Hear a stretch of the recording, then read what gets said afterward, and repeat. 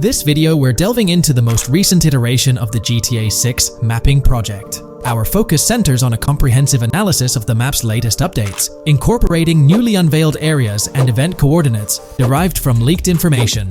Additionally, we will explore fresh insights from the initial official trailer, including the revelation of an accessible plaza. A noteworthy aspect we'll be dissecting is the potential expansiveness of the map, hinted at by newfound highway evidence in the trailer.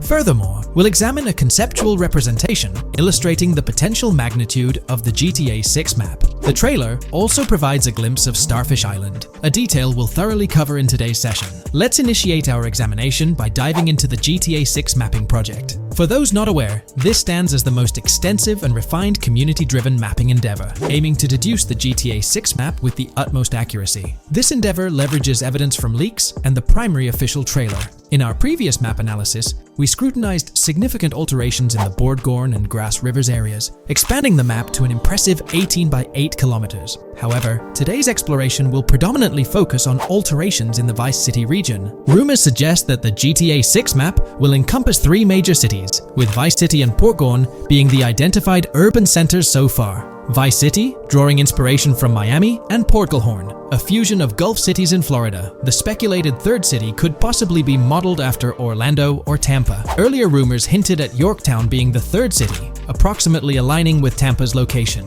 However, intriguingly, structures observed in leaked material from Portgorn were reminiscent of Panama City. Rockstar appears to amalgamate elements from distinct cities to craft a unique virtual landscape. Turning our attention specifically to Vice City, notable modifications are discernible in the Stockyard and Crosstown area. While these alterations may not be immediately apparent, a thorough comparison with the prior map iteration reveals notable changes in street layouts for improved connectivity. Building positions, including the relocation of the Jack of Hearts nightclub, featured in leaks and the trailer, signify significant shifts. Adjacent structures visible in the trailer's music video shoot scene have undergone subtle rearrangements. A noteworthy addition to the GTA 6 mapping project encompasses events gleaned from leaks, introducing a dynamic layer to our understanding of the evolving landscape. At present, we've pinpointed 4 events on the map, marked by light blue dots. These events include the missing persons poster at the liquor store, the big cat cage roof at Everyday Art Elephant, and the Everyday Art Sidewalk Creep, all clustered around the Crosstown SL Stockyard area. Meanwhile, there have been notable changes in the Vice River area,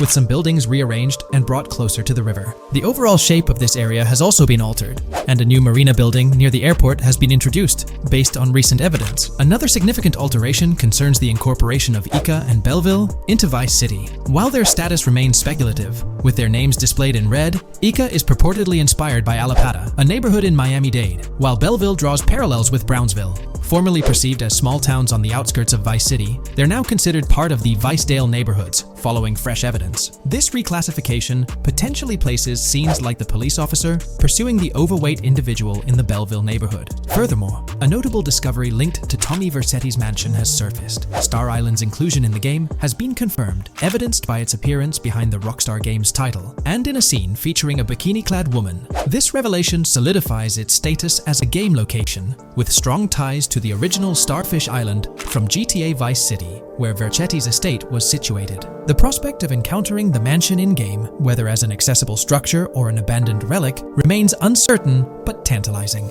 The mention of Star Island remains speculative, as indicated by its red font, leaving the possibility open for it to be renamed Starfish Island or something else. These developments encapsulate the latest updates to the GTA 6 mapping project. Additionally, let's delve into a Reddit post that has garnered attention. I'm still very intrigued by the prospect. This is a full accessible plaza. The full access plaza featured in the trailer has piqued my curiosity. This snapshot is captured during a scene where Jason and Lucia evade the police momentarily. Positioned on the right side of the frame is a sign, presumably denoting a mall within the game. Notably, several brand names, including Kowalski, Callis, Scala, and Alpha, are visible on this sign. Furthermore, a portion of the mall's name briefly appears, starting with Ever. Could it be Evergreen Plaza or another variation? The answer remains elusive, and we'll have to await further developments to unravel this mystery. I can pretty much bet on it that this shit will indeed be fully accessible. Most of the signs on that structure look to be clothing and accessory shops, which would easily mean it's accessible to us. I'm really hoping the mall makes a return in this one and will serve kind of as a player hub when online drops. Oh, that would be good. Maybe a spot where you can't attack. Could meet people to join up for races, heists, etc. That would be pretty neat. Now let's shift our focus to some additional findings that might provide evidence for the existence of the third major city in GTA 6. Furthermore, we'll explore why the actual map size of GTA 6 could potentially surpass the estimations derived from the mapping project.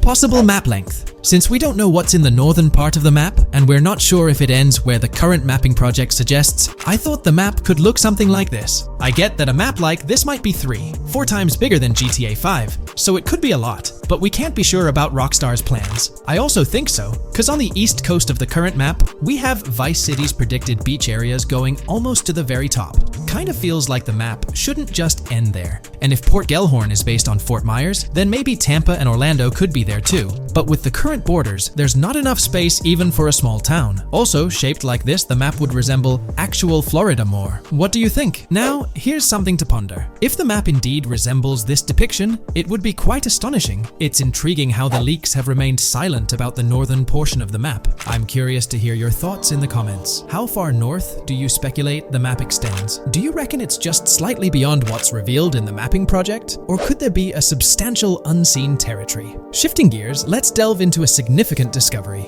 An observation on the size of the map using highway exits as a guide. I believe that 2 blink and you'll miss them shots from the trailer, combined with something I saw in the leaks, have given us a serious hint as to just how big the map for GTA VZ might turn out to be, specifically north-south. The first is the shot of the man grabbing his crotch while stopped on the side of the highway. Specifically, the highway exit signs in the background. They suggest that this shot is being taken from just north of exit 14 on the highway, if turning left has you going east and turning right has you going west. What's more, the GTA VZ mapping project believes that the highway that this shot is taken from is Interstate 97. Today's video will delve into the upcoming changes to the AI systems in Grand Theft Auto 6 by Rockstar. We'll explore a patent that introduces a groundbreaking system unprecedented in gaming, promising a revolutionary shift in how AI operates within games. Additionally, we'll delve into other intricacies concerning AI and non-playable characters in GTA 6, including insights from a job listing at Rockstar's new LA studio,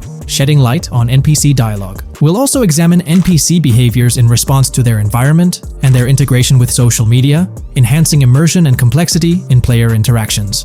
Let's kick off with Rockstar's innovative AI system set to debut in Grand Theft Auto 6. Described by Rockstar as the most significant and immersive evolution of the series, the emphasis on immersion is evident in their patent filings.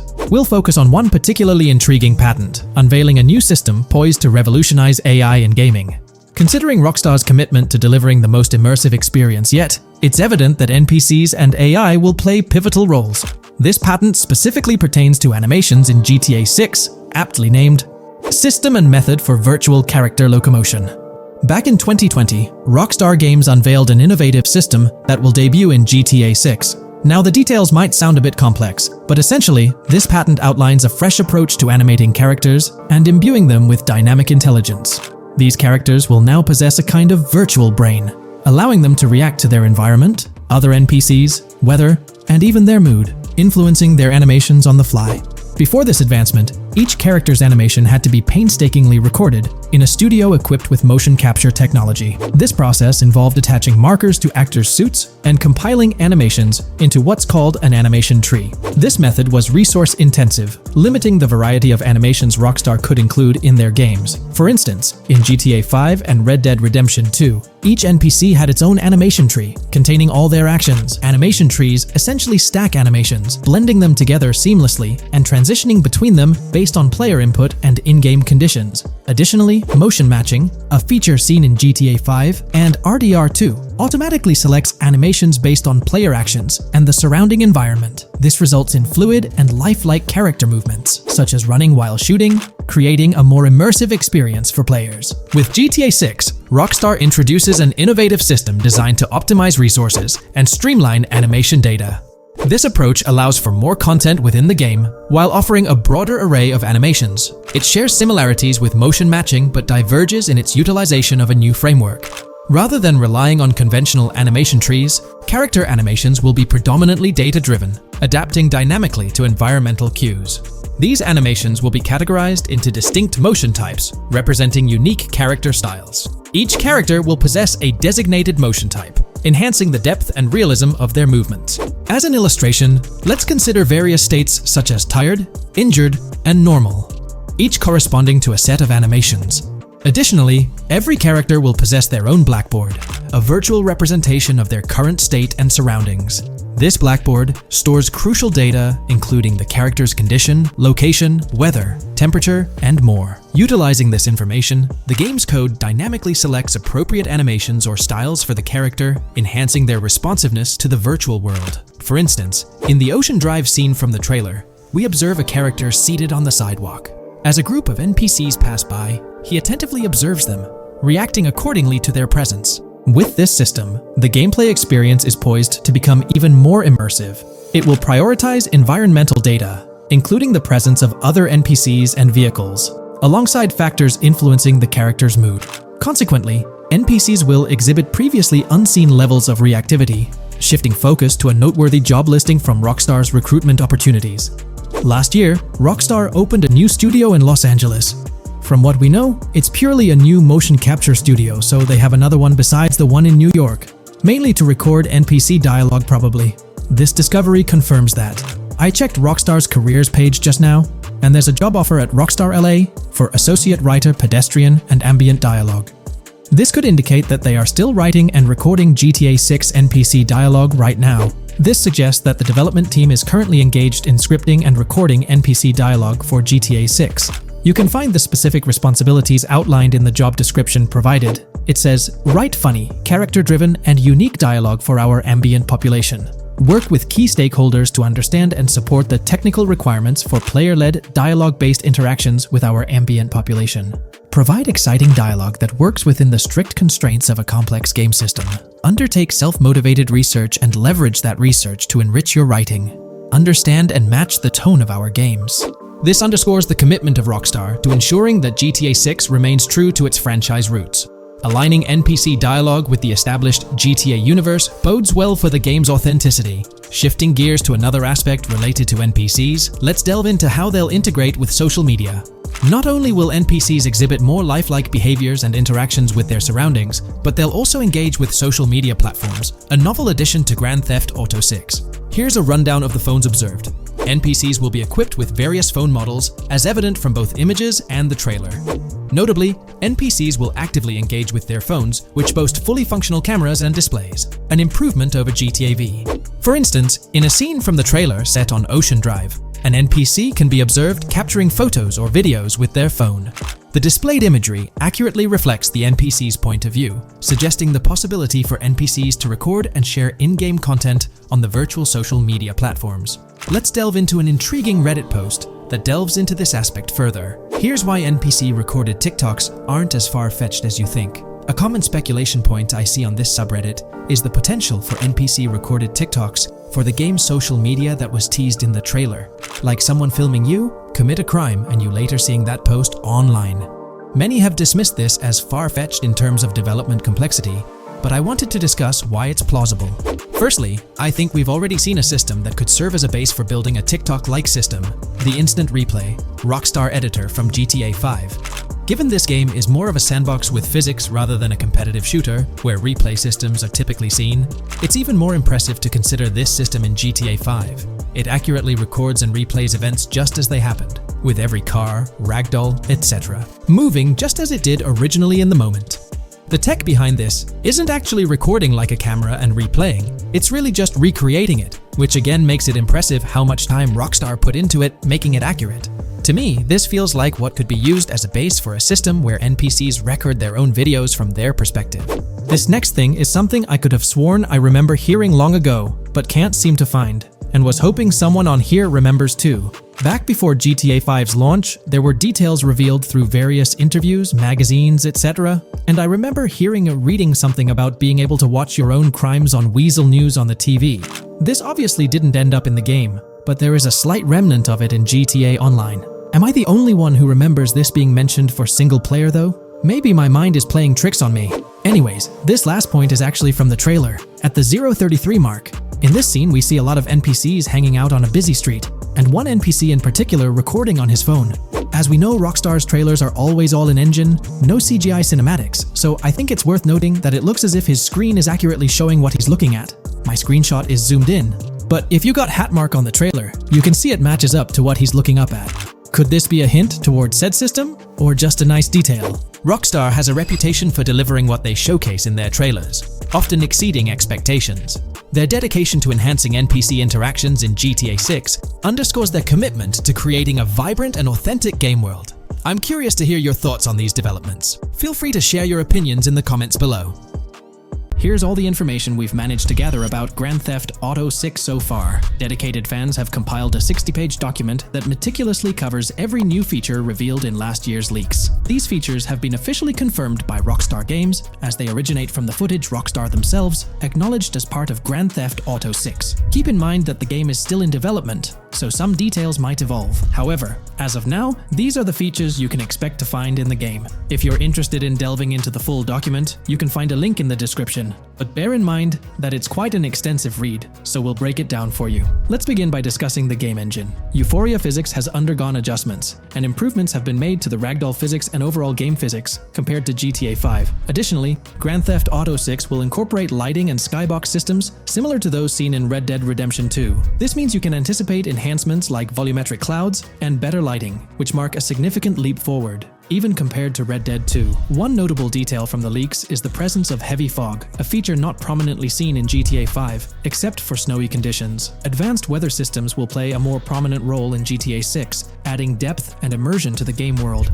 As for characters, we already have insights into several individuals set to appear in the game. While Jason and Lucia are the main protagonists, the leaks have revealed the existence of other characters. These include Dre, not to be confused with Dr. Dre, Sam, a friend of Dre, Kai Wyman, Zach R.B. Shaw, and several others like Vicky, Iris, Shanice, and YJ. It's quite astonishing that we even have details about their heights. Lucia stands at 5 feet 3 inches, while Jason measures 6 feet 1 inch tall. By the way, I'm holding a monthly giveaway for a PlayStation 5. You just need to subscribe and you're entered. Now, back to the video. We've also got details on 3 different gangs set to make an appearance in Vice City: Sand for Sand, a Haitian gang, the Guardia Brothers, and the Far Right Militia. Moving on to tools and items, the list is quite extensive. You can expect to find an autodialer, binoculars, immobilizer bypass, a color tool, painkillers, a pool cue, trauma kits, a golf driver, various food and drink items, a golf putter, a USB drive, a golf iron, a crowbar, a golf wedge, a torch, a Slim Jim, a tracker jammer, a duffel bag for stashing your loot, cigarettes, and a backpack, again for storing your loot. When it comes to weaponry, the leaks confirm several options: a rocket launcher, an assault rifle, a baseball bat, a polymer pistol, a knife, a bolt-action sniper rifle, a Molotov cocktail, a spear gun, which is intriguing, a smoke grenade, a compact SMG, a flashbang, a micro SMG, a hunter sniper rifle, a heavy machine gun, an auto rifle, and a pump-action shotgun. The weapon wheel system will be divided into 3 sections: weapons, equipment, and gear. This setup is reminiscent of Red Dead Redemption 2, where you had access to your weapons, items, and horse all in one interface. Notably, we've seen glimpses of the ability to hold different weapons in each hand, and there's an additional quick item inventory in the bottom left corner of your screen. In a video clip, we observed an NPC firing at Jason, and shortly after, we noticed that Jason's health was low. A tip appeared on the left side of the screen,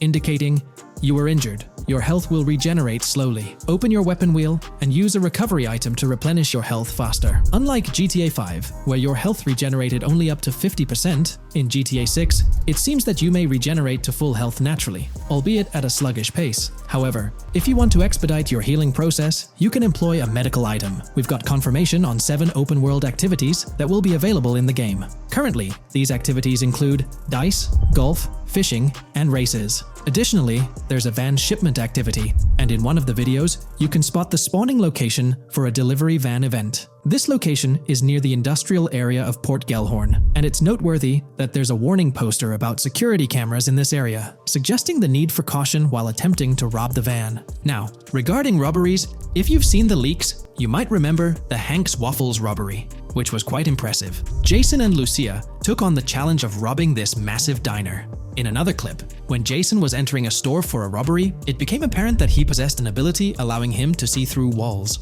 The leaks also mention events related to searching vehicle trunks for something valuable, or perhaps finding nothing at all. Moving on, there's another event type called deliveries mentioned, specific to Port Gellhorn.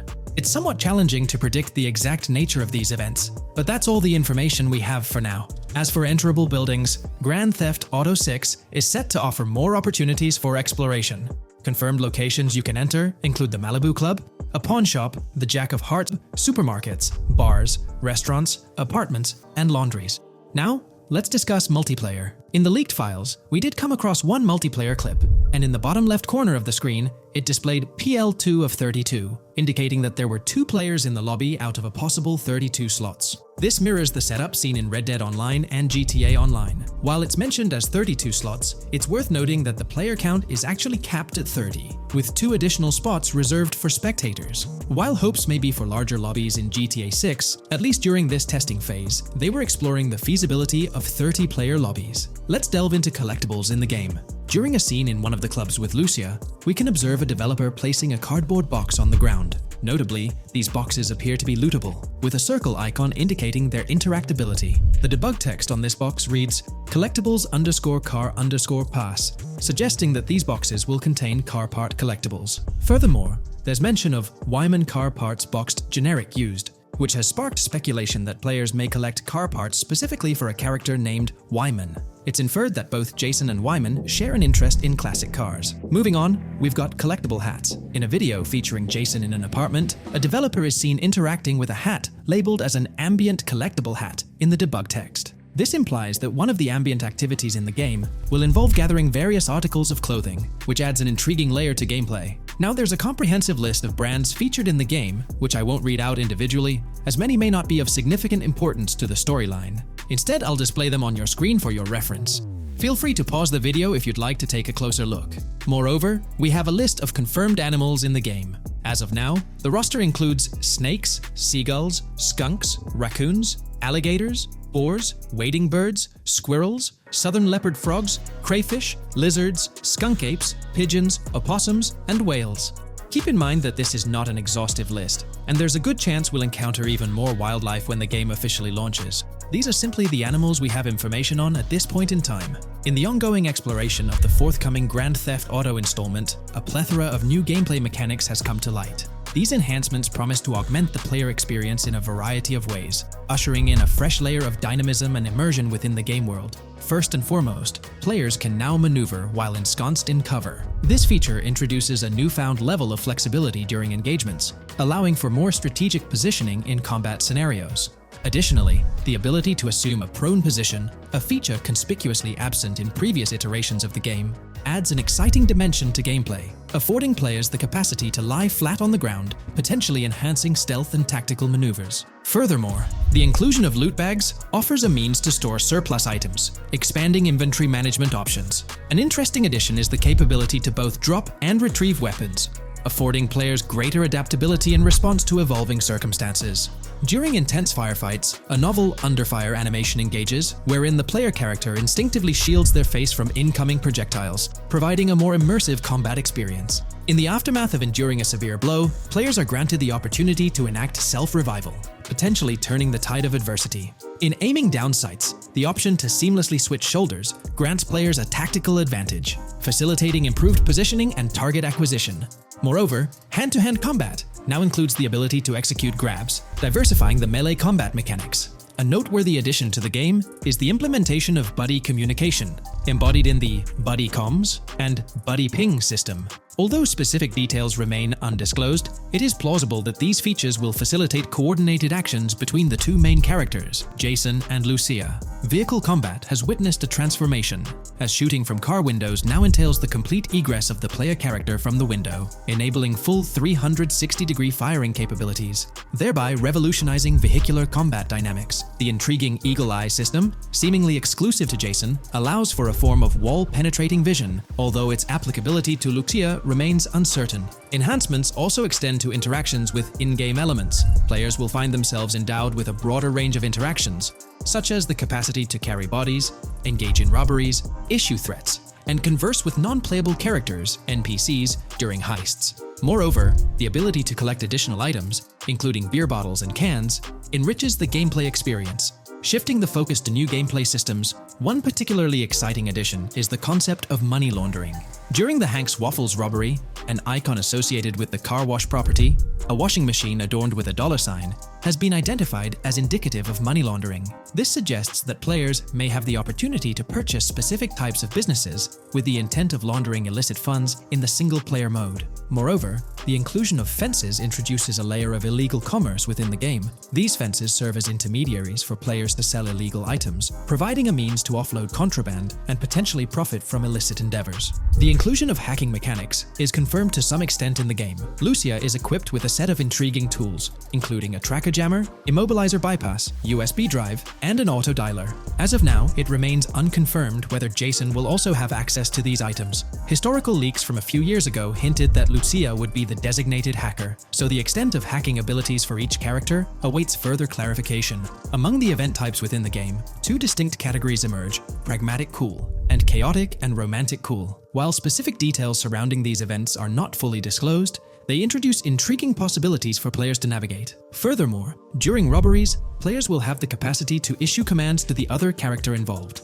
In a video clip from the leaks depicting a robbery, a tip notification suggests checking in with Jason or holding for more options. This implies that players can give their partner commands during a heist. Notably, prompts to instruct Jason to either surrender or follow indicate a degree of control over both characters simultaneously, simplifying coordination compared to relying solely on AI behavior. The witness system and police recognition within the game hold significant implications. During the Hank's Waffle robbery video, an interesting detail surfaces regarding the Wanted Level Stars interface, which includes the term full description. This strongly suggests that witnesses within the game possess comprehensive knowledge about the player character. Consequently, law enforcement is expected to recognize the player once Lucia enters a police vehicle. Additionally, a transition is observed from no vehicle description to full vehicle description in response to Lucia's actions. This implies that even after losing a wanted level, if the police spot the player in the same vehicle, they will react accordingly, potentially leading to an arrest or hostile encounter. During the robbery sequence, Jason can be seen actively preventing customers marked with yellow icons above their heads from calling the authorities or fleeing the scene.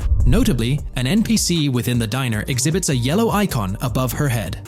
Following Lucia's exit from the diner, the icon begins to flicker. Subsequently, as Lucia approaches a police car surrounded by law enforcement, the icon shifts to red. The female NPC then departs from the diner, making eye contact with Lucia before hastening away. These developments underscore the sophistication of NPC interactions, presenting a notable advancement in the game's artificial intelligence systems. The prospect of item sharing between the characters Jason and Lucia is on the horizon. A notable example emerges from a video clip where Jason pilfers items from containers, opting to retain some while distributing others. This cooperative element extends to the unlocking of doors and gates, exemplified in a video featuring Jason within the Sand for Sand area, which, if you recall, is the moniker of a gang in GTA 6. In this particular clip, Jason stealthily maneuvers past a red truck, revealing a door from an import garage building bearing the descriptor "door panel locked" in its debug text. In juxtaposition, a gate within the same clip indicates "door unlocked," signifying the necessity of unlocking specific access points. Subsequently, we delve into an extensive catalog of new features, commencing with an upgraded AI system.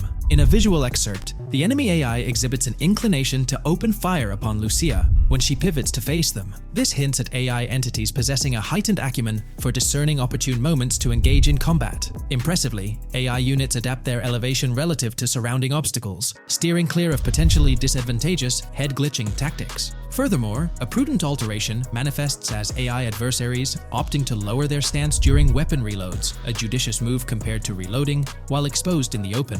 Enhanced AI combat tactics are evident in their lateral strafing maneuvers during shootouts. Notably, NPC behavior has undergone substantial refinement. As discernible in the leaked materials, AI characters no longer traverse the game world in solitary isolation, but now frequently assemble into groups. This intriguing development is reminiscent of a feature previously observed in Red Dead Redemption 2, where NPCs often moved in cohesive units. An illustrative instance materializes in a video where Lucia, carrying a duffel bag, shares the sidewalk with three individuals attired as tourists, who engage in animated conversation while strolling past her. This signifies a notable departure from GTA 5, where pedestrians predominantly ambulated in solitary fashion, contrasting with the forthcoming inclusion of group dynamics. perhaps even encompassing couples or social cliques, enhancing the verisimilitude of the game world.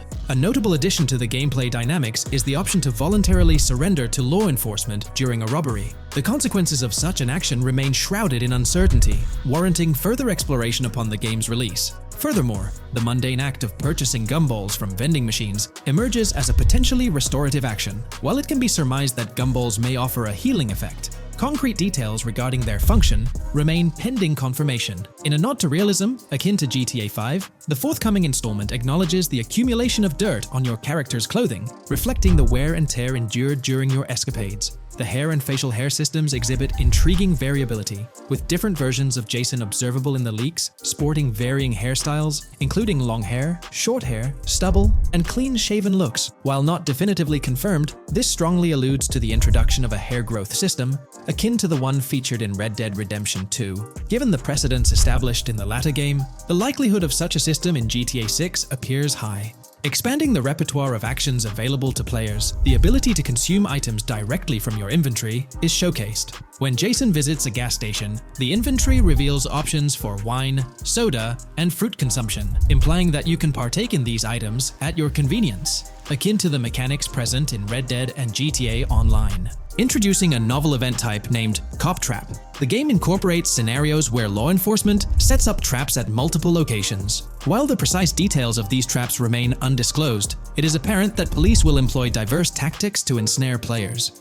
An overhaul in the police system introduces the concept of time until cops dispatch. In this iteration, criminal activities do not instantly summon law enforcement. Instead, players are afforded a brief window to execute an escape before the police response commences. The inclusion of security cameras as a surveillance mechanism adds complexity to evading detection. Unlike the conventional implementation in GTA Online, these cameras employ a detection meter, reminiscent of mechanics seen in games like Payday 2 or Payday 3. Players must act swiftly to evade the camera's line of sight within a specified time frame, akin to a filling bar, to avoid detection. This novel approach to security cameras introduces a fresh layer of challenge and strategy to evading law enforcement. Players will have the newfound ability to restrain non-player characters, NPCs. The primary method, as gleaned from the leaks, involves the use of zip ties. This restraint option becomes particularly pertinent during robbery scenarios, where players can employ zip ties to immobilize NPCs. A novel feature that comes to light is the capacity to loot vehicles. A fleeting glimpse in the Hank's Waffles video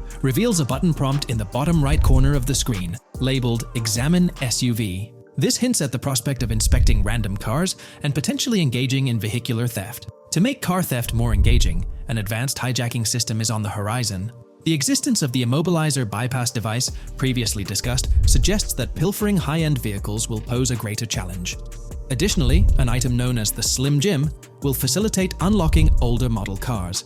These mechanics collectively point to the notion that hijacking automobiles will become a more intricate endeavor, with the potential for car theft endeavors to end in failure. Furthermore, two intriguing event types emerge, namely carjacking, CAT, and carjacking, advanced AI. These events suggest that the vehicular hijacking process will incorporate nuanced elements, potentially involving the interference of an AI-controlled entity. GTA 6 promises to deliver an augmented vehicular experience through improved vehicle damage and handling. In a displayed video clip, as Lucia attempts to evade pursuing law enforcement, cars suffer more impactful damage. Notably, various parts of the vehicles, such as the front fender and hood, demonstrate more realistic deformation and fragmentation. The in-game interiors now feature functional GPS and waypoint systems on the dashboard, enhancing navigational convenience for players driving in the first-person perspective. Additionally, players have the option to enter a car via the passenger seat, offering flexibility in vehicle interaction. A hallmark of GTA 6 is its meticulous attention to detail. Players can encounter raccoons engaging in behavior, such as rummaging through trash cans and pilfering food bags. These instances are categorized as world events, denoted as raccoon climb out of garbage, raccoon rummage trash, and raccoon steal food bag. While numerous other subtle details enrich the game world, they are too numerous to enumerate here. Interested individuals can explore these intricacies further through the provided link. Expect a heightened level of auditory realism in GTA 6. Weapon sounds exhibit enhanced clarity and realism, with greater volume. The sounds of bodies impacting the ground will resonate with a more substantial thud, evoking a heightened sense of impact. Police sirens will reverberate off buildings and environmental elements with heightened realism, while items will produce varying auditory responses contingent on the surrounding context. In essence, sound design in GTA 6 aims to authentically replicate real-life auditory experiences. Fascinating developments. Several months ago, a colossal trove of leaked data unveiled a wealth of intriguing random events, world encounters, that promise to enrich the GTA 6 experience. While I won't delve into all of them, the list is nothing short of captivating. Events range from mundane occurrences like parking disputes to more enthralling incidents such as donut burnouts, protests, and even someone suffering a concussion.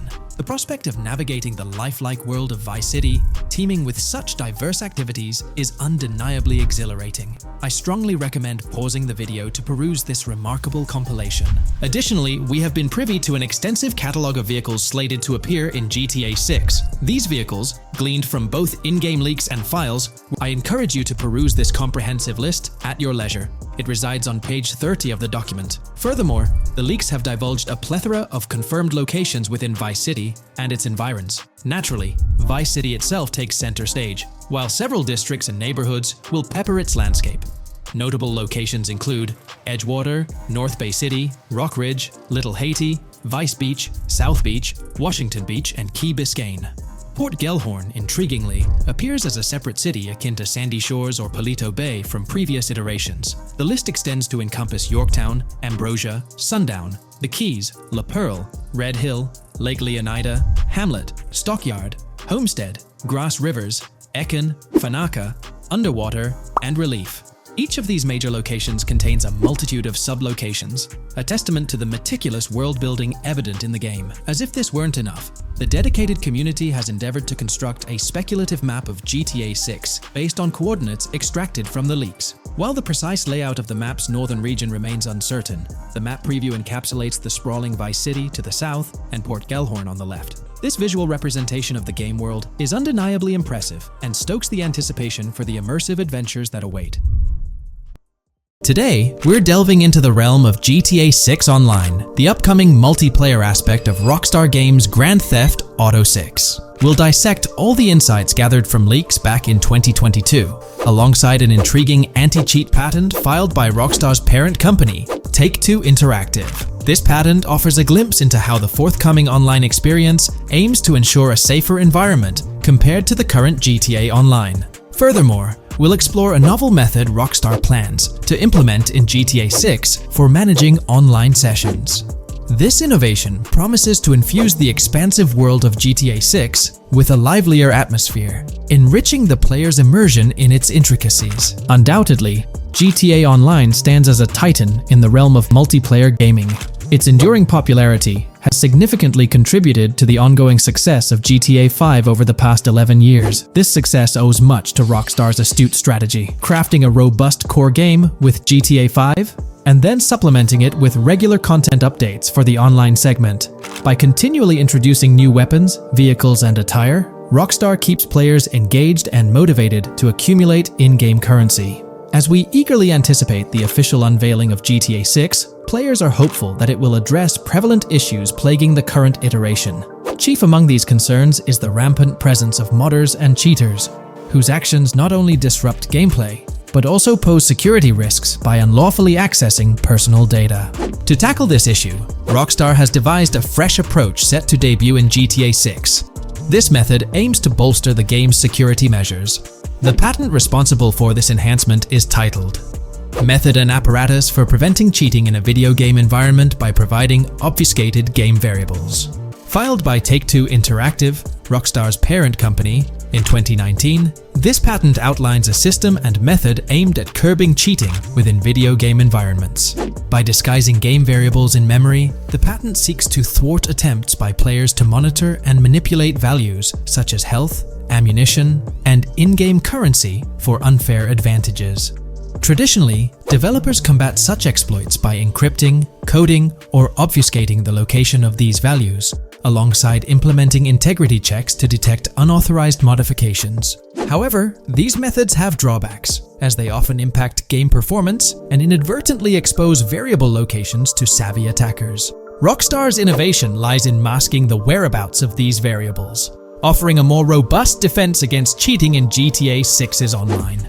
I won't delve into the technical intricacies, but essentially, Rockstar employs a clever and seemingly straightforward technique to conceal these values. This makes it considerably tougher for attackers to pinpoint their locations.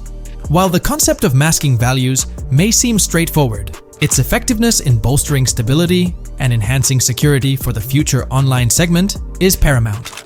Moving forward, let's turn our attention to the next patent, titled System and Method for Session Management in a Multiplayer Network Gaming Environment.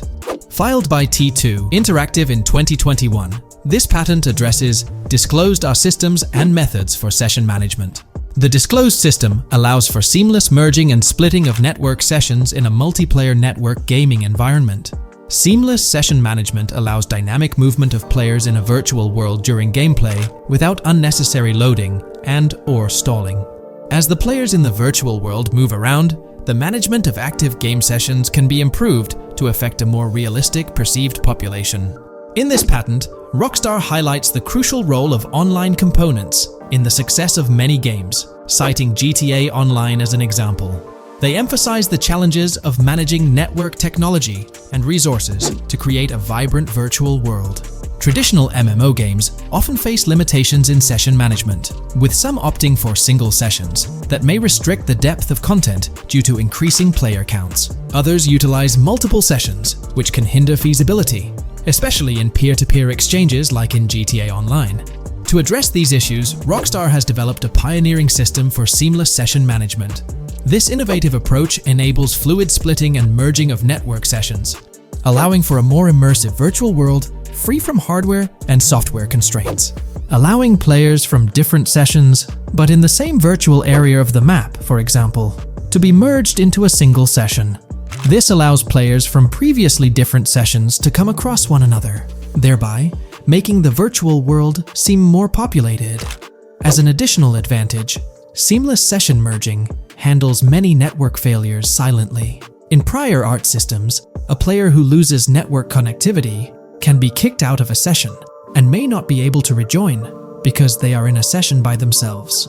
However, the Session Management System 100 allows for a disconnected player to exist in a session by themselves for a predetermined period before they are reconnected to the remaining players in the session or can be joined with another session. The method begins with monitoring a triggering event. In some embodiments, the triggering event defines when to merge two sessions or split a single session. For example, when the object, virtual players, are in the same session, move physically apart from another, the object by a predetermined virtual distance, this triggers the session management system to split the session into two different sessions. Likewise, if objects from two different sessions are within a predetermined virtual distance from one another, the session management system and merge the sessions to allow interaction between objects of the respective sessions. Other instances of monitored triggering events encompass various player and object actions, including changes in position or visibility, player entries and exits from the virtual world, and game-related activities like mission completions or tutorial beginnings. Rockstar's solution ensures seamless management of these events, preventing inconsistencies such as duplicated objects during session transitions. This approach accounts for factors like virtual geography, team management, networking resources, and social relationships to maintain continuity across sessions. For example, once a session is split, there can be two sessions, each with their own distinct copy of an object. Avoiding this split can avoid players that intentionally duplicate valuable objects to exploit virtual game economics. If these two sessions were to later merge, there can then be two identical objects in the same session. In this manner, the session management system advantageously avoids object duplication when two players are merged following a split. I trust that I've conveyed this information clearly. The implementation of this new system in GTA 6 promises to enhance the game's atmosphere, ensuring a more bustling world while maintaining a high level of detail throughout. Now, let's delve into what we've learned about GTA Online from the leaks of 2022. Multiplayer. In the bottom left in one of the clips, one can see there are two players in a 30-player lobby. This is because there are two slots for spectators, similar to GTA Online and Red Dead Online. There is also a reference to the script host. After that, there is a code which is either the session host or game master. Based on the information gathered, it seems probable that peer-to-peer connections and 30-player lobbies will make a comeback in GTA 6 Online. However, there's a twist in how sessions will operate, allowing for seamless transitions between them. Feel free to share your thoughts in the comment section about everything we covered in today's video regarding GTA 6 Online.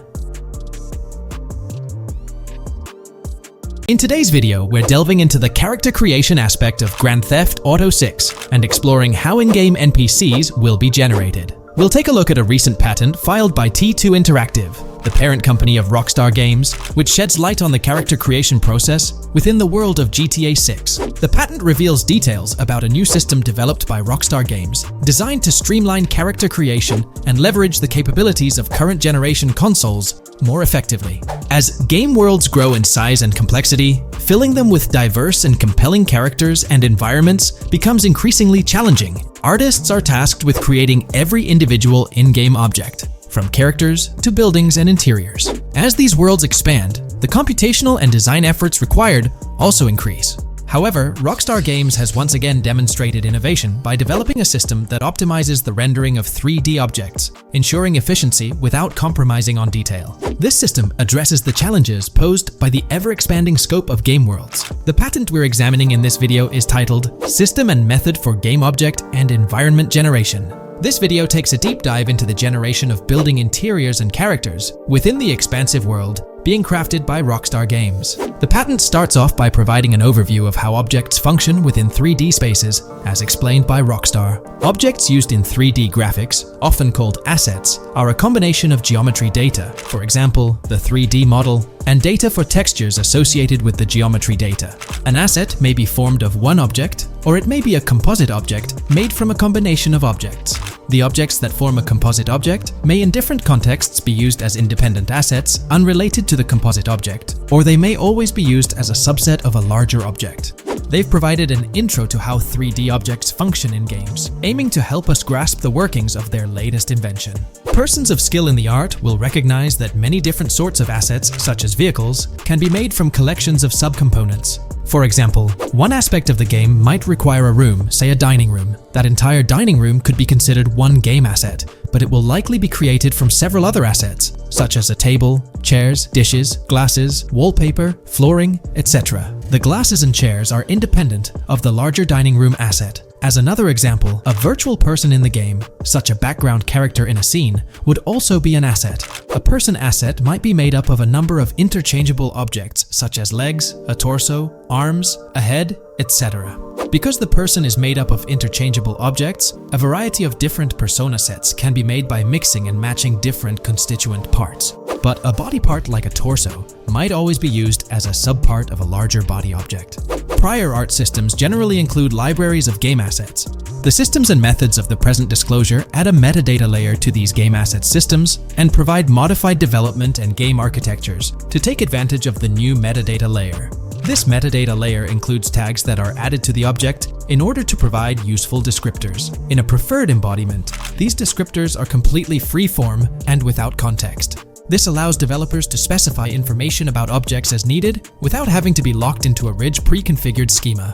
Rockstar's new system introduces an additional metadata layer and utilizes tags for enhanced functionality. In the next section, they provide examples illustrating how this tagging system will operate. For instance, characters and virtual beings within the game world will be assigned tags like skinny, chubby, average, attractive, ugly, young, old, and so on. They explain that this tagging system won't just apply to the 3D models or textures alone, but to the entire object package, which includes the model and its associated textures. Essentially, every aspect of a particular character will be tagged. For example, skin textures for elderly characters will be tagged as old, while arms and torsos for heavier characters will be tagged as chubby. They also list other tag examples provided by Rockstar, such as sporty, hipster, emo, preppy, nerdy, luxury, basic, new, worn out, business, and formal. Moreover, each component can have its own tag, and there can even be collections of assets with tags.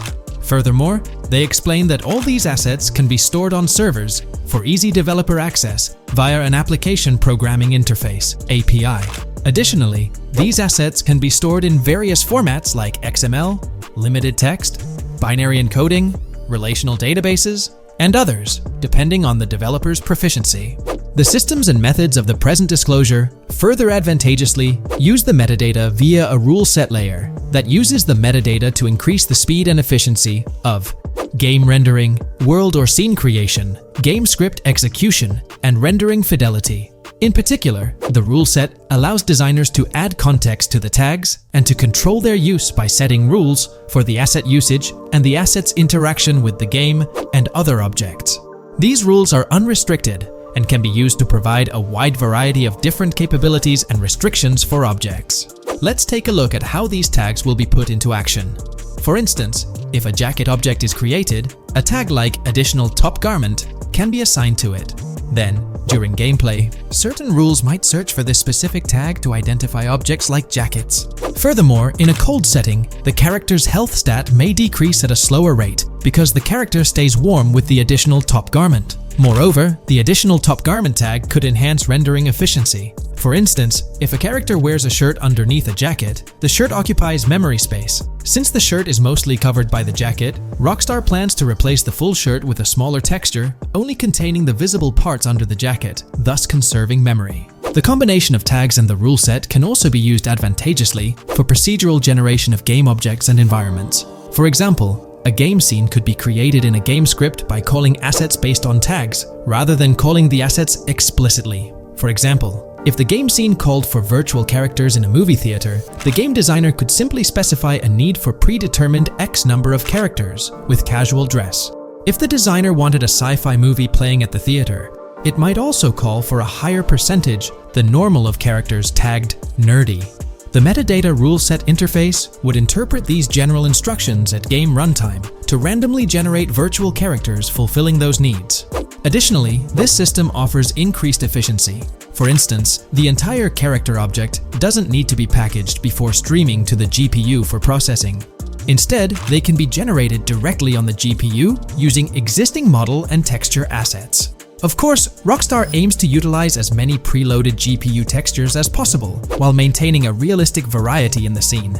Moreover, this system allows them to control the number of preloaded textures used in a scene. For instance, more textures can be preloaded for complex scenes and fewer for simpler ones. The goal of this video is to provide an overview of the key aspects of this new system, so I won't delve into every example described in the patent. Turning to the details of the specified metadata, in a particularly advantageous embodiment, the following metadata is included for each model and texture: IDs, property tags, match tags, randomization restrictions, expression data, and optimization data. While this selection of metadata has been found advantageous, different groupings and subsets of these tags can be mixed and matched as needed to accomplish particular design goals without departing from the spirit and advantages of the present disclosed inventions. The uses, embodiments, and benefits of each of these fields are described as follows.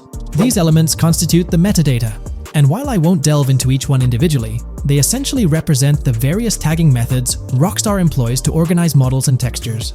These tags facilitate accurate and efficient filtering and sorting of assets within the virtual world. I trust this video provided you with an understanding of the tagging system Rockstar has devised. I'm personally excited about the potential for greater NPC variety in this vast world. Feel free to share your thoughts in the comments below.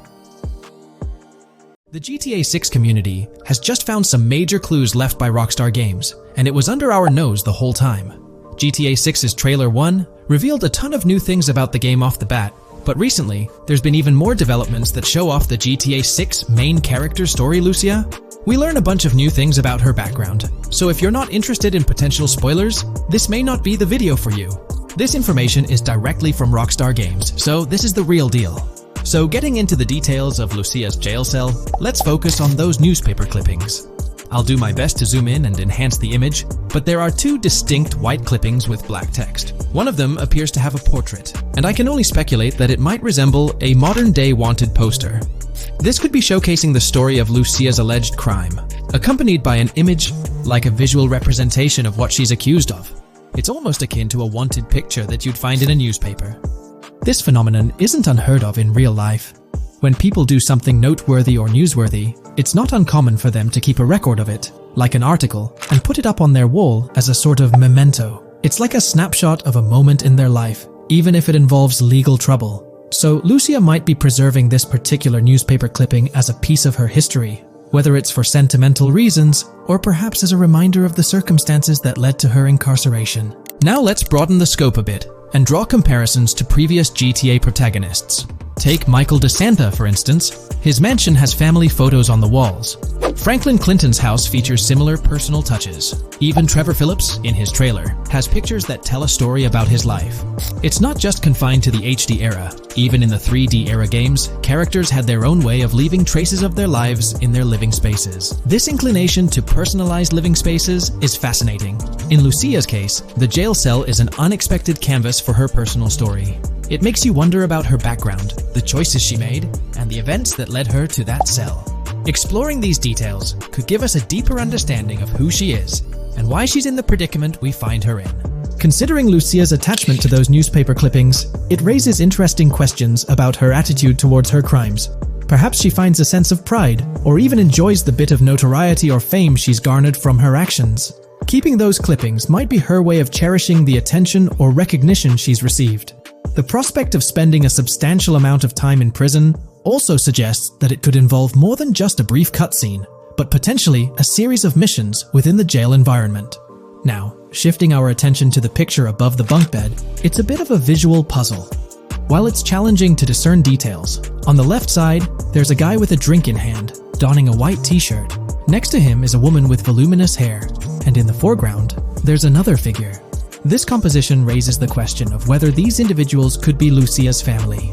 The dynamics and connections between characters are often crucial in unraveling the narrative of any GTA game. Acknowledging my limited knowledge about jail life, it's uncertain whether inmates generally have the privilege of keeping photographs with them as mementos. However, in this specific scenario, it appears that Lucia can.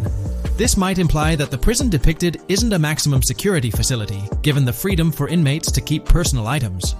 While the setting is far from casual, it offers a level of interaction and mobility, allowing inmates to go outside, engage in conversations, sit at tables, and soak in sunlight. The orange jumpsuits signify their status, but the absence of being handcuffed to the ground suggests a certain level of relative freedom. In this context, the allowance of pictures and photographs could offer an additional layer of insight into the characters and their personal connections, providing players with a unique perspective on Lucia's life, both inside and outside the jail cell. Taking a closer look at the latest image, which I've adjusted to bring out more details, there's another intriguing photograph. A guy in an orange shirt catches the eye, positioned alongside two women on the right. The one on the left appears to be sporting a hat and sunglasses, although discerning whether any of them is Lucia remains challenging. They could very well be family members, close friends, or simply individuals from her social circle. Amidst all the uncertainty, Lucia seems notably fixated on reflecting upon her actions and the community's response. Beyond this, it's evident that Lucia maintains a distinct connection with a specific group of people, as indicated by the presence of their pictures in her jail cell. It's not just about her individual experience. There's a shared history captured in those photographs, hinting at relationships that go beyond the confines of the jail cell. Directly below the image featuring the guy in the orange shirt and the other girls, there's yet another photograph. Although the details are obscured, the presence of someone standing in the picture is noticeable. Lucia is seemingly constructing a collage of photos, creating a visual narrative that serves as a repository of memories. These images might play a crucial role in not only grounding her within the context of her relationships, but also providing a semblance of continuity and connection to the outside world. It's worth mentioning that the footage I'm working with is the highest quality version sourced from YouTube, as Rockstar hasn't officially released it on their Newswire page. Despite being in 4K, the YouTube upload might introduce some compromises in image quality, so there could be nuances in the pictures that we might miss. Once Rockstar throws the official trailer our way, we're likely to get a treasure trove of additional details. But for now, let's roll up our sleeves and dissect the snapshots from Lucia's jail cell. Apart from Jason, there's another player in Lucia's story. Stephanie, the Leonid Department of Corrections representative. Picture a different scene though. Lucia's cell is a far cry from Stephanie's office. In this particular shot, Stephanie's unmistakably holding down the fort in a black dress, center stage on the right. Flip to the left frame, and there she is again, donning a red dress on the right side. Behind her, there's a framed message teasing with "if you miss," but the rest remains a mystery due to some pesky screen glare. Now let's make a full turn and voila! Another Stephanie pic in the bottom right corner. This time, the backdrop suggests a domestic scene, perhaps with a partner. She's got on some bluish shades, slightly different from what we catch a glimpse of later. The background paints a more vivid picture, a collection of books, pamphlets, a conspicuous high-visibility vest, and yet another potential newspaper clipping. Whether it's a routine thing or an anomaly, the jury's still out. So, what's the inside scoop on Lucia's backstory gleaned from her jail cell environment? Well, the state of the jail suggests it's seen better days. Peeling bits off the windows hint at a place with some history. That initial shot with the barbed wire strongly implies it's not a newly minted spot. It's got the wear and tear of time etched into its surroundings. As we immerse ourselves in the intricacies of Lucia's life within the jail cell, the narrative unfolds as a captivating tapestry, each element contributing to the rich story. The subtleties, from the cryptic newspaper clippings shedding light on her alleged crimes to the carefully chosen photographs depicting relationships with family and friends, create a vivid and compelling portrait of Lucia's existence, both within and beyond the jail confines. The personal touches within her confined space evoke a rawness that harks back to the legacy of previous GTA protagonists. Lucia's jail cell, unexpectedly, becomes a canvas revealing a story that transcends the conventional GTA narrative. It prompts curiosity about her past, the decisions that led her to incarceration, and the intricate web of relationships that define her. The permission granted for personal items like photographs in the jail cell adds an intriguing layer to the storytelling, suggesting a nuanced sense of freedom within the constraints of imprisonment. Lucia's attachment to these items, whether they be newspaper clippings or family snapshots, beckons players to ponder her perspective on her own actions and the recognition she may have garnered. While we eagerly await the official trailer release from Rockstar, it is clear that Lucia's story is woven with complexities and mysteries that leave us yearning for more. The weathered appearance of the jail environment, with peeling bits off the windows and subtle signs of aging, hints at a setting steeped in history, amplifying the anticipation for the unfolding narrative. Thus, with these glimpses into Lucia's world, we find ourselves surrounded by a plethora of unanswered questions. When did she find herself behind bars, and what duration does her stay entail? Your insights are eagerly awaited in the comment section. If this exploration into Lucia's jail cell has piqued your interest, a thumbs up would be much appreciated. Comment down below what you believe caused Lucia to go to jail. And did you spot these hidden Easter eggs in the trailer on your first watch? I'm interested to hear back from you guys. Thank you for watching. If you would like to support our analysis content on GTA 6, make sure to subscribe and leave a like. Today, let's delve deeper into the scoop we've got about Jason and Lucia, straight from the game's artwork and that initial trailer drop. Seems like Rockstar's shining the spotlight a tad more on Lucia this time around. Not to downplay Jason's role, but Lucia's getting some special attention, you know? Alright, so the trailer kicks off with Lucia finding herself in what appears to be a detention center, or maybe some kind of confinement. She's sporting the classic inmate gear and hanging out with a few others. Now, it's a bit fuzzy whether it's an all-girls club or a mixed bag. But here's the twist. It doesn't look like your hardcore, maximum security joint, more like a temporary pit stop. Then we see this scene with Stephanie, a counselor at the place. Stephanie's having a chat with Lucia, trying to untangle her situation. Stephanie asks why Lucia's landed there, and Lucia nonchalantly responds with something like, "Bad luck, I guess." It's got me thinking, maybe Lucia's in for something minor. You know, the wrong place, wrong time scenario, or maybe a string of small-time scrapes. By the way, I'm holding a monthly giveaway for a PlayStation 5. You just need to subscribe and you're entered. Now, back to the video. So, Lucia's starting off in a bit of a pickle, but I'm itching to see how the story unfolds, how she got caught up in this mess in the first place. Rockstar's got us all on the edge of our seats with this setup, and I can't wait to see what twists and turns are in store for these characters. Taking a closer peek at Lucia in this clip, she doesn't strike me as too old or hardcore, you know? Surprisingly, she's not all cuffed up or tightly restrained while having a chat with Stephanie, the counselor at this place. Stephanie's vibe doesn't scream in danger while talking to Lucia, so maybe her time in jail isn't as intense as we might think. So, Lucia's got a date with jail at some point. But yeah, she's not gonna be stuck in there forever, that's for sure. Let's shift gears to this artwork Rockstar's thrown at us. In that pic, Lucia's flaunting an ankle monitor. Now that's the kind of thing they slap on you when you're out but not really free. It's like they're keeping tabs on you, making sure you stick to a certain area, like your home turf or maybe a specific part of town as set by the powers that be. Now let's dive into some wild speculation on how this whole ankle monitor deal might mix things up in the gameplay. Imagine Imagine navigating the game with that kind of electronic ball and chain.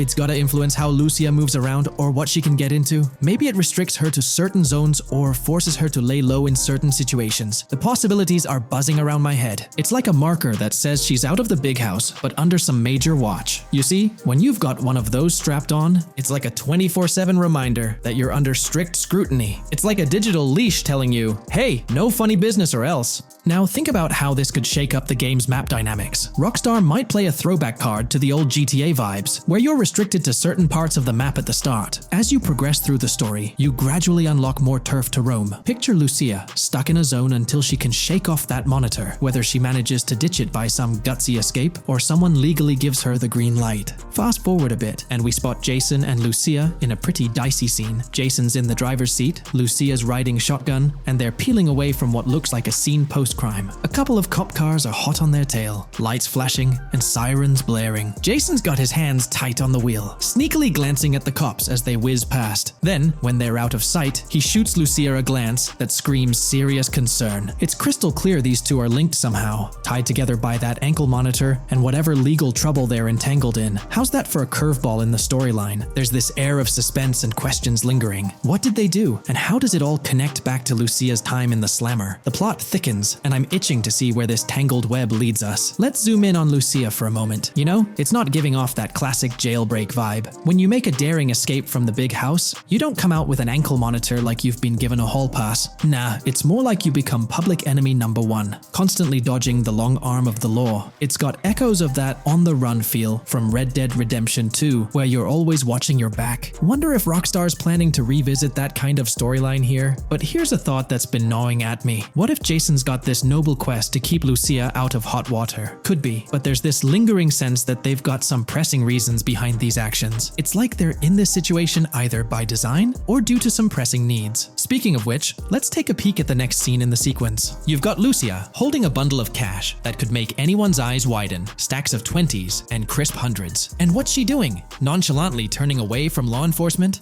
It's like we're getting a glimpse into the aftermath of a successful heist. And then there's this sight, both of them, dressed up with bandanas and masks, keeping their identities under wraps as they bolt out of what seems to be a rundown corner store situated in the middle of nowhere. There's this air of confidence about them, but choosing a low-profile place like this hints at something. They're not doing this for kicks. No, it's like they're in dire need of funds. Now let's talk about Jason's wheels. It's not some flashy top-of-the-line ride like you'd expect from Michael DeSanta's swanky tailgater in GTA 5. Nope, Jason's driving an older model, something more modest. It gives off this vibe that they might not be swimming in cash. The whole picture seems to paint a story of urgency. Lucia's holding a stash of cash, they're hitting a low-key spot, and Jason's not cruising around in luxury. It's like they're pushed into a corner, perhaps strapped for cash, and pushed into some tough choices. There's definitely more to this tale than meets the eye. Let's dive into Jason and Lucia's ride. They're cruising around, making these slick turns and slides. It doesn't seem like they're trying to dodge cops. You can even hear Lucia kinda squeal. She's gripping the car's side in a way that screams thrill ride. Looks like they've got a pretty upbeat and tight relationship.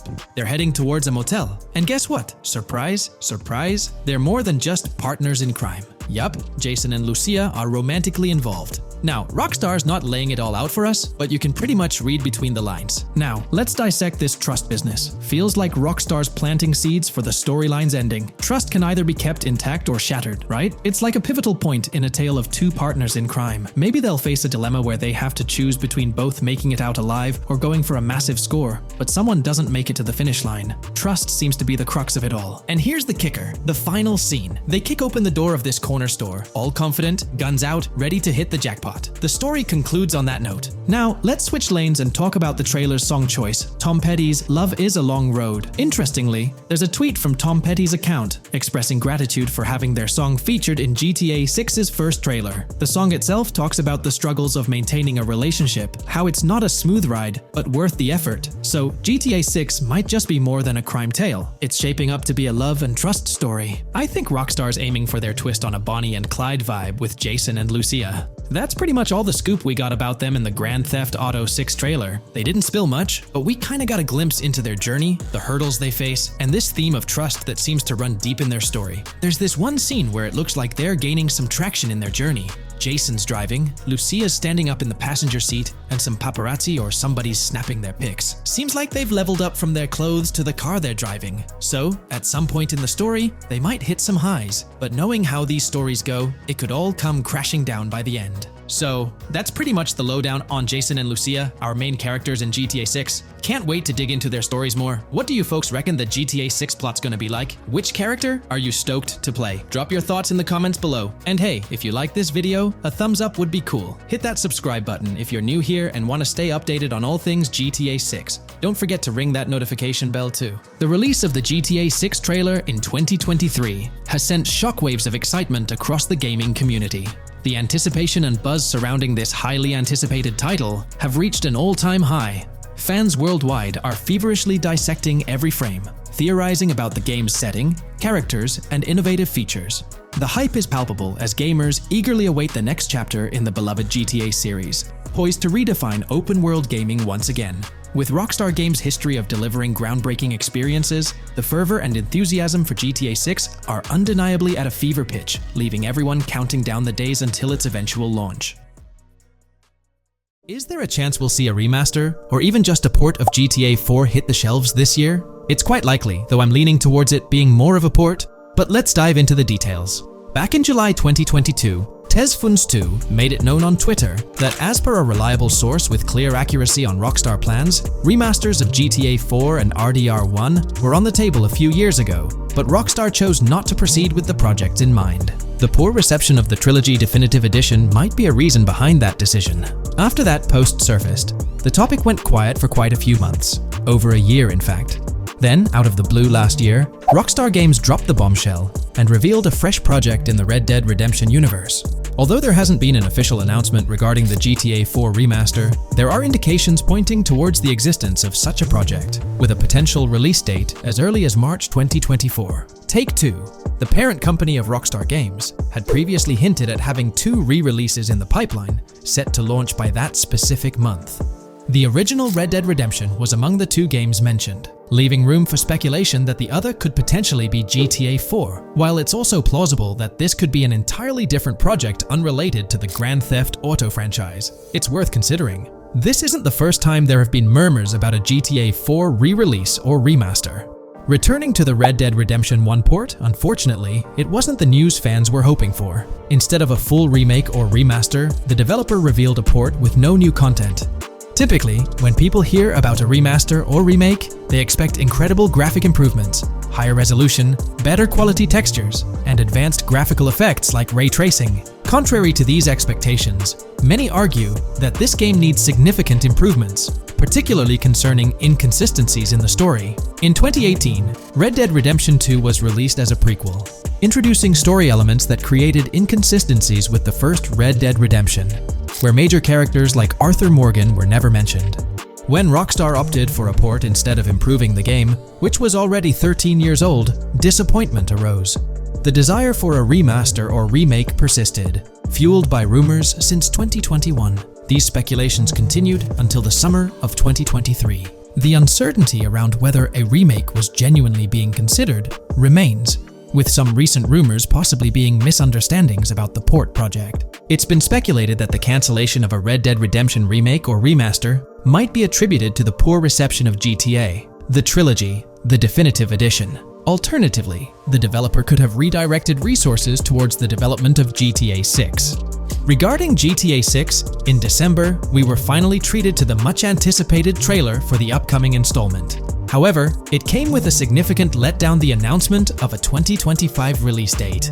As we approach the end of 2024, this seems like the ideal time to introduce a new game under the GTA banner to keep the franchise vibrant. Hence, a port of GTA 4 appears fitting for this year. Most players familiar with GTA 4 acknowledge the aging of the game. Despite being ahead of its time upon its 2008 release, over 15 years ago, it's showing signs of wear. Notably, the PC version faced persistent performance issues, maintaining its reputation as one of Rockstar Games' worst optimized titles. The irony lies in the fact that, despite these problems, GTA 4 is widely regarded as one of the best entries in the Grand Theft Auto series. Understanding the poor optimization of the PC version remains a mystery. Even with a series of patches, the issues persisted, suggesting a more profound problem. Originally designed for Xbox 360 and PlayStation 3 consoles with different hardware architectures, porting GTA 4 to PC necessitated significant modifications. Unfortunately, not all of these changes were executed appropriately. Compounding the matter, the game was built on the advanced and intricate Rage engine, adding complexity to its optimization. Unlike consoles with standardized hardware, the diverse range of PC hardware available at the time of GTA 4's release posed a challenge. The game's initial high hardware requirements excluded many players with less powerful computers from enjoying a smooth gaming experience. Unoptimized code contributed to performance issues, even on high-end PCs, with notable problems in managing CPU and GPU resources, leading to performance bottlenecks. How else can we gather indications that a GTA 4 remaster or port is possibly in development? Well, in September 2022, Take-Two Interactive, the parent company of Rockstar Games, made a notable move. They took down a fan-made mod for GTA 4, known as the Definitive Edition. This mod compilation, comprised of various mods and fan-made patches, aimed to significantly enhance the visual and experiential aspects of the 15-year-old game on PC. The roots of this remastering endeavor with mods trace back to 2016, when the mod pack for GTA Vice City, named Reborn, initiated the project. Over time, it expanded to encompass mods for GTA 3, San Andreas, Chinatown Wars, and other Rockstar games like Bully and the Warriors. According to information from the author's website, the group behind this project confirmed that their files, hosted on Mediafire, received a DMCA takedown notice. Presumably issued by Rockstar or its parent company Take-Two Interactive, this notice mandated the removal of the Definitive Edition project from their website. This development was communicated through a tweet from the Definitive Edition project. Bad news, guys. Appreciate it if you got PPL to raise awareness. Spread the word as much as possible. I knew this day was coming. Here we are with a DMCA by Rockstar, I assume, on our GTA 4 Definitive Edition patch. Well, I suppose we need to remove all GTA 4 related stuff from the website. Curiously, from what I understand, the takedown specifically focused on the GTA 4 mod. As of now, the original trilogy mods on the site remain untouched, but the project doesn't express a high level of confidence in the longevity of these mods being available. No DMCA for the original trilogy yet, just GTA 4. So for now I think the trilogy is safe. Just enjoy it when you still can, they wrote. This isn't the initial instance of Take-Two Interactive taking action against mods. Their track record indicates a protective stance towards their intellectual properties. They've previously taken down mods before, a practice observed prior to the unveiling of their own Definitive Edition for the original GTA trilogy. Despite its problematic release, that project proved to be financially successful. Many in the gaming community express a desire for Rockstar Games to follow suit and release a remastered version of GTA 4. Similar to what the studio accomplished with the trilogy. Xbox One, Series X and S users currently enjoy the luxury of playing GTA 4 through backward compatibility. However, this isn't the case for PS4 and PS5 users.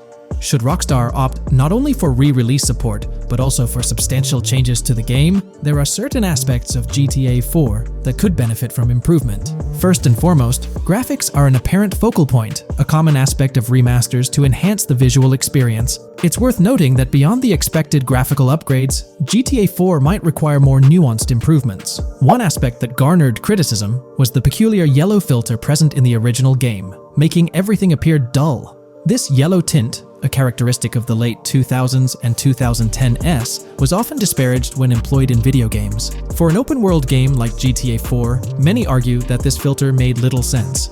Various graphics mods for the PC version, such as the Ice Enhancer 4, have demonstrated that Liberty City can maintain its gritty atmosphere without this filter.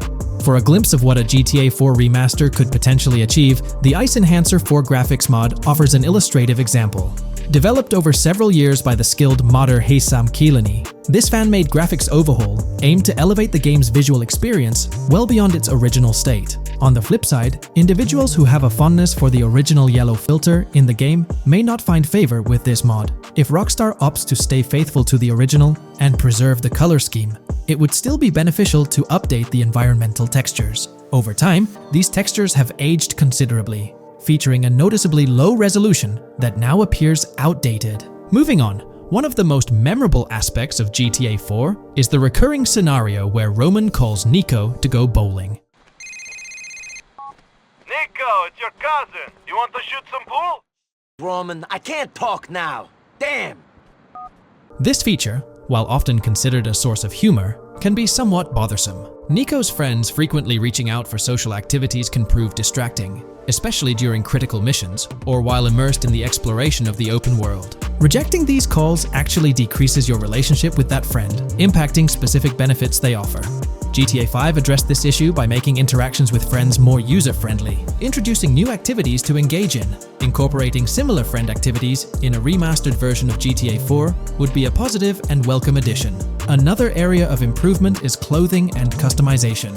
The clothing options for Nico in GTA 4 are quite limited. Notably, the game lacks the iconic fingerless gloves seen in promotional art and trailers.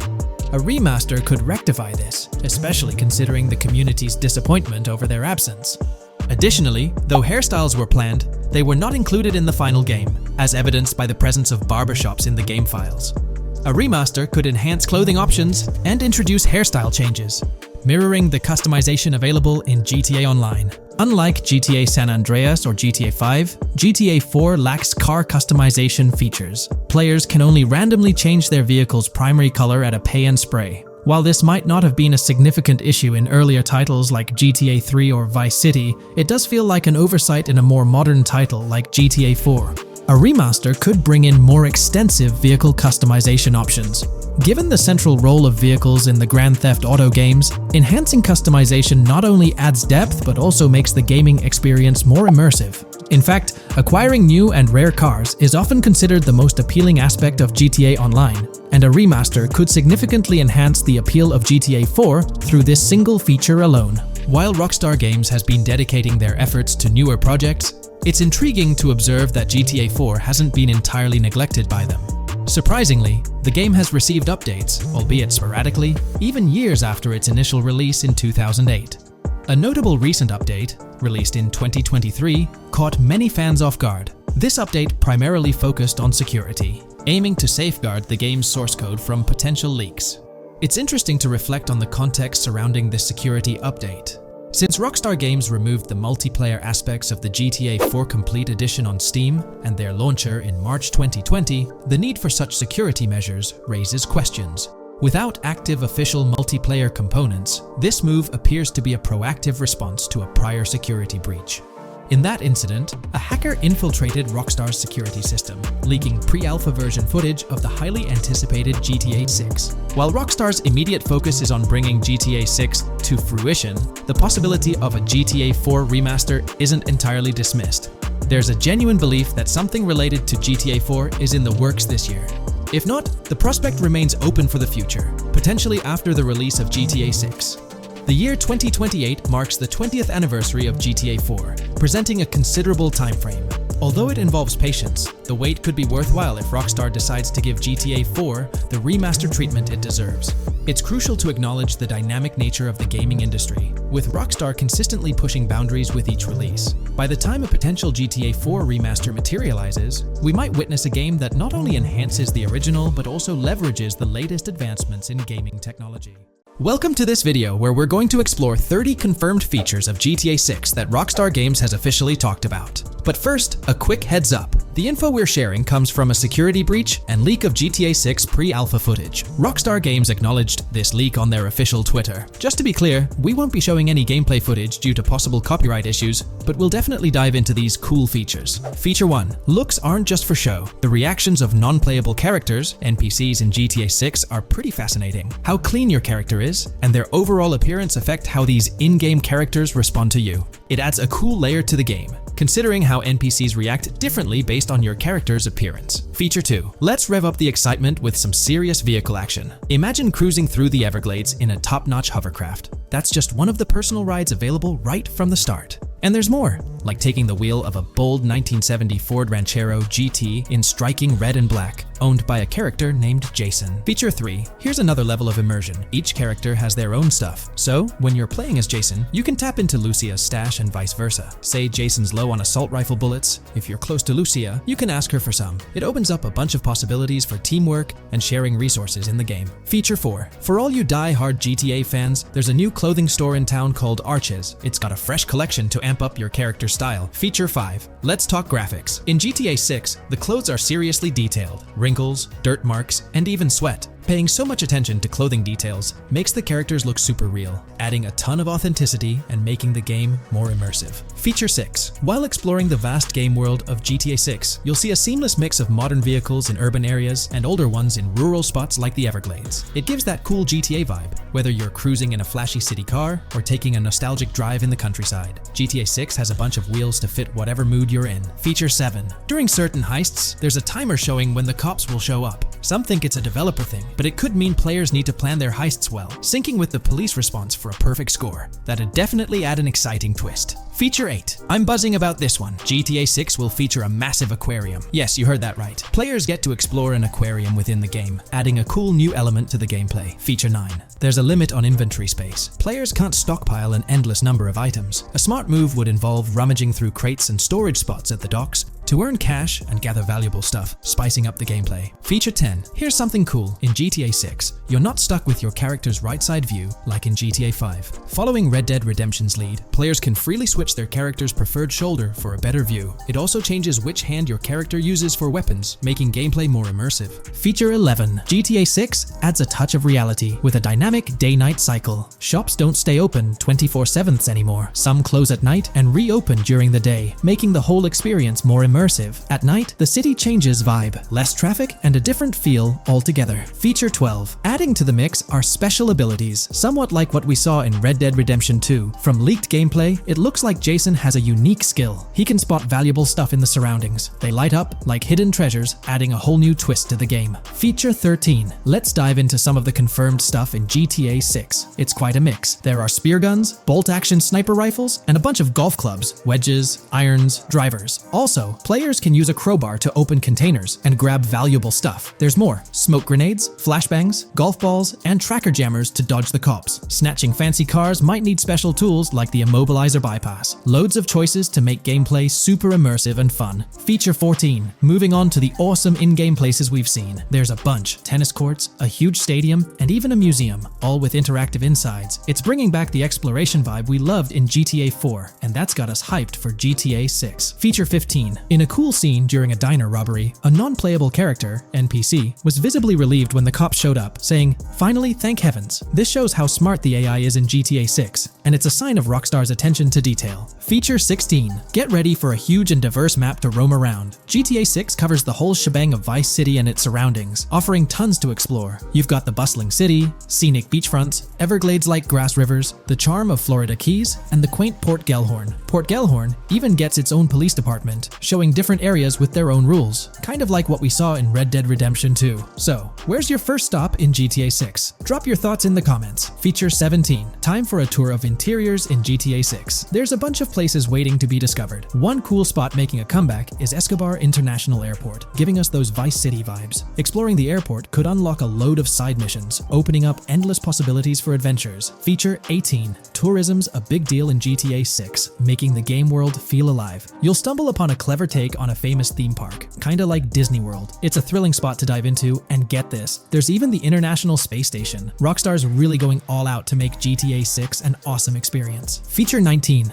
The characters you'll meet in GTA 6 have had some major upgrades. They come in all shapes and sizes, some towering and impressive, others more on the average or smaller side. This variety really brings the in-game city to life, making it feel more realistic. Rockstar's definitely set a high standard in gaming with this, and I can't wait to dive into this amazing world they've created. Feature 20 new gameplay features are here, and one that stands out is using assault rifles while inside a vehicle. It's going to shake up how players handle combat. Feature 21 money in GTA 6 works differently. You don't just magically get more cash in your bank account after robbing a store. Instead, you physically grab the cash from the store counter using a button. It makes the whole experience more real and interactive. Feature 22. Now this is wild. The vehicle customization options in GTA 6 are something else. When you get into a vehicle, hit the left D-pad for the vehicle options menu. You can tweak the seat, fix the steering wheel, and even jazz up the interior. There's talk that this might be limited to developers, but I'm hoping it's for everyone in the final game. Feature 23. There's a ton more to do in GTA 6. The game amps up interaction by letting you handle money, USB drives, weapons, food, and different clothes, giving you more control over the world. Feature 24. Hats off to hat customization. In GTA 6, you can style your hat in different ways, showing off your fashion taste. It might seem small, but it makes your character really stand out. Feature 25. Here's a neat twist. When you're on the run and hijack a ride, your criminal description changes a bit, leaving out specific car details. This tricks witnesses and stops them from telling the cops about your getaway car. Smart move to stay hidden and adds a tactical side to the game. Feature 26. The big news? GTA 6 is officially scheduled to hit stores. Feature 27. Something fun and quirky. You can actually interact with gumball machines in the game and snag some gumballs. It's a small thing, but it adds a nice touch of reality to the game. Feature 28. Talking about the cops and what's happening in the game world. During gameplay, I saw the police doing traffic stops, DUI tests, and even searching vehicles. Also, the in-game map shows random NPC AI car accidents, and the cops rush in to handle these, making the virtual world feel genuinely chaotic. Feature 29. Time to talk weapons. GTA 6 brings a massive range of guns, from pistols to heavy artillery. With so many options, the action stays intense, making sure you're armed for any situation. Feature 30. GTA 6 is bringing in an inventory system, like what we saw in Red Dead Redemption 2. Looks like Lucia's got a sports bag hinting at that. Bonus features. Feature 31. Let's take a darker turn, handling bodies in the game. It adds a creepy level of realism players can deal with and move bodies, adding a whole different vibe to GTA 6. It'll be interesting to see how this affects the gameplay. Feature 32. NPCs in GTA 6 are shaping up to be super interesting. Rockstar's bringing in the immersive vibes we loved in Red Dead Redemption 2, and the potential here is huge. The improvements they've made could take the game to a whole new level. I'm super hyped to see what Rockstar's got up their sleeve. Feature 33. GTA 6 starts off with a bang, small-time heists, and the chance to rob small businesses, giving you a thrilling start. Feature 34. You'll get your hands on a bunch of tools to up your crime game in GTA 6. Lockpicks, hacking gadgets, and more are there to help you handle whatever challenges come your way. Having the right tools in your pocket makes the gameplay more lively and exciting.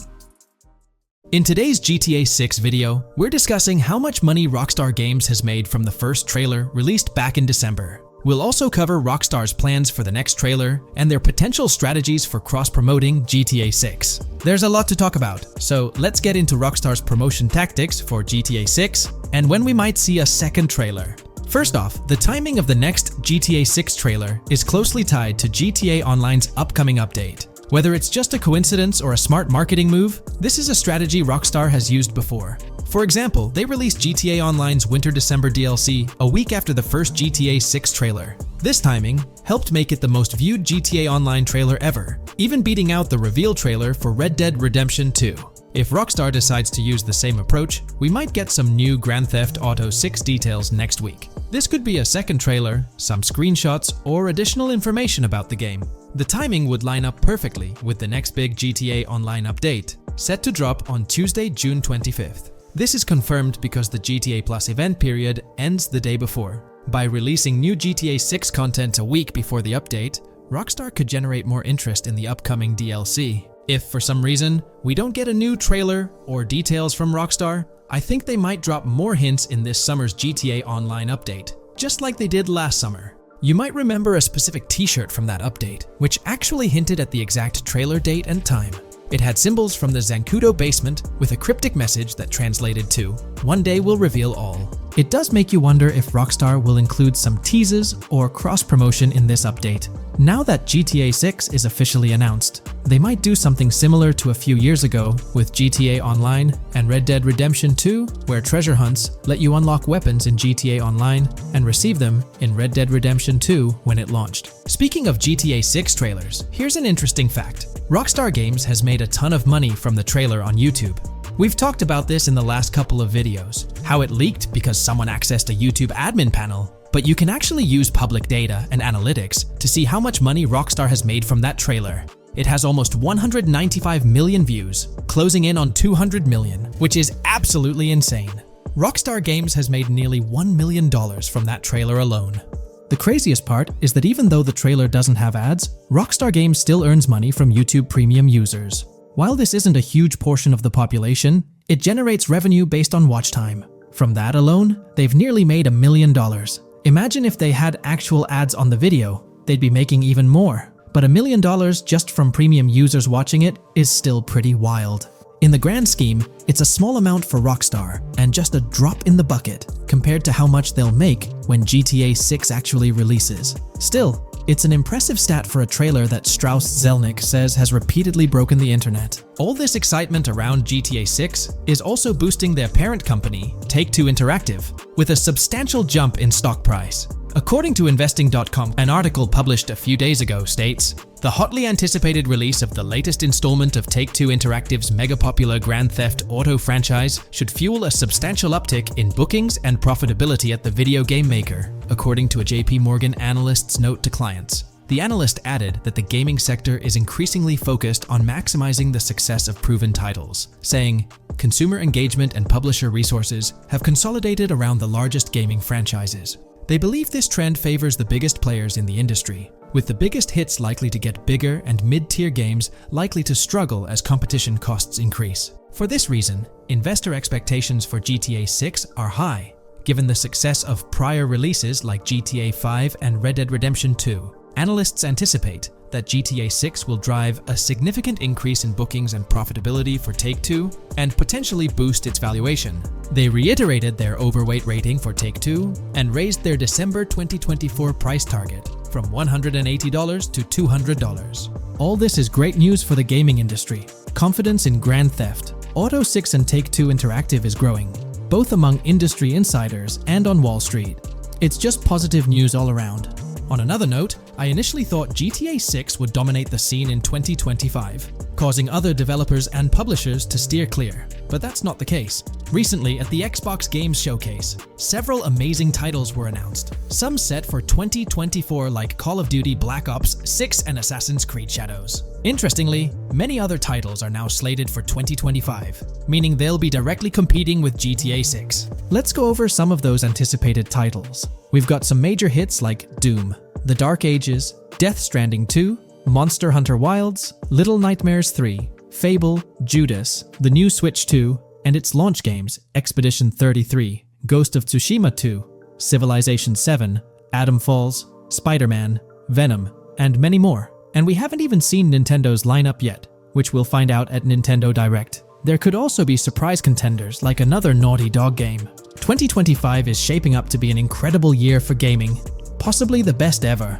And of course, GTA 6 will be a major highlight if Rockstar sticks to the fall 2025 release date. I'm confident they will, especially after that internal delay. This way, they avoid a public delay, which would have happened if they initially aimed for early 2025 and then had to push it back. One thing I'd love to hear from Rockstar next is when we can pre-order the game and get a more specific release date. I'm really looking forward to when the marketing period kicks off. I'd love to hear your thoughts on everything we discussed today. Do you think we'll get new GTA 6 trailers, info, or details from Rockstar soon? Let me know in the comments below.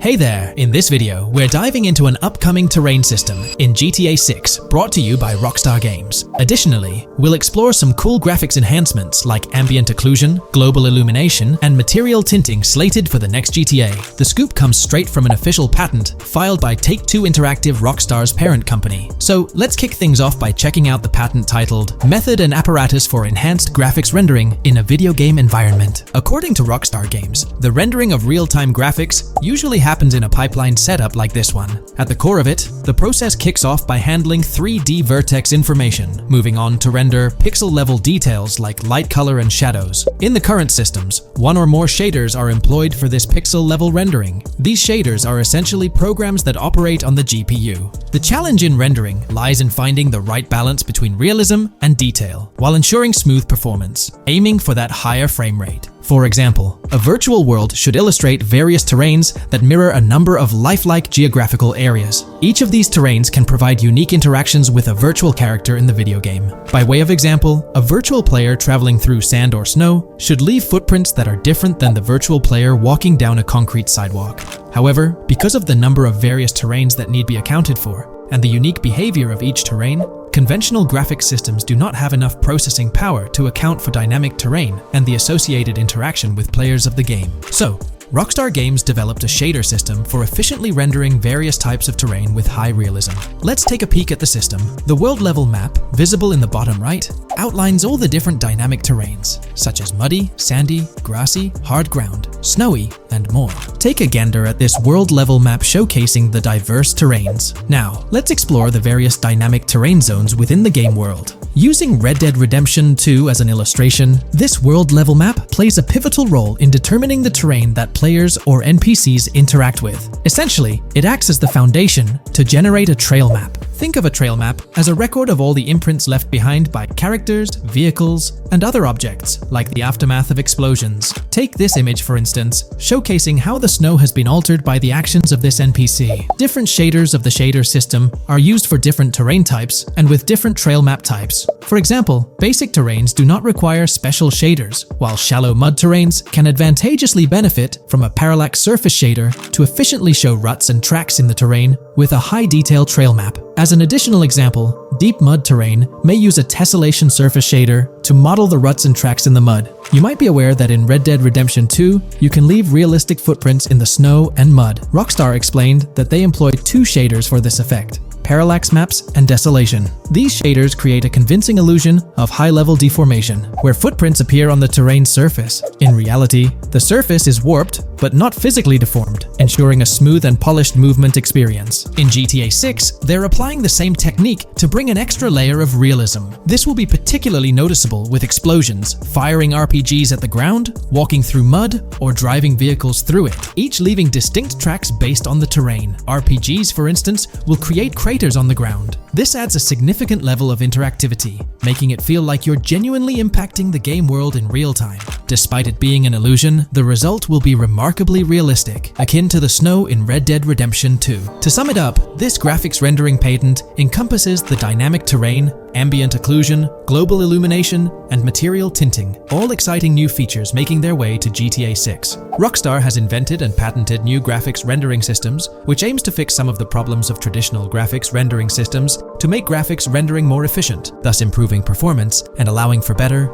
more realistic, and more immersive visuals. Dynamic Terrain System. This is a system that records and creates trail maps which make it possible that terrains can be visually deformed when being interacted with in various ways. Players, NPCs, vehicles, objects, and explosions can affect the terrain. For example, leaving footprints or vehicle tracks in sand can be seen in action in Trailer 1. Explosions will leave craters in the terrain as well. It's also possible for certain changes to the terrain to disappear over time. For example, footprints and tracks in mud disappearing after some time, since the viscosity of mud makes it return to its normal state after some time. There are different types of terrains, for example, muddy, sandy, hard ground, grassy, or snowy terrain. Each type of terrain will react differently. A sandy terrain will be more easily deformed than a grassy terrain, for example. In the initial part of our video, we delved into the rendering pipeline, which also incorporates a lighting stage. While conventional systems often utilize cube maps for pre-rendering lighting, it's worth noting that this is mainly for static elements. When it comes to dynamic characters, pre-computed lighting falls short in accommodating changes from objects within the scene. Although ambient occlusion can be pre-baked, it lacks the capability to update dynamically. Realism takes a hit due to this. Conventional systems often incorporate static lights to mimic reflected light, like sunlight bouncing off the ground and under a table. However, this static approach fails to update with changes in the light source. To address these challenges, Rockstar has patented new systems. Ambient occlusion. This is a graphics technique that can be utilized in multiple forms to determine how light and shading are displayed on an object. It can lead to darkened areas, enhanced contrast, and improved surfaces due to this technology. This patent's ambient occlusion system offers some special advantages. Determined by either preset or randomized assets based on developer discretion, the lighting can greatly provide a new vision to world building to make certain areas stand out, akin to a real-life setting. Global illumination. Global illumination is a graphics rendering technique that models how light is bounced off of surfaces onto other surfaces in direct light, rather than being limited to just the light that hits a surface directly from a light source, direct light. Rockstar's system detailed in this patent uses a bounce map that is projected in a top-down fashion to determine reflected light off of the ground. This bounce map is then converted into a texture that provides an approximation for the expected bounce back of light. This simulates the effect that would be achieved rendering the multiple passes of lighting to account for the natural bounce reflections. The bounce map can then be integrated into the lighting pipeline, During this, a technique is used to determine the area that needs this extra pass for each frame. This way, only the visible and required area is rendered with this technique, thus making it very efficient and less performance intensive. Overall, this provides many of the benefits of ray tracing without the computational expense. Ray-traced global illumination will probably still be in the game. For example, Lucia prison clip in Trailer 1. This special system is just a way to render large-scale global illumination efficiently. Now, let's touch on the final problem that Rockstar has addressed through this patent with conventional systems. Finally, as another example, to develop a rich and engaging game world, it is advantageous to populate the world with variations of similar objects. In other words, you do not want every simulated person, cow, gun, car, cart, ship, or animal generated in the game to look the same. Because the 3D model for many of these objects would be identical, variation was traditionally accomplished by creating different texture files to paint a different look on the object. For example, two variants of a cow model could be created, one with a texture to create a brown cow, and the other with a texture to create a black cow. These prior art systems created the desired variety at the cost of artist time, computer memory, and resources to maintain a multitude of different hand-authored variants for each in-game object. To combat this, Rockstar is introducing material tinting. RDR2 had a system that could tint the color of clothes to create far more variations on NPCs. This new patent is an evolution of that system and allows for creating of several in-game object variants from a single model. It can not only modify an object's colors, but other material properties, such as metalness and lighting parameters, or add additional layers to it, such as mud, snow, or dust as well. Envision the extent of customization that awaits in this game. Summing up the official patent for graphics rendering,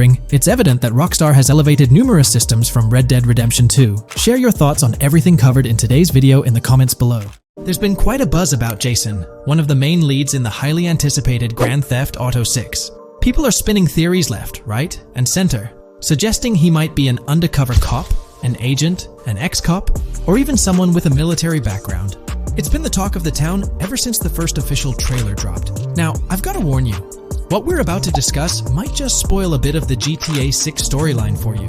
But hey, if you've been keeping tabs on the GTA 6 grapevine, chances are you've already heard murmurs about these theories.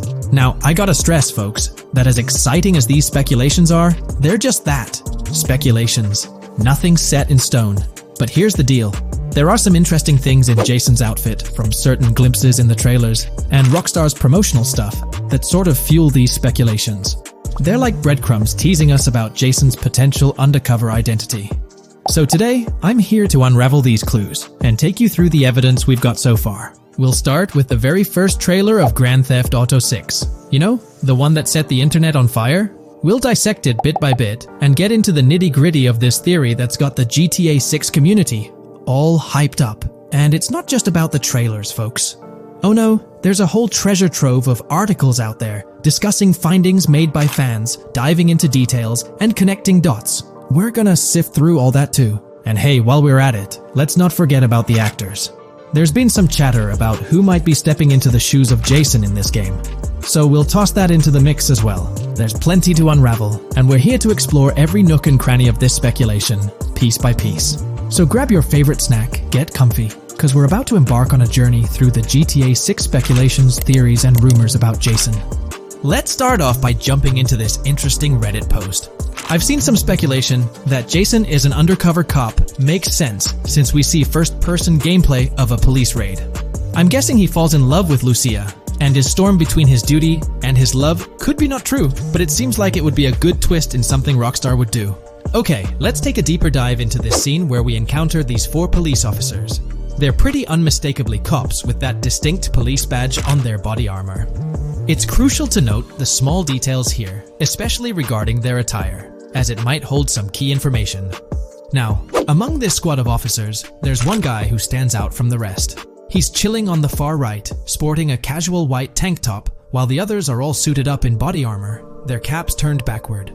This difference suggests a hierarchy within the group, making us wonder if this dude's perhaps a higher up or holds a different position within the force. The intriguing part, though, is the context of this scene. It feels like a pivotal moment, almost as if these officers are significant characters in the narrative. But let's pump the brakes a bit. It's all speculation at this point. We can't be certain of their importance or their roles in the storyline just yet. Now, let's loop this back to Jason, the main focus of our attention. There's a striking connection here. The cop on the far right and the one in the middle, both sporting these distinct olive green cargo pants. These pants seem to be a part of their uniform, something that catches the eye. But here's the twist. The same style of cargo pants is seen on Jason in the official Grand Theft Auto 6 artwork released by Rockstar. Coincidence? Maybe, but it feels like too much of a match to ignore. What's up with these pants? Is it a fashion trend among the police force in the GTA 6 universe? Or could it be hinting at a deeper connection between these officers and our protagonist Jason? The plot thickens, and we're left to ponder the significance of these subtle visual cues. Is there a backstory linking these officers to Jason? Or is it merely a design choice by the creators to establish a visual pattern? We're left with questions, my friends. Questions that make us itch to uncover more about this intriguing storyline. So, buckle up as we continue this investigation, piecing together clues and theories, aiming to decipher the enigmatic links between these officers and our mysterious main character, Jason. There's a whole world of possibilities waiting to be explored within the realm of Grand Theft Auto 6. Let's dive into this article by Exputer that further supports this rumor. GTA 6 fans have been busy digging into the lore of both protagonists since the trailer dropped. It appears that users may already have found notable details about Jason. A slew of forums and posts have popped up with speculations with evidence that complies with prior findings. A post by the Redditor, Jack_Torrance80, on the GTA 6 subreddit solidifies the past rumors that clarified that Jason would start the game as a cop. The pants worn by the protagonist in the GTA 6 poster are a part of the official uniform of Miami-Dade Police. The green cargo pants are the same color used by the Miami-Dade Police SWAT team. Additionally, the inclusion of body cam footage in the trailer may also imply his past background as a cop. It is speculated that he was dismissed from the service during the events of the game, having to continue his life as a petty thief. In the side-by-side comparison, you'll notice something intriguing. Those pants on the right in the image are an exact match to the ones worn by those police officers in the trailer clip. The detailing with those black bands and the gun holsters, it's all there. But here's where it gets interesting. Jason, in the official artwork, doesn't seem to have any of those gun holsters. It's as if he decided to part ways with that gear when he left the police force, holding onto only those distinctive pants. Now, about that white tank top he's sporting in the artwork, it bears a striking resemblance to the one worn by the cop, positioned on the far right in that clip. It's these little connections that make you wonder if there's more to it than meets the eye. Could it be a deliberate choice by the creators to hint at Jason's past, subtly linking him to the law enforcement world? Or is it just a coincidence? In the comments of the Reddit post, a user says, he is probably a dismissed cop or soldier, got too desperate and started to do petty crimes. Lucia brings him the local connections and scores, and he uses his former police training skills in weaponry and vehicles. A dismissed corrupt cop or soldier, a freshly out of jail ex-prisoner. Victor Vance and Tommy Vercetti. And there could be more parallels between these two pairs of characters if you think about it. Vic was being betrayed again and again in his storyline. When he finally decided to quit, his brother pushed him to enter another deal with Tommy, which eventually killed him. Tommy, on the other hand, is a more cunning and ambitious person. He promised Rosenberg to leave him a piece of his Vice City empire, but later abandoned him and left him exiled in Las Venturas. These observations really bring up some compelling comparisons, especially when looking at Tommy Vercetti and Victor Vance from previous GTA installments. There's a chance we might see echoes of similar themes or storylines reflected in GTA 6, which lines up nicely with what Rockstar teased in the trailer. Let's zero in on Jason's haircut. It's clean cut and short, a style often associated with law enforcement or military personnel. That detail might not be just a coincidence. It could be a deliberate choice by the creators to hint at Jason's past as an ex-cop or someone with a military background. It adds an extra layer of depth to his character, don't you think? I'm genuinely interested in hearing your take on this theory. There is a lot of evidence supporting this theory, and it might be a major deal as we might be working with the police possibly in GTA 6. That would be a completely new gameplay element in the GTA series, so we have a lot to look forward to. Tell me, what are your thoughts and opinions about Jason's potential background, whether he's linked to law enforcement or not, as it could shed more light on this intriguing speculation. So, please share your thoughts in the comments section below, and let's keep this discussion rolling. This video, we're delving into the most recent iteration of the GTA 6 mapping project. Our focus centers on a comprehensive analysis of the map's latest updates, incorporating newly unveiled areas and event coordinates derived from leaked information. Additionally, we will explore fresh insights from the initial official trailer, including the revelation of an accessible plaza. A noteworthy aspect we'll be dissecting is the potential expansiveness of the map, hinted at by newfound highway evidence in the trailer. Furthermore, we'll examine a conceptual representation illustrating the potential magnitude of the GTA 6 map. The trailer also provides a glimpse of Starfish Island, a detail we'll thoroughly cover in today's session. Let's initiate our examination by diving into the GTA 6 mapping project. For those not aware, this stands as the most extensive and refined community-driven mapping endeavor, aiming to deduce the GTA 6 map with the utmost accuracy. This endeavor leverages evidence from leaks and the primary official trailer.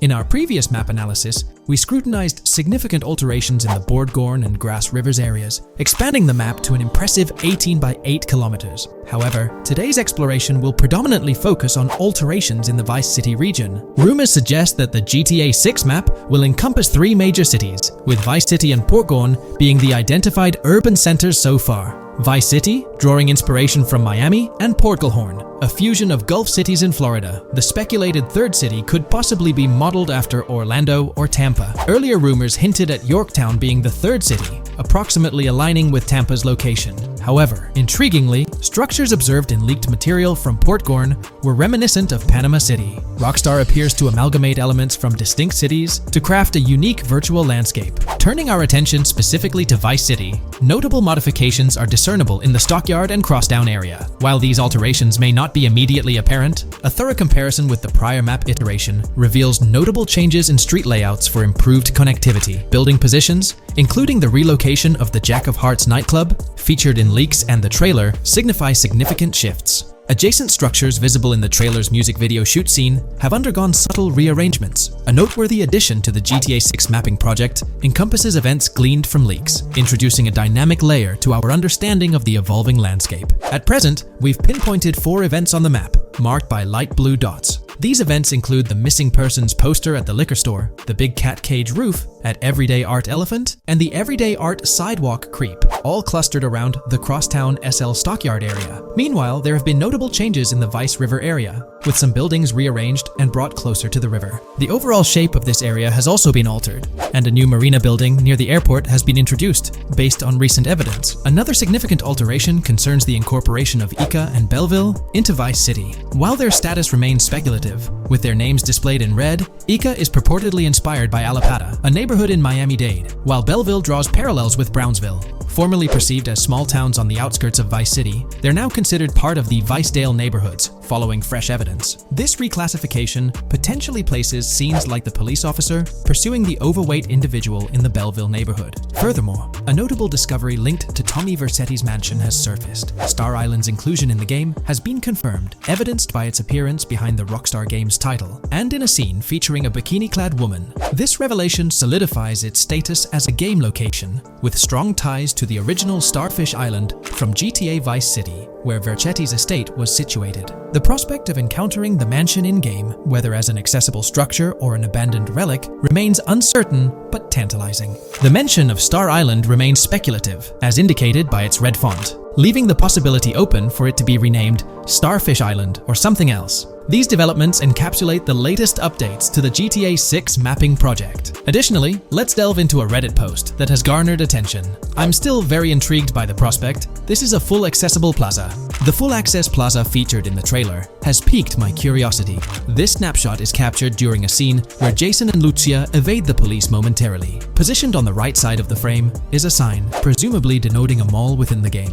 Notably, several brand names, including Kowalski, Callis, Scala, and Alpha, are visible on this sign. Furthermore, a portion of the mall's name briefly appears, starting with Ever. Could it be Evergreen Plaza or another variation? The answer remains elusive, and we'll have to await further developments to unravel this mystery. I can pretty much bet on it that this shit will indeed be fully accessible. Most of the signs on that structure look to be clothing and accessory shops, which would easily mean it's accessible to us. I'm really hoping the mall makes a return in this one and will serve kind of as a player hub when online drops. Oh, that would be good. Maybe a spot where you can't attack. Could meet people to join up for races, heists, etc. That would be pretty neat. Now let's shift our focus to some additional findings that might provide evidence for the existence of the third major city in GTA 6. Furthermore, we'll explore why the actual map size of GTA 6 could potentially surpass the estimations derived from the mapping project. Possible map length. Since we don't know what's in the northern part of the map, and we're not sure if it ends where the current mapping project suggests, I thought the map could look something like this. I get that a map like this might be 4 times bigger than GTA 5, so it could be a lot, but we can't be sure about Rockstar's plans. I also think so, because on the east coast of the current map, we have Vice City's predicted beach areas going almost to the very top. Kind of feels like the map shouldn't just end there. And if Port Gellhorn is based on Fort Myers, then maybe Tampa and Orlando could be there too. But with the current borders, there's not enough space even for a small town. Also, shaped like this, the map would resemble actual Florida more. What do you think? Now, here's something to ponder. If the map indeed resembles this depiction, it would be quite astonishing. It's intriguing how the leaks have remained silent about the northern portion of the map. I'm curious to hear your thoughts in the comments. How far north do you speculate the map extends? Do you reckon it's just slightly beyond what's revealed in the mapping project? Or could there be a substantial unseen territory? Shifting gears, let's delve into a significant discovery. An observation on the size of the map using highway exits as a guide. I believe that 2 blink and you'll miss them shots from the trailer, combined with something I saw in the leaks, have given us a serious hint as to just how big the map for GTA VZ might turn out to be, specifically north-south. The first is the shot of the man grabbing his crotch while stopped on the side of the highway. Specifically, the highway exit signs in the background. They suggest that this shot is being taken from just north of exit 14 on the highway, if turning left has you going east and turning right has you going west. What's more, the GTA VZ mapping project believes that the highway that this shot is taken from is Interstate 97. Adding to this, there's this shot from earlier in the trailer of the woman in the gold dress hanging out the top of a convertible traveling down I-404, heading towards a junction with 197. At the very start of that clip, you can catch the exit number on the sign she's driving under. You can't see all of it, but to me, it looks more like exit 18 than exit 1B. This one is more speculative though. Now, I'm about to get into the leaks, so I can't post any pictures. There's a clip in the leaks of a red ute heading northbound on 197 towards the exit 13 AB junction that takes 1 to Washington Beach and Ekanfinaka before crashing. The mapping project has been using the leaks to create their maps, and they've placed that stretch of 197 north of Mr. Crotch Grab from the trailer, running through the Stockyard neighborhood. This to me indicates that the highway exits are going to follow a realistic number pattern, with the number increasing or decreasing for every mile traveled. The question is, where does this put exit 12? Exit 11? All the exits going up to 1? I've taken the latest version of the mapping project's map and pointed out where exits 14 and 13 are located. Then, extrapolating from there and using the map's grid as a handy guide, I drew where all the exits further down the numbering scheme might be located. I ran out of room to put exit numbers at #9. If 197 is going to keep following the same numbering scheme all the way north until it hits exit 1, then it's likely that the map is going to be far bigger than we currently think it is, and what's been shown and plotted out so far. In fact, I think the only reason nothing's been plotted up there so far is because so much so far has focused on Vice City and its environs. 404-2 could wind up running just as far north, allowing for a few extra miles and exit numbers to accommodate it crossing the Everglades grass rivers before turning north, as I-75 in real life does. Bottom line, the map for this game is going to be enormous. There's been some chatter among you all about another potential scenario, the possibility of I-97 serving as a loop highway encircling the map's perimeter, similar to GTA 5. While this is a valid consideration, I've largely dismissed it due to a straightforward reason. As previously mentioned, I-44 boasts exit numbers and highway markers that suggest its considerable length, likely extending westward until it reaches the Gulf of Mexico before veering north, mimicking the real-life trajectory of I-75. If the map's northern boundary remains close to its current cutoff point, and I-97 extends west and south extensively, then it's plausible that I-44 would mirror this pattern in the opposite direction. While the notion of 2 loop highways isn't entirely implausible, it could potentially introduce redundancy. Additionally, in GTA 5, the loop highway wasn't simply labeled under one name. The segment along the coast was dubbed the Great Ocean Highway, while the inland stretch traversing the desert was referred to as the Sonora Freeway. Moreover, within Los Santos, various freeways possess distinct names and numbers, even when merging seamlessly, such as the Del Perro, La Puerta, and La Mesa freeways. My hypothesis currently is that there is a loop highway, but that one, 97 and I-404, are 2 halves of it. They both start in Vice City and intersect in Crosstown. 197 runs up the Atlantic coast. 404 runs west through the Grass Rivers, and then turns north to run up the Gulf Coast, and they both meet at a point further north. Whether that point is a city, a smaller town, or something else, that is still unknown. Feel free to drop your thoughts in the comments regarding everything covered in today's video. particularly this astonishing discovery. There's substantial evidence hinting at a larger map size, but I'm eager to hear your input, so don't hesitate to leave a comment below. Looks like YouTube is gearing up to investigate the leaked GTA 6 trailer. We're going to dive into all of that and more in this video. For those who might not remember or didn't catch it, Rockstar had a special plan for unveiling the first official GTA 6 trailer. It started with an announcement from Sam Houser, the president of Rockstar Games. On November 8th, he posted on the Rockstar Games newswire, "A message from Rockstar Games. Next month marks the 25th anniversary of Rockstar Games. Thanks to the incredible support of our players worldwide, we've had the chance to create games we're truly passionate about. Without you, none of this would be possible, and we are so grateful for you joining us on this journey." In 1998, Rockstar Games was founded on the idea that video games could become as essential to culture as any other form of entertainment. We hope that we have made games you love, and that we're part of that evolution. We're very excited to announce that in early December, we'll be releasing the first trailer for the next Grand Theft Auto. We look forward to many more years of sharing these experiences with you all. Thank you, Sam Houser. We knew the GTA 6 trailer was set to drop in early December, but the exact date was a mystery until December 1st. That's when Rockstar Games posted on all their social media accounts announcing that Trailer 1 would be released on Tuesday, December 5th at 9 a.m. Eastern Time. They also mentioned that the trailer would be available on YouTube. It was set to be a premiere, which for those who don't know means the whole video is uploaded to YouTube with a countdown clock. This wasn't just Rockstar doing their thing, they had a partnership with YouTube. They even had a custom URL and a special countdown timer for the video. This was definitely a collaboration.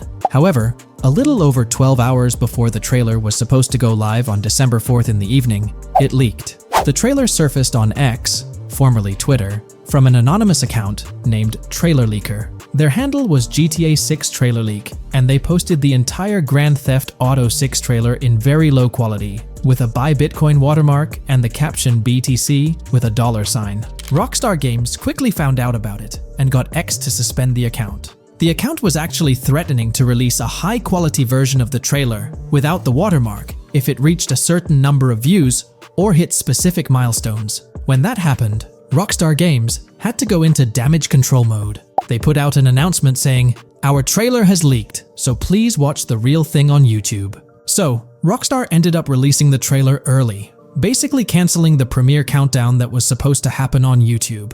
It was a mess. Neither Rockstar Games nor YouTube wanted this to happen. This raised the question, how did this leak occur? Was it a Rockstar Games employee or someone at YouTube? The only people with access to the trailer would be those responsible for Rockstar's YouTube account, and it's unlikely they would leak it. However, YouTube also has access to the trailer. The people behind the scenes at YouTube, high up enough to have access, could see and download the trailer. Naturally, fingers started pointing at YouTube. Now it looks like YouTube has officially responded. According to Tom Henderson over at Insider Gaming, from what I can gather, YouTube has investigated employees breaching their contractual agreements on 2 different occasions in the past 18 months due to employees accessing content on the back end. Following today, which unfortunately had some leaks surrounding Sony's State of Play, we can presumably expect a 3rd investigation fairly soon. Clearly, one of the occasions mentioned in the past 18 months is the GTA 6 trailer leak. Honestly, this theory that someone from YouTube leaked it has been around since day one. With all the hype around GTA 6, it's not surprising someone couldn't keep it under wraps and leaked it, causing a huge stir. There have been so many leaks in the past few years, right before major events or trailer drops, making it more obvious that YouTube might be the source. This seems to be what happened with GTA 6, because the people with access are supposed to sign contracts or NDAs, preventing them from sharing this kind of information. So, what will Rockstar Games do next for GTA 6? Almost everything about this game has been leaked, from initial details like Project Americas, which turned out to be true after Rockstar's own investigation, to the fact that it's set in Vice City with a female and male protagonist duo. There were the major leaks in September 2022, the leaks right before the trailer was supposed to drop,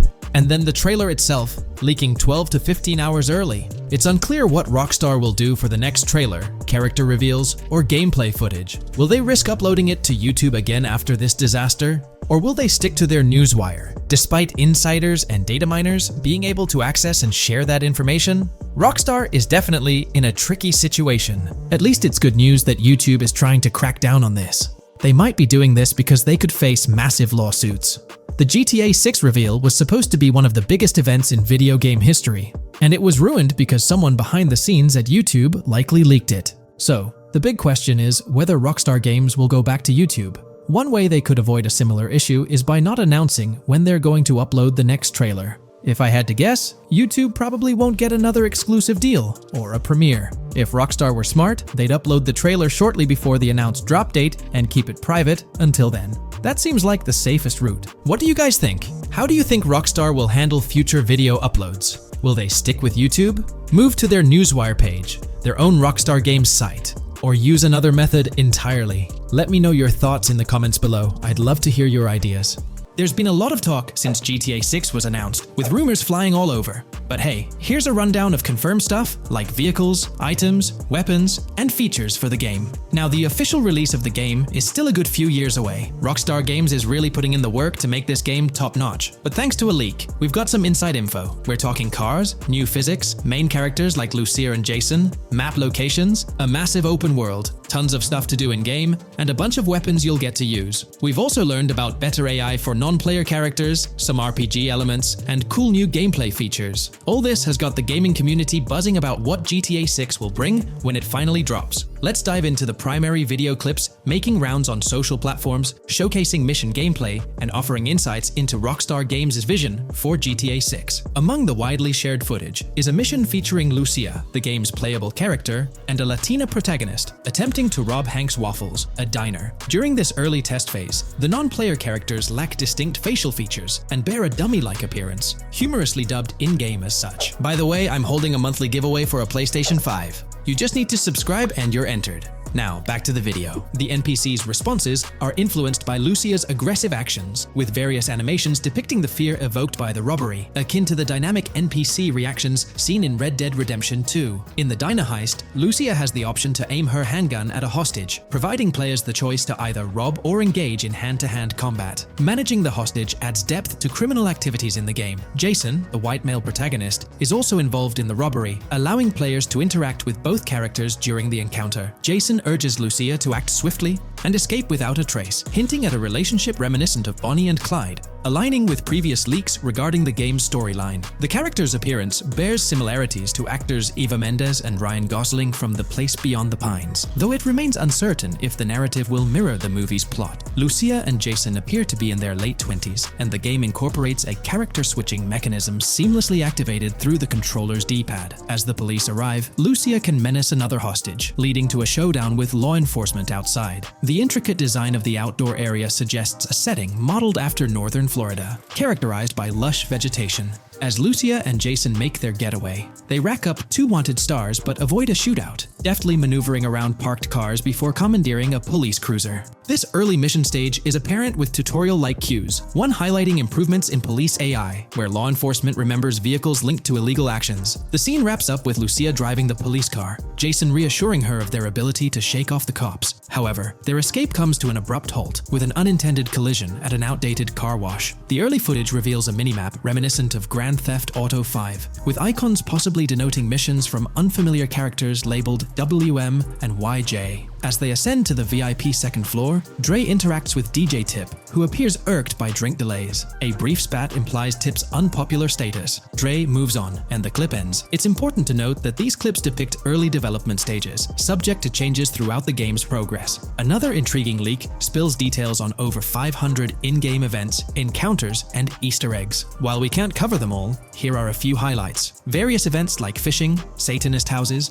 backyard wrestling rings, and big cat mansions offer diverse experiences within the game's universe. There's talk of missing tourists, yard sales offering new clothes, an event resembling insurance fraud from Saints Row, a mysterious voice in a storm drain, potentially a nod to Pennywise, a multi-location Bonnie and Clyde mystery, and a workout challenge hinting at the return of fitness activities. Additionally, within Grand Theft Auto 6, players can stumble upon an island camp, DUI tests, UFO sightings, an animal house, a swamp safari, and the prospect of crazy golf gameplay. Based on insights gathered from the GTA forums, GTA 6's open world is estimated to be at least 2.5 times larger than GTA 5, providing players with a vast and immersive environment to explore. The game draws inspiration from the successful approach seen in Red Dead Redemption 2, promising a meticulously crafted open world with captivating mysteries that elevate the gaming experience. GTA 6's development footage showcases recognizable real-life locations from Florida, such as the Homestead Miami Speedway, reimagined as the Port Gellhorn Racetrack, along with places like Portofino Tower, Sombrero Key Light, Solar Amphitheater Bayfront Park, and Lone Depot Park. Moreover, the inclusion of the 1000 Museum, a high-rise residential condominium in Miami, demonstrates Rockstar's dedication to detail. A metro map mirroring Miami's real version adds to the immersive nature of the game world. The presence of lush grasslands and vegetation hints at potential expansion into Georgia,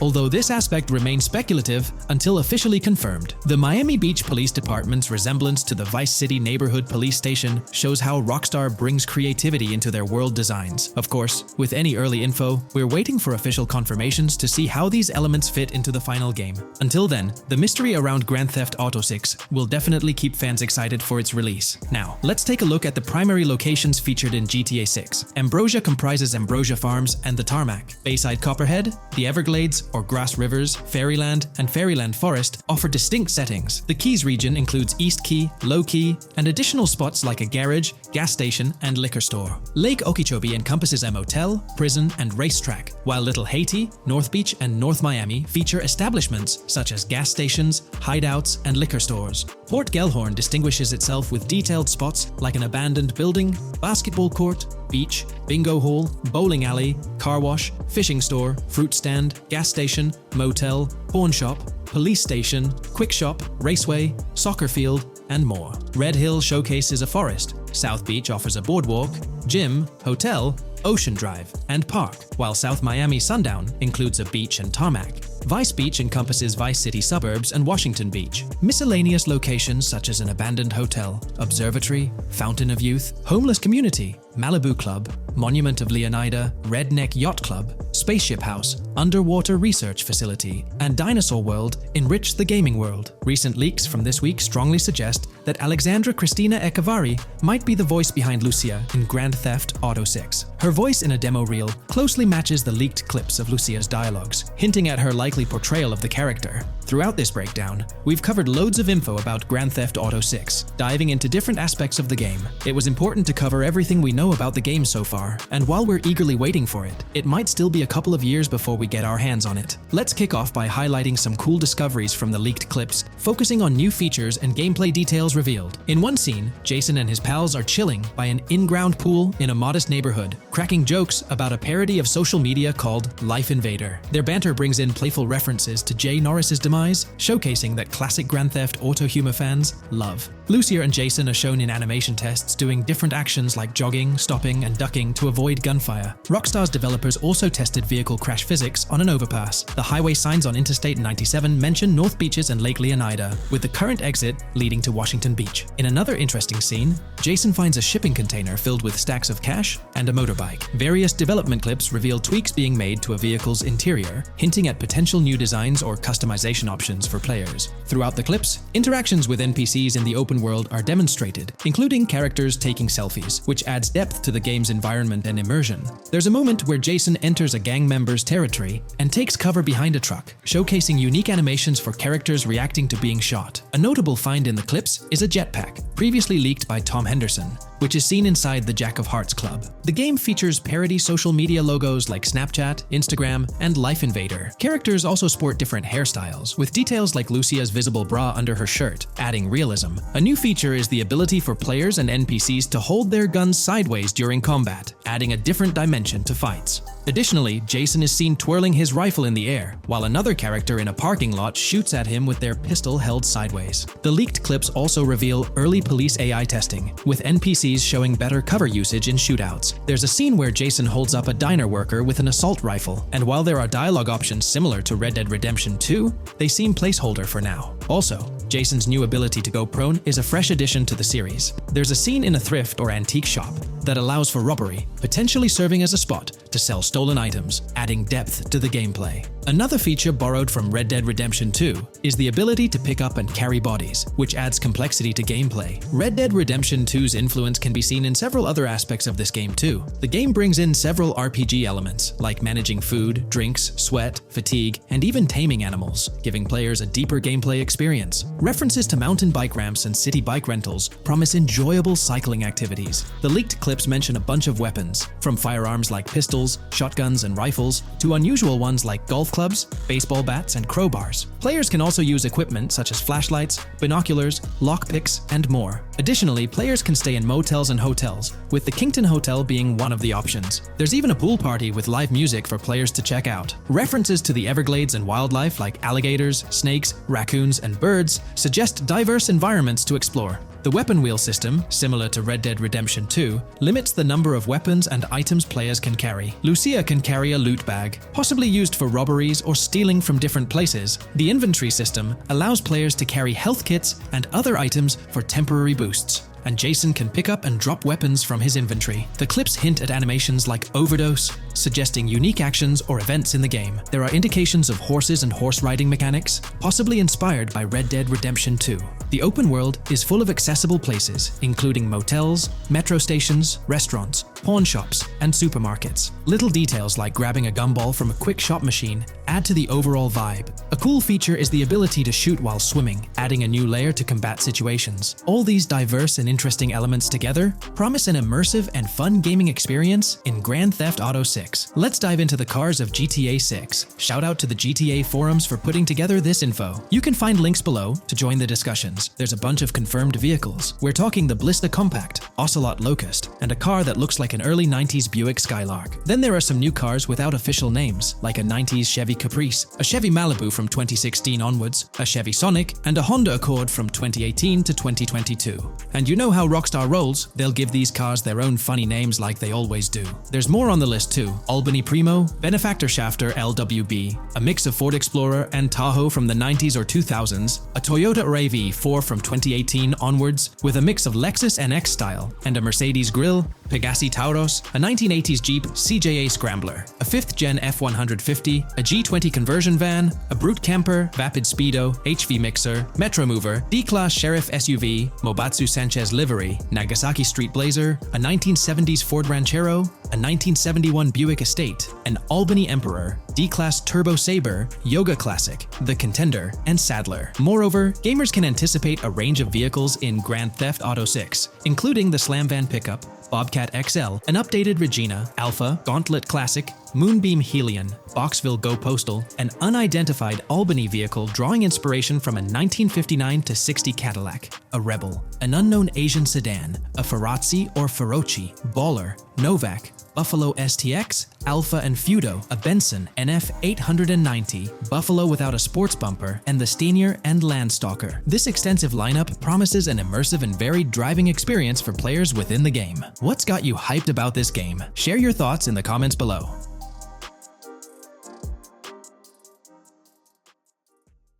GTA 6 has been announced, and it's caused a whole bunch of rumors to swirl around. We've got a list of stuff that's actually confirmed for the game, so let's dive in. Now, the game isn't coming out anytime soon. Rockstar Games is still working hard on it. But thanks to some leaks, we've got some inside info on what to expect. We're talking vehicles, game physics, and the main characters, Lucia and Jason. Plus, we've got details on the map, the huge open world, activities, and all the weapons you can play with. There's also a bunch of cool stuff going on with NPC AI, RPG elements, and some new gameplay features. People are pretty hyped about all this, and they're chatting up a storm about what GTA 6 is going to be like. Now let's check out the vehicles in the game. The GTA forums did a solid job gathering this info, so shout out to them. So we've got confirmed vehicles like the Ballista Compact, Ocelot Locust, and something that looks like a 90s Buick Skylark. By the way, I'm holding a monthly giveaway for a PlayStation 5. You just need to subscribe and you're entered. Now, back to the video. There are a bunch of other cars too, without official names, like a 90s Chevy Caprice, a 2016 present Chevy Malibu, a Chevy Sonic, and a 2018 to 2022 Honda Accord. Rockstar usually gives these cars funny names. Other rides include the Albany Primo, Benefactor Shafter LWB, something that's like a mix of Ford Explorer and Tahoe from the 90s or 2000s, a 2018 present Toyota RAV4, with Lexus NX vibes and a Mercedes grille, the Pegassi Tauros, a 1980s Jeep CJA Scrambler, a 5th-gen F150, a G20 conversion van, a Brute camper, a Vapid Speedo, HY Mixer, Metro Mover, D-Class Sheriff SUV, Mobatsu Sanchez livery, Nagasaki Street Blazer, a 1970s Ford Ranchero, a 1971 Buick Estate, an Albany Emperor, D-Class Turbo Sabre, Yoga Classic, the Contender, and Sadler. And don't forget the Slam Van pickup, Bobcat XL, an updated Regina, Alpha, Gauntlet Classic, Moonbeam Helion, Boxville Go Postal, an unknown Albany car that's based on a 1959-60 Cadillac, a Rebel, some Asian sedan, Ferrari or Feroci, Baller, Novak, Buffalo STX, Alpha and Feudo, a Benson, NF 890, Buffalo with no sports bumper, and the Stanier and Landstalker. With all these vehicles, GTA 6 is going to be quite the ride. Now let's talk about some gameplay clips making the rounds on social media. They give us a sneak peek at missions and what Rockstar is up to. One clip shows Lucia, our main character, trying to rob a place called Hank's Waffles, a diner. In this early test, the non-player characters look kinda generic and are jokingly called dummies in the game. The NPCs react to Lucia's aggressive moves, and their animations show they're pretty freaked out, kind of like what we saw in Red Dead Redemption 2. During the robbery, Lucia can aim her gun at a hostage, giving you the choice to rob or have a face-off. Taking a hostage adds some spice to the crime.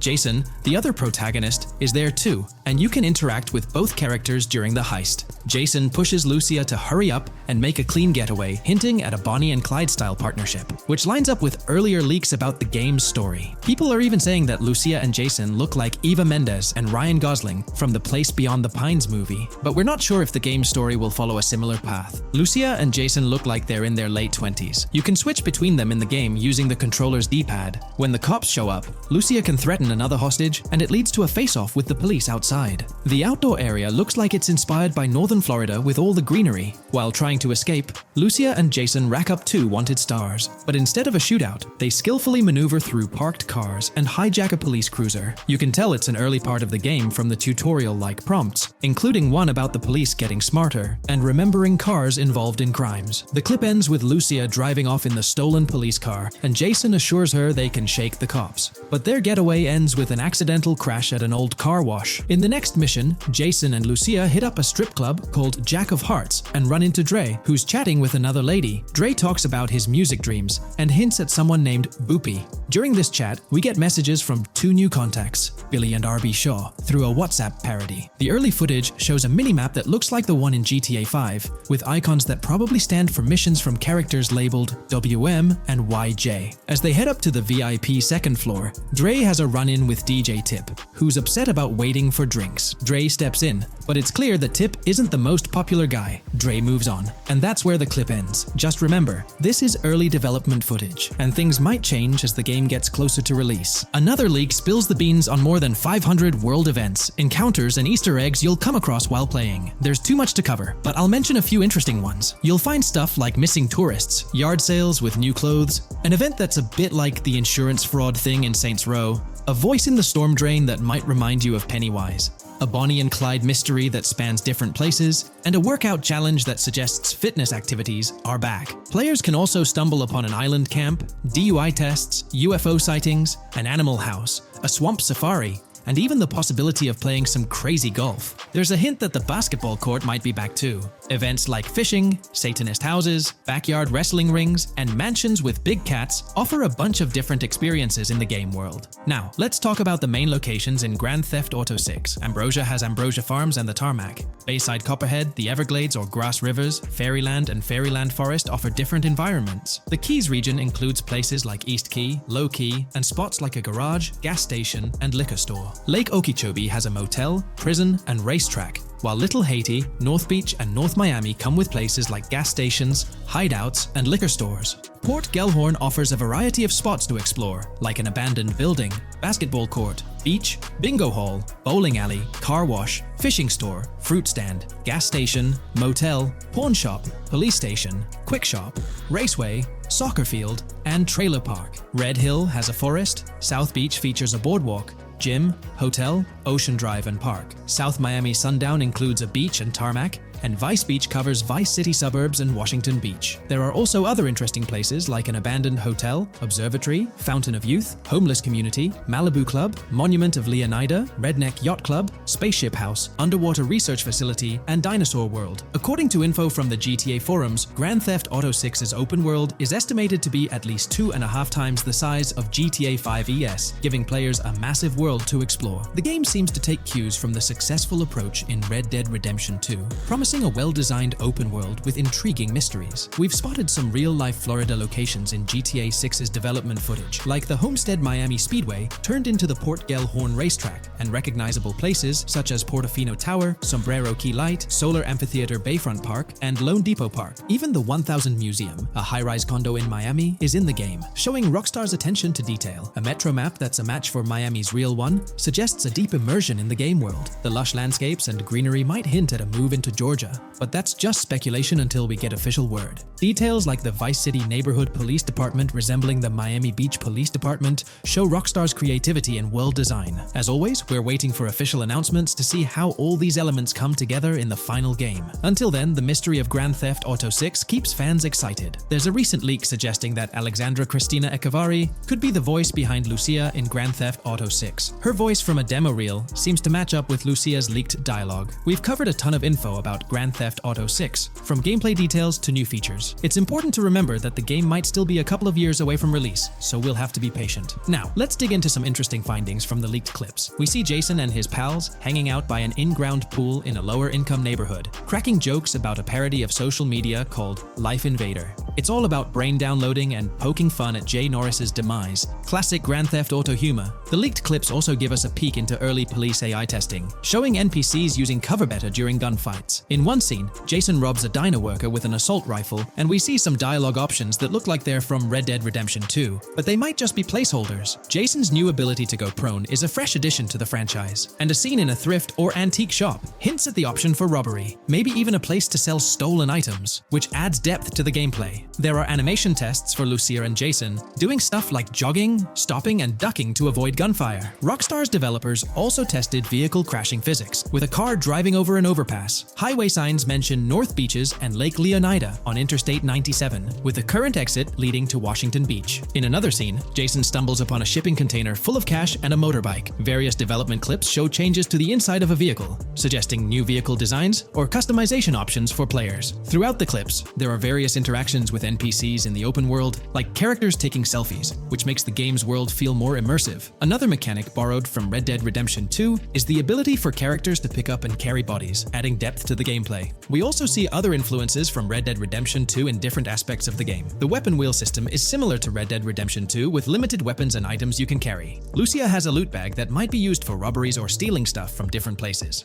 The inventory system lets players hang on to health kits and other items for temporary buffs, and Jason can pick up and drop weapons from his inventory. In one scene, Jason enters a gang member's territory and takes cover behind a truck, and we see unique animations for characters reacting to getting shot. There's a mention of a jetpack that was previously leaked by Tom Henderson, and it's inside the Jack of Hearts Club. The game includes parody logos for social media like Snapchat, Instagram, and Life Invader. Characters have different hairstyles, and there are realistic details, like Lucia's bra showing under her shirt, which adds to the game's realism. A new feature is the ability for players and NPCs to hold their guns sideways, which changes things up in combat. We also see Jason doing some fancy rifle tricks in the air, and another character in a parking lot shoots at him while holding his pistol sideways. The clips mention animations like Overdose, which hints at unique actions or events in the game. There are hints of horses and horse riding mechanics, likely inspired by Red Dead Redemption 2.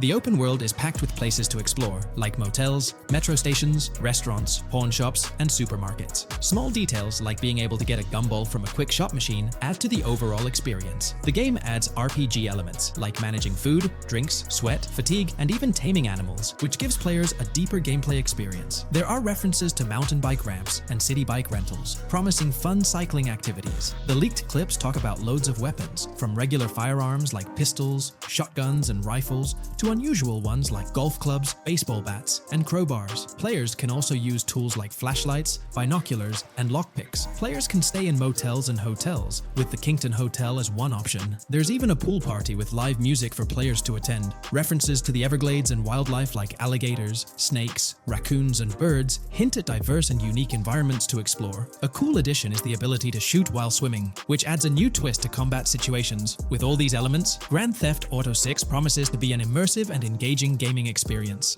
Hey, big news for all you GTA fans out there. GTA 6 is shaking things up with some major changes in the series. We've got a ton of fascinating info about the game that you absolutely need to hear. Just a heads up, the details we've got are from leaked footage online, but unfortunately we can't provide any links or show it. Nevertheless, there's a bunch of exciting stuff to discuss, like new animals, AI enhancements, RPG elements, and more. Let's jump right in. Fact 1. Excitingly, the Malibu Club and Ocean View Hotel make a return in GTA 6. Events like Lost at Sea Island Camp and Lost Plane suggest potential island scenarios akin to Guarma from a previous installment. Fact 2. While exploring, players encounter a myriad of wildlife: alligators, bears, boars, dogs, snakes, raccoons, birds, frogs, bald cats, and rodents. Symbols marking plants and toxic waste are also scattered throughout the game. Fact 3. In the game, keep an eye out for the Scarface crime scene, possibly an Easter egg paying homage to Tony Montana. There's also a murder mystery named Missing Tourists. Additionally, spots designated for campers hint at the possibility of owning a camper van in the future. Fact 4. GTA 6 offers an array of side activities, from backyard wrestling and racing to UFO events and beach bonfires. Even seemingly small actions, like picking up cans from the ground, are significant. Jason and Lucia, the main characters, possess special abilities akin to those seen in GTA 5. By the way, I'm holding a monthly giveaway for a PlayStation 5.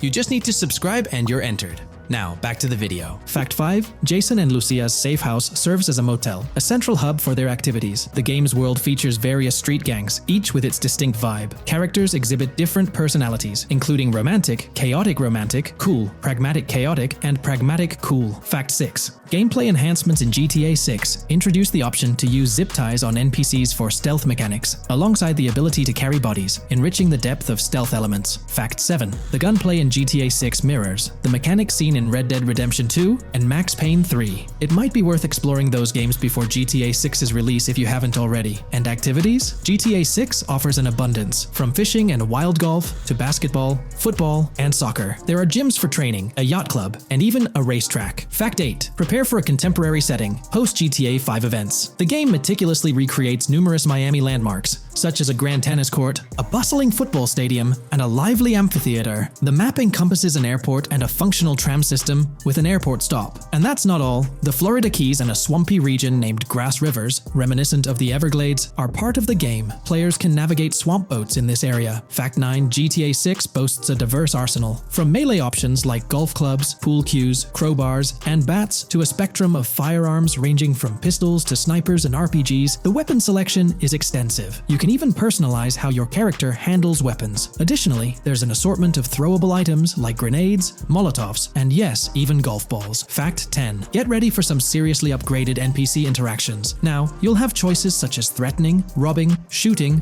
or restraining them. Some missions will even involve gesture-based actions, taking a cue from Red Dead Redemption 2. Car damage has been ramped up for realism, and the interior detailing is insanely intricate, complete with functional dashboards. Fact 11. Weapons are undergoing a transformation in GTA 6, drawing inspiration from Red Dead Redemption 2. Instead of a sprawling weapon wheel, you'll have specific slots for small firearms, melee weapons, rifles, and shotguns. No more unlimited weapons, but you can drop and pick them up along the way. Fact 12. During development, there was a glimpse of Arthur Morgan's hat, although its inclusion in the final game remains uncertain. Players now have the option to surrender to the police during a heist, introducing a thrilling twist. Police response time has been revamped to feel more authentic, featuring a timer that varies based on the severity of the crime. Murder gets a quicker response than robbery. GTA 6 caps the maximum wanted level at 5 stars, and a 6-star level seems highly unlikely in the current gameplay. Fact 13. Let's focus on the characters.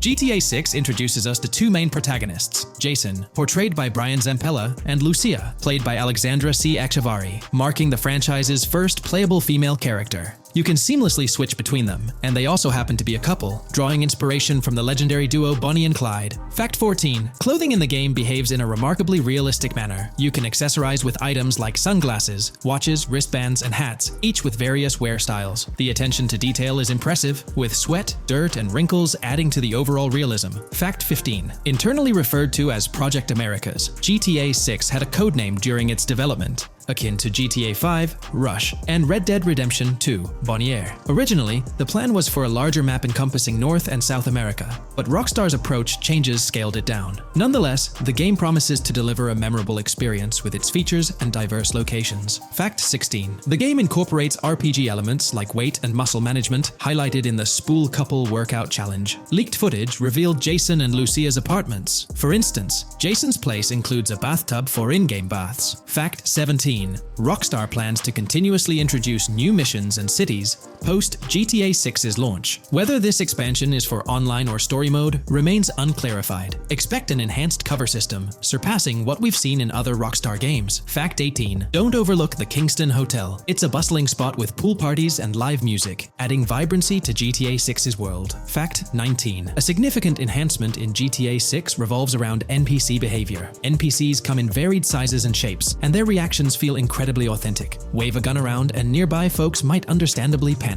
The game also features an intricate injury system, including concussions. Fact 20. Now, let's delve into the stunning visuals and exciting new features. Characters will naturally grow facial hair over time in GTA 6. Moreover, the game world will introduce a social platform called What's Up, resembling a playful version of WhatsApp. Excitingly for fans, spoof versions of social media platforms like Life Invader, Facebook, Bleeder, Twitter, and Snapmatic, Instagram, are making a comeback. Fact 21. Let's focus on our main characters, Jason and Lucia, each with their own inventory and a shared one. Your inventory can hold a variety of items like wine, soda, and fruit. Additionally, there's a duffel bag system facilitating easy transportation of supplies and weapons. Fact 22. Rockstar approaches storytelling in GTA 6 with greater caution, avoiding offensive jokes and being considerate about groups that might feel targeted. The narrative unfolds through chapters, akin to Red Dead Redemption 2's structure. Fact 23. Robberies take center stage in GTA 6, spanning from significant heists to smaller scores. There are easy scores like targeting bingo body shops, burnout skirts at Cafe Caraway, clothing stores, food trucks, massage parlors, and more. Moreover, the inclusion of robbing shipping containers elevates the thrill to a whole new level. Fact 24. Gameplay takes a significant leap. For the first time in GTA, players can crouch and go prone, introducing tactical elements. RPG elements also come into play, hinting at hunger mechanics and animal interactions, expanding the game's depth. Fact 25. GTA 6's map officially surpasses the size of GTA 5. This time the spotlight is on Vice City, an area inspired by Miami and its surroundings, offering players a vast and diverse landscape. There's even a lake featured in one of the videos, hinting at a significant part of Florida being included in the game. Fact 26. Hold tight, the jetpack makes its return. Shooting from cars is also part of the thrill, adding an extra layer of excitement. And brace yourself. GTA 6 introduces 18 brand new vehicles to the franchise. Fact 27.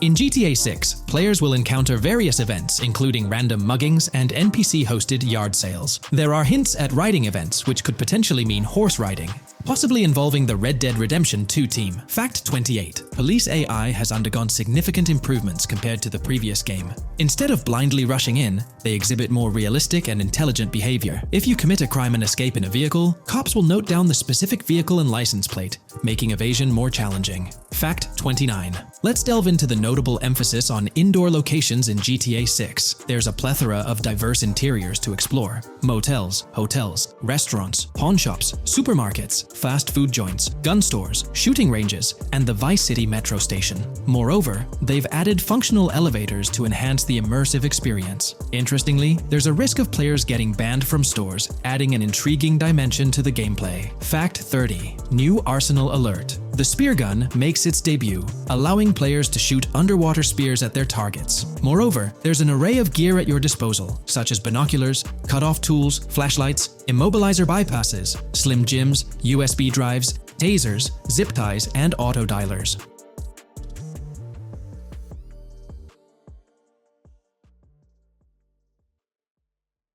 In today's video, we're about to explore the intricacies of the Vice City mapping project, unraveling the mysteries of the latest map iteration. Join us as we meticulously analyze the details and draw insightful comparisons between the expansive GTA 6 map and its predecessors within the series. Our adventure doesn't stop there. We'll be immersing ourselves in the leaked information from 2022, unveiling a treasure trove of open-world activities. Brace yourselves for a comprehensive list featuring every nook and cranny on the GTA 6 map, showcasing not only new additions, but also the anticipated return of beloved locations from the iconic GTA Vice City, as hinted in the leaks. Let's kick off this exploration by delving into the heart of the GTA 6 mapping project. For those familiar with it, this official endeavor aims to provide a scale-accurate representation of what players can expect in the actual game. The map sprawls across two major cities, Vice City and Fort Gorn, and every detail is meticulously curated from leaks and the official trailer. Now, for those wondering about the seemingly expansive green spaces on the map, it's important to acknowledge the limitations of our knowledge. The apparent emptiness serves as a stark reminder of the scarcity of information currently available. The top portion of the map,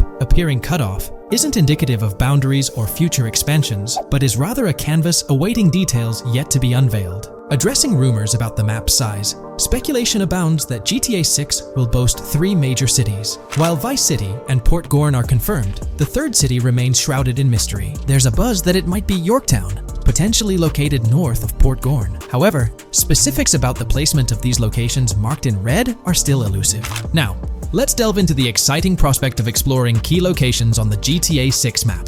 These names, extracted from the official trailer and leaks, offer a tantalizing glimpse into the rich and diverse world awaiting players. Get ready to traverse the landscapes of Yorktown Red Hill Fairyland Forest, near Berryland, a whimsical Disneyland parody, Ambrosia Lake, Leonida, Lore North, Beaches Belleville, Ica, Vice City, Hamlet, Grass Rivers, and the enigmatic Gator Keys. As our journey unfolds, stay tuned for more updates, insights, and speculations surrounding the continually expanding universe of GTA 6. The road ahead promises thrilling surprises, and we're here to navigate it together. Now, let's delve deeper into the intriguing details surrounding Port Gellhorn. The bustling streets and structures around Hank's Waffles Diner, a focal point for a heist according to the leaks, spark anticipation for dynamic in-game events. The meticulous rendering of these locales not only captures the essence of the city, but also invites players to immerse themselves in the narrative-driven experiences that Rockstar Games is known for. Examining the speculative changes in Port Gellhorn, the notable relocation of the Port Gellhorn airfield suggests a strategic reimagining of the city's layout. This shift, coupled with the adjustment of the Port Gellhorn Raceway, hints at a carefully planned urban evolution, potentially altering the dynamics of the airport's placement within the city. The industrial sector of Port Gellhorn provides a gritty backdrop, with the iconic United States Prison maintaining its imposing presence. The inclusion of the pawn shop, prominently featured in the trailer, underscores the developer's commitment to integrating real-world elements seamlessly into the game environment. Venturing southward, areas like Second Fina and Belleville remain enigmatic, their constant relocation adding an element of unpredictability to their final positioning on the map. Ambrosia La Pearl, steeped in mystery, teases players with its undisclosed location, heightening the sense of intrigue surrounding these diverse neighborhoods. Our exploration now takes us into the heart of Vice City, where a substantial chunk of the urban landscape unfolds before us. While speculation abounds regarding the placement of red buildings and names, the gray structures, sourced from both the trailer and leaks, serve as tangible landmarks, anchoring our understanding of the evolving cityscape. Vice Beach emerges as a vibrant district, adorned with numerous hotels that were meticulously analyzed in previous videos, providing a tangible link between the virtual world and its real-life counterparts. Washington Beach, with its diverse skyline, beckons players with promises of new adventures, enhanced by the improved streets of Stockyard, Little Haiti, Rock Ridge, and Crosstown, as showcased in the trailer footage. Descending further into the enchanting realm of Grass Rivers, we come across the enigmatic district of Hamlet, speculated to mirror the charm of Homestead. Yet, the persistent red designation leaves us tantalizingly in the dark about its precise location. This region reveals fascinating landmarks, including a power plant nestled at Turkey Point and a sewage treatment plant, painting a vivid picture of the industrial landscape, as gleaned from leaked footage. The presence of Grass Rivers itself, along with the mysterious Gator Keys and the alluring sundown, adds an extra layer of intrigue to this particular segment of the expansive GTA 6 map. A moment of appreciation is certainly due to the dedicated individuals steering the mapping project, whose commendable efforts grant fans an evolving and detailed peek into the GTA 6 world. Their commitment to accuracy and meticulous attention to detail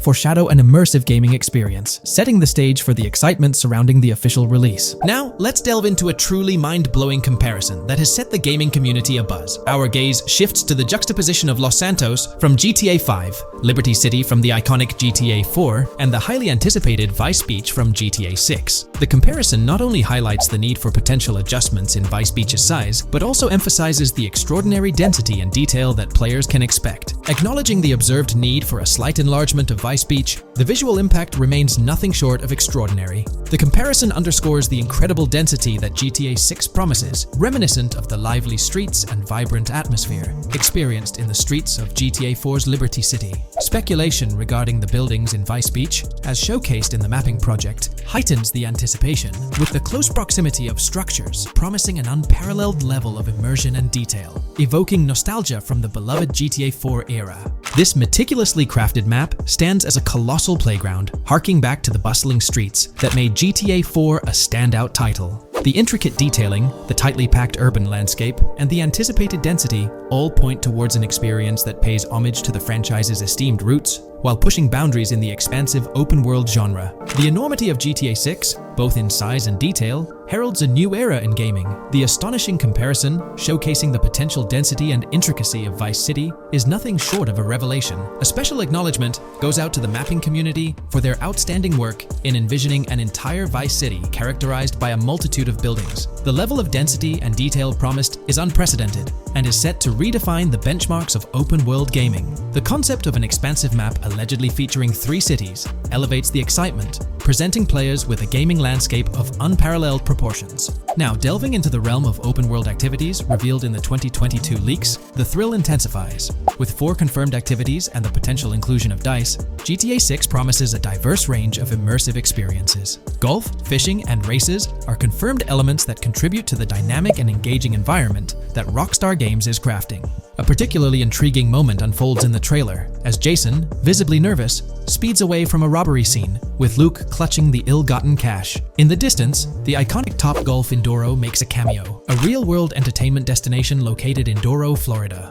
The climate-controlled hitting bays, HD TVs, and sports bar elements create an enticing backdrop for players to explore. This real-world integration adds a layer of authenticity, bridging the gap between the virtual and real worlds. Fishing, poised to be a serene yet potentially rewarding pastime, is expected to be available from various locations in the vast ocean. Races, an integral and adrenaline-pumping element of the GTA series, are set to deliver high-octane excitement that fans have come to expect from the franchise. Furthermore, a detailed list from the GTA 6 document unravels every location visible in the leaks on the GTA 6 map. This includes not only new and thrilling destinations, but also the return of iconic locations from the beloved GTA Vice City. The inclusion of familiar locales adds a nostalgic touch, creating a seamless connection between the past and the present within the expansive world of GTA 6. Now let's embark on a comprehensive exploration of some of the familiar locales making a triumphant return in GTA 6. As unveiled by the mapping project. These recognizable names from the GTA Vice City era evoke a sense of nostalgia, rekindling memories of past gaming experiences.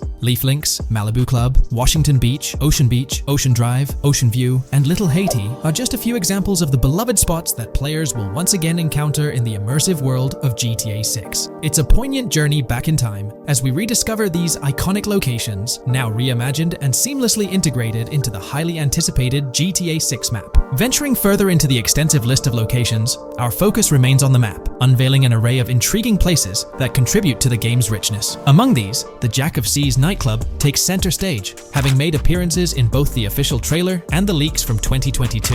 While a detailed reading of every location is beyond the scope, feel free to pause the video and explore these fascinating spots at your own pace. From quaint small stores to the distinctive stone sculpture gracing Vice Beach, each location adds layers of detail and authenticity to the sprawling game world, some of which have been exclusively revealed through leaks. Shifting our gaze to Port Gilhorn, a diverse array of captivating places awaits discovery. The car wash, soccer field, a bustling basketball court, the Ambrosia Farm, and the intriguing King Neptune statue are just a glimpse into the eclectic offerings in this part of the map. Sailing through the Keys, exploring underwater ruins, investigating an underwater research facility, and contemplating the mysteries of the Bermuda Triangle add an extra layer of fascination to the GTA 6 experience. With the unveiling of the mapping project, the sheer depth and meticulous attention to detail that Rockstar is investing in the GTA 6 map become even more awe-inspiring.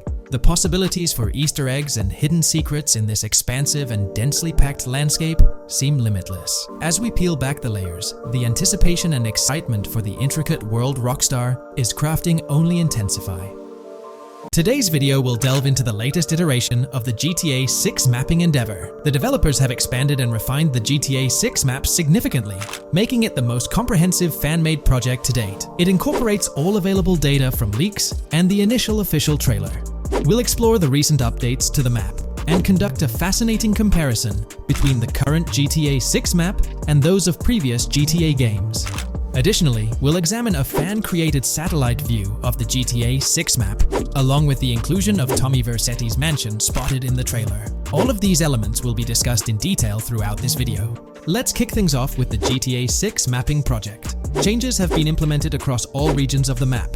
To ensure we cover everything comprehensively, we'll begin our tour from the northwest and work our way down, addressing each modification along the journey.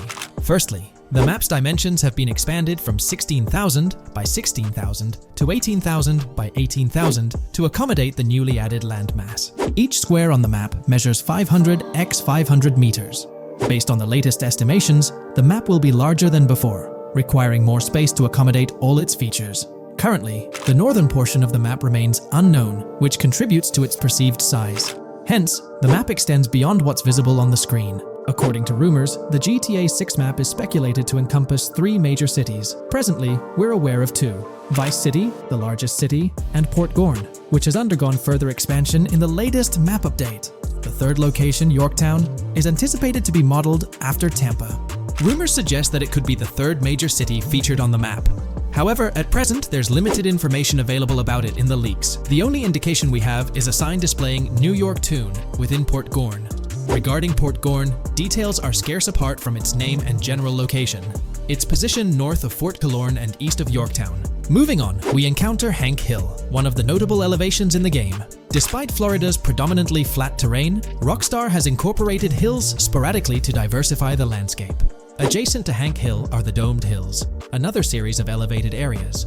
Notably, the border of a river is highlighted in orange, indicating speculative terrain.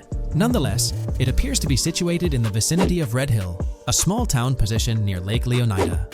The largest body of water, Lake Leonida, sits approximately at the map's midpoint, drawing parallels to Lake Okeechobee in real life. To the north of Lake Leonida lies Fairyland Forest, a wooded area neighboring Fairyland, a playful nod to Disney World. To the east of Lake Leonida, you'll find Ambrosia and Laurel, 2 additional small towns, along with North Beaches. Heading south from Yorktown, we reach Port Gorn, which has undergone expansion westward. The buildings and roads depicted in black and grey correspond to those visible in leaked footage and the trailer. Roads highlighted in red, along with orange borders, remain speculative. However, the port area shows 2 speculative buildings and a portion of the border that's confirmed. The Bay Area has seen overall enlargement, including modifications to the speculative islands near Port Gorn. Additionally, a newly added section featuring small islands and a confirmed border indicates further expansion. With these developments, Port Gorn's size may rival that of Vice City. It might not match Vice City's scale, but it could rival, if not surpass, GTA 5's Los Santos, which is remarkable, considering it's our second city on the map. Additionally, the confirmed borders of Port Goro have been adjusted based on new evidence. The remaining areas in Port Goro largely remain unchanged. We still have Han Waffles Diner, surrounded by its buildings and structures, along with Port Gorn Motel, Gorn Bluff, the Pawn Shop, Port Gorn Raceway, Port Gorn Airfield, and the United State Prison. Belleville and Econfina remain situated near Vice City. Now, focusing on Vice City itself, much of it retains its layout from the previous map update. We observed the increasing density of the map, particularly with the Stockyard and Crossdown area now filled in, along with the hotels in the Vice Beach area. The proximity of the buildings to one another is quite striking. Additionally, the buildings on Pelican Harbor Island remain consistent with the previous update. However, there's been a recent discovery. I'd appreciate your thoughts on this matter in the comments below, as it could potentially be significant if confirmed. According to this viewer, they claim to have identified Tommy Vercetti's mansion in the trailer. They're referring to this specific mansion situated on the middle island, directly behind the enormous yacht. It bears a striking resemblance to his iconic abode, raising the possibility that it could indeed be the one. However, it's challenging to make a definitive judgment, since it's nighttime in the footage. It could simply resemble it, but it's difficult to confirm. Nevertheless, it would be fantastic if it indeed makes a return in the game. The recent update brought significant changes to Vice City, particularly with the Vice City port. This is where the scene featuring the bolt shot from the trailer takes place. Now, we have a clearer understanding of its entire border, with some buildings identified. There are 2 speculative buildings, along with some confirmed ones. The bridges have been updated, and there have been adjustments to the speculated Raya Way. Furthermore, the FLP Solar Amphitheater has been relocated northward based on new evidence. The Vice City International Airport metro station has also undergone updates, aligning with new information from leaks. Notably, the airport now appears more complete, with an additional hangar. These encompass all the changes made to Vice City. Now let's shift our focus to the Grass Rivers, as they've also received updates. The speculative landmass along the west coast has been adjusted to accommodate the map expansion. Notably, the Lake SLW waterway now connects to the Grass Rivers, providing insight into the potential appearance of this swampy region on the map. A scene from the trailer showcased the Airbolt, a vehicle likely used for traversing these areas. Hamlet remains in its original position, serving as a parody of Homestead. It's interesting to note the location of the Shaka Shed, situated in the middle of the Grass Rivers, reminiscent of the shacks seen in Lemoyne in Red Dead Redemption 2. This suggests that this area may draw inspiration from its counterpart. Furthermore, I anticipate hunting to be quite intense in this region, given the presence of alligators, snakes, and lizards. The diverse wildlife, particularly at night, is bound to create a thrilling atmosphere. Additionally, changes have been made to the Gator Keys and the surrounding islands, as observed in the trailer. More specifically, there have been additions to speculative locations, such as Bird Key, based on new evidence. Additionally, some speculative areas across the map have been updated. That wraps up the analysis of the latest version of the GTA 6 mapping project. It'll be intriguing to see how closely it aligns with the actual map. Moreover, let's delve into a fascinating comparison between this latest version and all the other maps in the GTA series. Take a look at this comparison. On the left side, you'll find the latest version of the GTA 6 mapping project. Above it, there's the map of North Yankton from GTA 5. To the right of the North Yankton map, you'll see the island of Copico from GTA Online. Next to Copico, there's the GTA 5 map. Below that, we have the GTA 4 map. Below the GTA 4 map are the maps of Liberty City and GTA 3. And finally, at the bottom, there's the map of GTA San Andreas. One of the first things I noticed is how compact the GTA 4 map appears compared to others. Despite its small size, it boasted greater density than the GTA V map. Streets were closely packed, and every inch of space was utilized efficiently. Anyone who's played GTA 4 can attest to the unparalleled density of its city, brimming with intricate details. I anticipate a similar level of density and attention to detail in the GTA 6 map. Considering the vastness of the GTA 4 map, despite its modest size, I expect the density in GTA 6 to match, if not surpass, that level. Even though GTA 6 is already approximately twice the size of the GTA 5 map, the addition of intricate details will make it feel even more expansive. Now, let's examine a comparison between the old GTA Vice City map and the latest version of the GTA 6 mapping project. The old Vice City map has been superimposed onto the new one, allowing for a visual comparison of the two. What caught my attention was the size of the GTA Vice City map, which is quite substantial. However, in GTA 6, improvements are expected across the board. There will be more buildings, positioned closer together, enhancing the overall design and creating a denser environment. I also wanted to discuss a map that's been generating a lot of buzz within the community. Someone utilized images from Google Maps to supplement the mapping project. This method offers a clearer perspective on how the game's environment might appear in terms of scale and layout. While this representation may exaggerate the city's size with an abundance of buildings, it provides insights into the length and layout of highways, which have been overlaid with speculative areas. Additionally, looking at Yorktown, despite the lack of details, its size hints at the potential scale of both Yorktown and Port Gorn. Furthermore, the top portion of the map may resemble the depiction, although details remain uncertain. Considering the vast array of features such as multiple airports, cities, small towns, mountains, hills, and swamps, it's evident that GTA 6's map is poised to be the most impressive in the series. There's little doubt that it will set a new standard. If you haven't been following the latest news on GTA 6 over the past year, you might be surprised by how much information has emerged. Here's a comprehensive update on everything we currently know about GTA 6. We have details about a wide array of items and tools featured in GTA 6. These include the auto dialer, binoculars, immobilizer bypass, cutoff tool, painkillers, pool cue, trauma kits, golf driver, food and drink, golf putter, USB drive, golf iron, crowbar, golf wedge, torch, jammer, duffel bag for looting, cigarettes, and a loot backpack. Let's discuss the game engine. Developers have made significant enhancements to the Euphoria physics engine, improving ragdoll physics and overall game mechanics compared to GTA 5. Now let's discuss the multiplayer aspect. In a leaked clip from GTA 6, we observed a multiplayer session with a player count. This suggests there were 2 players present in the lobby out of a maximum capacity of 32 slots. This mirrors the setup seen in Red Dead Online and GTA Online, where the capacity is stated as 32, but practically accommodates 30 players plus 2 spots reserved for spectators. While hopes for larger lobbies persist, it appears the testing phase involves 30-player lobbies. Leaks also suggest advanced weather systems, including heavy fog, a feature that was less common in GTA 5. Moving on to collectibles, there's mention of Wyman car parts. In a clip featuring Lucia, a developer is seen placing a cardboard box with a circular icon, indicating it as lootable.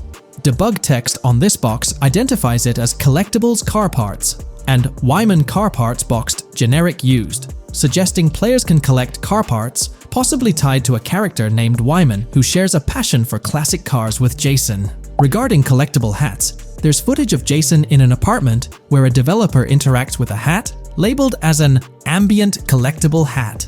According to debug text, this hints at the inclusion of clothing items as ambient collectibles within the game. Additionally, a comprehensive list of all brands featured in the game is provided. While some brands may be integral to the story, many are included for realism and immersion. The list is displayed on screen for viewers to pause and inspect at their leisure.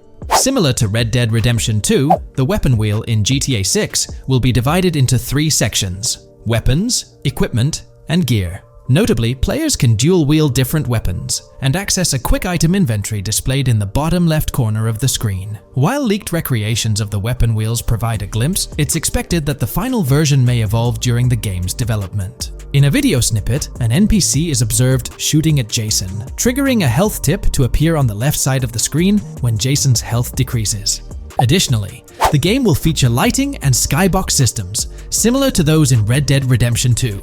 Promising improvements such as volumetric clouds and better lighting effects. Speaking of criminal activities, noteworthy events include the Hank's Waffles heist, where Jason and Lucia pull off a daring robbery. Other clips suggest Jason possesses an ability to perceive through walls. Additionally, there are events focused on searching vehicle trunks, which may yield valuable items or nothing at all. Lastly, delivery and pickup warehouse events are mentioned for Port Gellhorn, though specific details are still unclear. When it comes to accessible buildings, GTA 6 offers a wide range, including the Malibu Club, a pawn shop, Jack of Hearts Club, supermarkets, bars, restaurants, apartments, and laundromats, all enriching the immersive experience. Players will also have the ability to command the other character during a robbery. In leaked footage, a prompt advises players to either check in with Jason or hold for more options, indicating the potential to issue commands to your partner during a heist.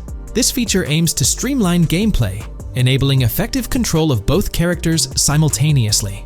Unlocking doors and gates is also demonstrated, as shown in a video featuring Jason in the San Forsan area. Debug text indicates locked door panels, suggesting the necessity to unlock specific entry points. In addition, a new police system called Time Until Cops Dispatch has been implemented. Now, when you commit a crime, the police won't immediately arrive. Instead, you'll have a brief window to evade capture before law enforcement begins to converge on your location. Security cameras play a role in surveillance, but their function differs from GTA Online. Instead of instant detection, there's a detection meter similar to games like Payday 2 or 3. As the meter fills up, you must break line of sight within a certain time frame to avoid detection. Players also have the ability to restrain NPCs using zip ties, as seen in leaked footage. This feature enhances the realism of robberies, offering greater control over the situation.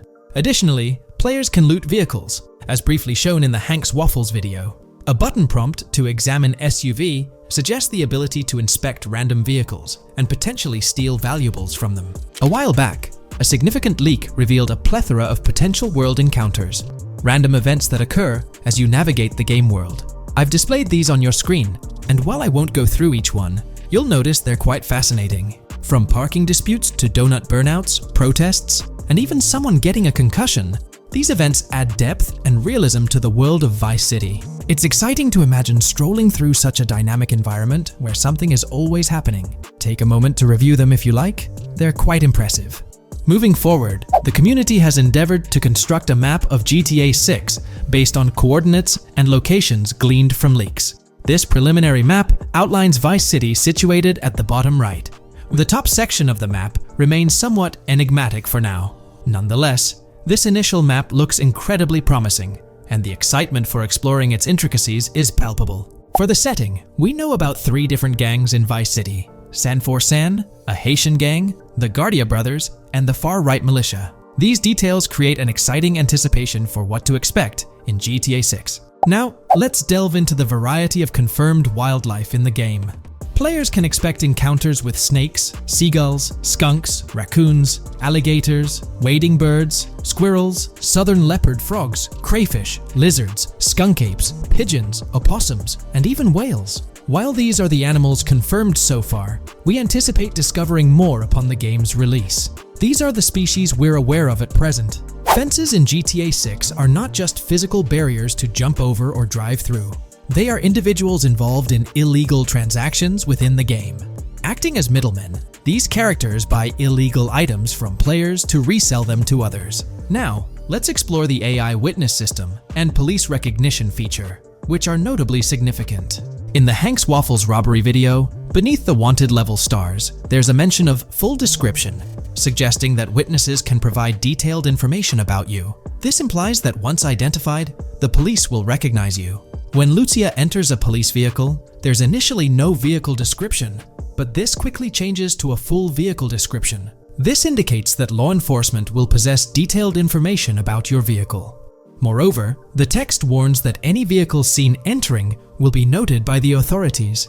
This suggests that even after losing a wanted level, if spotted again in the same vehicle, the police will pursue and apprehend you. During the robbery scene, Jason attempts to prevent customers with yellow icons above their heads from calling the cops or fleeing. Additionally, a female NPC inside the diner exhibits similar behavior, with her icon flickering as Lucia leaves, turning red when surrounded by cops, and then fleeing upon spotting Lucia. These advanced NPC systems indicate a more sophisticated interaction model. Regarding item sharing, Jason and Lucia appear to be able to share items between them. For instance, in one clip, Jason steals items from containers, keeping some for himself while sharing others. Regarding sound design, it's no surprise that GTA 6 will feature more realistic soundscapes. Weapon sounds are crisper and more authentic, with increased volume for a more immersive experience. The impact of bodies hitting the floor will have a deeper thud, creating a more visceral effect. Police sirens will reverberate off buildings and environmental elements more realistically, while the sound of items will vary depending on the surroundings. For instance, if you're in a shipping container, sounds will echo more, adding depth to the auditory experience. Overall, these sound enhancements aim to emulate real-life scenarios more accurately, contributing to the game's realism. Moving on, we have an extensive list of every confirmed vehicle slated to appear in GTA 6, sourced from both the game files and leaks. I covered these in detail in a previous video, so I won't repeat them here. However, I've provided them on your screen for your reference. If you're interested in exploring the full list yourself, you can find them on page 30 of the document. The game features improved vehicle damage and handling, as seen in clips where crashes result in realistic effects, like splitting front fenders and bending car hoods. Furthermore, car interiors now include a functional GPS and waypoint system, enhancing immersion, especially in first-person driving. Players also have the option to enter a car from the passenger seat, adding a touch of realism to gameplay. These details highlight GTA 6's commitment to intricate design elements, evident in its meticulous attention to detail throughout the game. In addition, several new gameplay mechanics have been revealed. Players will now have the ability to walk while in cover, a long-awaited feature that introduces prone movement for the first time in GTA gameplay. Loot bags will allow for storing additional items, and players can now drop and pick up weapons. A new under fire animation has been introduced where characters cover their faces during combat, and players can opt to self-revive after sustaining heavy damage. Other significant mechanics include the ability to switch shoulders while aiming down sights, grappling during hand-to-hand combat, and the introduction of buddy communications and a buddy ping system. This system, likely shared between protagonists Jason and Lucia, remains intriguing, with its full functionality yet to be revealed. Additionally, a new cover mode has been introduced, altering the way shooting from car windows is executed. Characters will now fully lean out of windows, enabling full 360-degree shooting. Furthermore, a new ability system has been introduced, potentially exclusive to Jason, allowing for a form of wall perception. Whether Lucia will possess this ability remains uncertain. Players can also interact with a greater variety of objects and NPCs, engaging in actions such as carrying bodies, committing robberies, issuing threats, and conversing during criminal activities. Moreover, the ability to pick up additional items, such as beer bottles and cans, enhances the overall gameplay experience. Let's explore some of the exciting new gameplay systems. Firstly, there's the introduction of money laundering, hinted at during the Hank's Waffles robbery. An icon found near the car wash property featured a washing machine with a dollar sign, suggesting potential opportunities for money laundering. This implies that players may be able to purchase properties with the intent of laundering money, although specific details on mechanics remain undisclosed. Nevertheless, it appears players will once again have the option to acquire certain types of businesses for illicit activities. Additionally, there's a confirmed lineup of weapons, which includes a rocket launcher, assault rifle, baseball bat, polymer pistol, knife, bolt-action sniper rifle, Molotov cocktail, spear gun, which is intriguing, smoke grenade, compact SMG, flashbang, micro SMG, sniper rifle, heavy machine gun, auto rifle, and pump-action shotgun. Moreover, glimpses of Jason in various states, sporting different hair lengths and facial hairstyles, suggest a hair growth system akin to Red Dead Redemption 2. This feature seems highly likely given the game's lineage. In terms of sustenance, players can consume items directly from their inventory. In a scene at a gas station, Jason adds wine, soda, and fruit to his inventory, highlighting the ability to eat and drink on the go, akin to mechanics seen in Red Dead and GTA Online. In GTA 6, you can expect to encounter raccoons rummaging through trash cans and stealing food bags.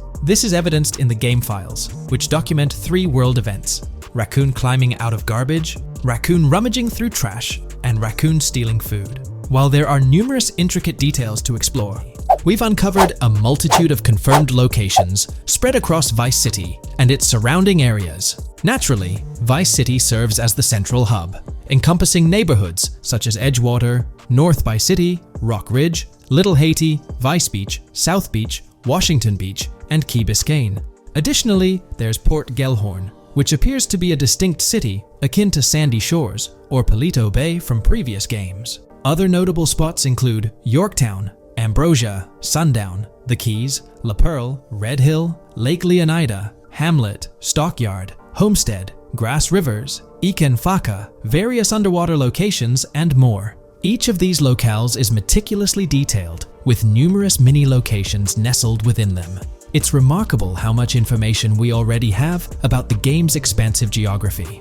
In GTA 6, if your character sustains injuries, health will regenerate slowly over time. To expedite recovery, you can access the weapon wheel and utilize a healing item. Unlike GTA 5, where health only regenerates up to 50% naturally and requires snacks for full recovery, GTA 6 appears to allow for natural regeneration to full health, albeit at a slower rate.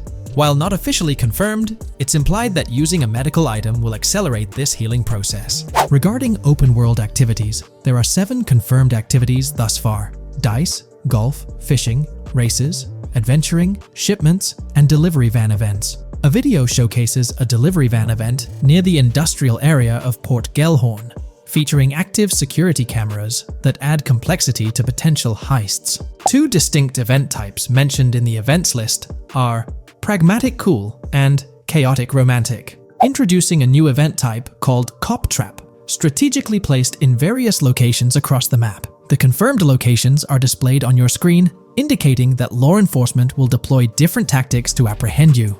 Next, let's explore the array of new features spanning 2 full pages. Firstly, an enhanced AI system is showcased in a video, where enemy AI targets Lucia once she turns around. These adversaries demonstrate improved decision-making, adapting their shooting tactics dynamically based on the situation. Notably, they adjust their positioning relative to nearby objects, aiming to avoid frustrating head-glitching tactics. Additionally, they display more tactical behaviors, such as lowering their profile during reloads and employing lateral strafing while firing. NPC behavior has also undergone enhancements, with AI groups no longer wandering individually, but moving in clusters, reminiscent of the dynamics seen in Red Dead Redemption 2. This is evident in a video where Lucia encounters a group of tourists engaged in conversation as they pass by. This enriches pedestrian interactions beyond the independent roaming seen in GTA 5, now featuring diverse groups and even couples strolling together, enhancing the game's realism.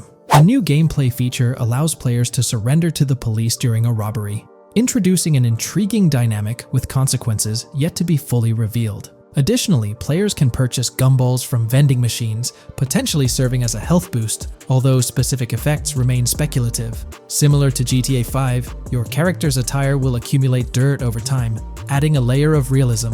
Hacking will also be a significant element, with Lucia seen carrying various hacking tools, though it's unclear if Jason will have access to these tools as well. Previous leaks suggested Lucia's role as the designated hacker, but further details will emerge in due course. Expect an enhanced car hijacking system in GTA 6. For example, the inclusion of an immobilizer bypass suggests that stealing luxury cars will be more challenging. Additionally, a tool called a Slim Jim will be used to unlock older vehicles, adding complexity to car theft. Moreover, events such as Steal Car in Progress and Steal Car Fail indicate potential complications during vehicle theft. Events like Carjacking Cat and Carjacking Advanced AI suggest further intricacies in vehicle-related activities. Finally, the document concludes with approximately 20 pages detailing locations found in leaks that correspond to real-world locales in Miami. This inclusion underscores the meticulous efforts put into crafting a rich and immersive game world. When we talk about the positive aspects of this partnership, it's essential to highlight the potential benefits that can emerge from Rockstar's newfound support for the modding community. One of the significant upsides is the acknowledgement of the brilliant and skilled developers behind the modding scene. For years, these developers have worked tirelessly to create unique and engaging experiences within the GTA universe. With Rockstar stepping into a collaborative space with CFX, there's an opportunity for a more symbiotic relationship. The infusion of official support could mean more resources, tools, and encouragement for modders to continue pushing the boundaries of what's possible within the GTA ecosystem. This collaboration might lead to innovative gameplay features, improved server stability, and an overall better experience for both players and content creators. Moreover, the recognition from a gaming giant like Rockstar could open doors for these modders in the industry. It may pave the way for potential collaborations, official partnerships, or even job opportunities within the gaming development sphere. This, in turn, could elevate the modding community to a more prominent and respected position within the gaming landscape. However, it's crucial to approach these potential benefits with cautious optimism. While the partnership appears promising on the surface, the reality lies in how Rockstar manages the delicate balance between maintaining control over its intellectual property and allowing creative freedom for the modding community. The outcome will heavily depend on Rockstar's willingness to foster collaboration, rather than imposing strict regulations. As GTA 6 draws closer, the impact of this collaboration will become more apparent. Whether it becomes a model for future partnerships between game developers and modders, or encounters challenges that hinder its success remains to be seen. The dynamics between Rockstar and the modding community could shape the future landscape of custom servers, roleplay experiences, and the overall modding scene in the gaming world. Stay tuned as we continue to explore and analyze the evolving relationship between Rockstar and the modding community. On the positive side, there's a glimmer of hope that Rockstar's acknowledgement of mods enhancing the player experience could pave the way for more modding support in GTA 6.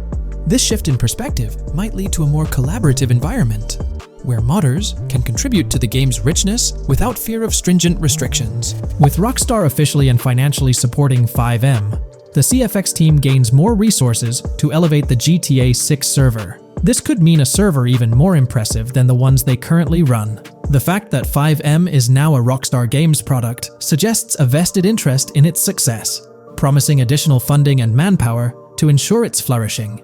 an intriguing prospect emerges concerning the accessibility of custom servers.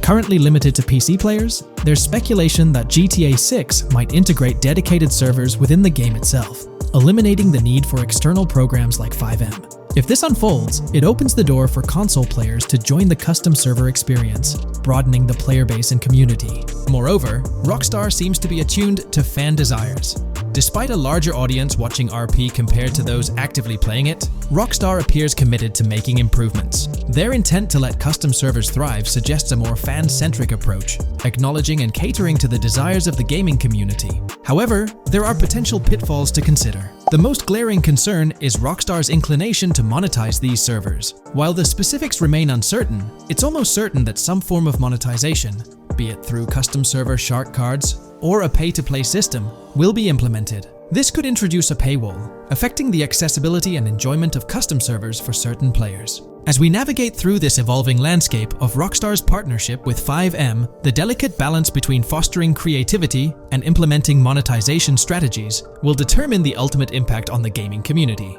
Stay tuned as we continue to unravel the complexities of this collaboration and its implications for GTA 6 and the modding community. Let's unpack this a bit more. The whole monetization story got its moment in the spotlight during an earnings report where Take-Two CEO Strauss Zelnick spilled the beans. He essentially said, "If folks are messing around with our intellectual property, why not make a buck or two?" It's a straightforward business move, really. Taking a page from the unprecedented success of GTA Online, it seems like Rockstar caught a glimpse of how these free servers could turn into a money-making machine. Now, the potential downside of this situation lies in the realm of competition. Rockstar's got its A-team working on the custom servers gig. That means anyone outside the Rockstar circle trying to whip up something akin to FiveM is practically painting a target on themselves for a cease and desist. Let's face it, Rockstar might have eyed this strategic move with FiveM from the get-go.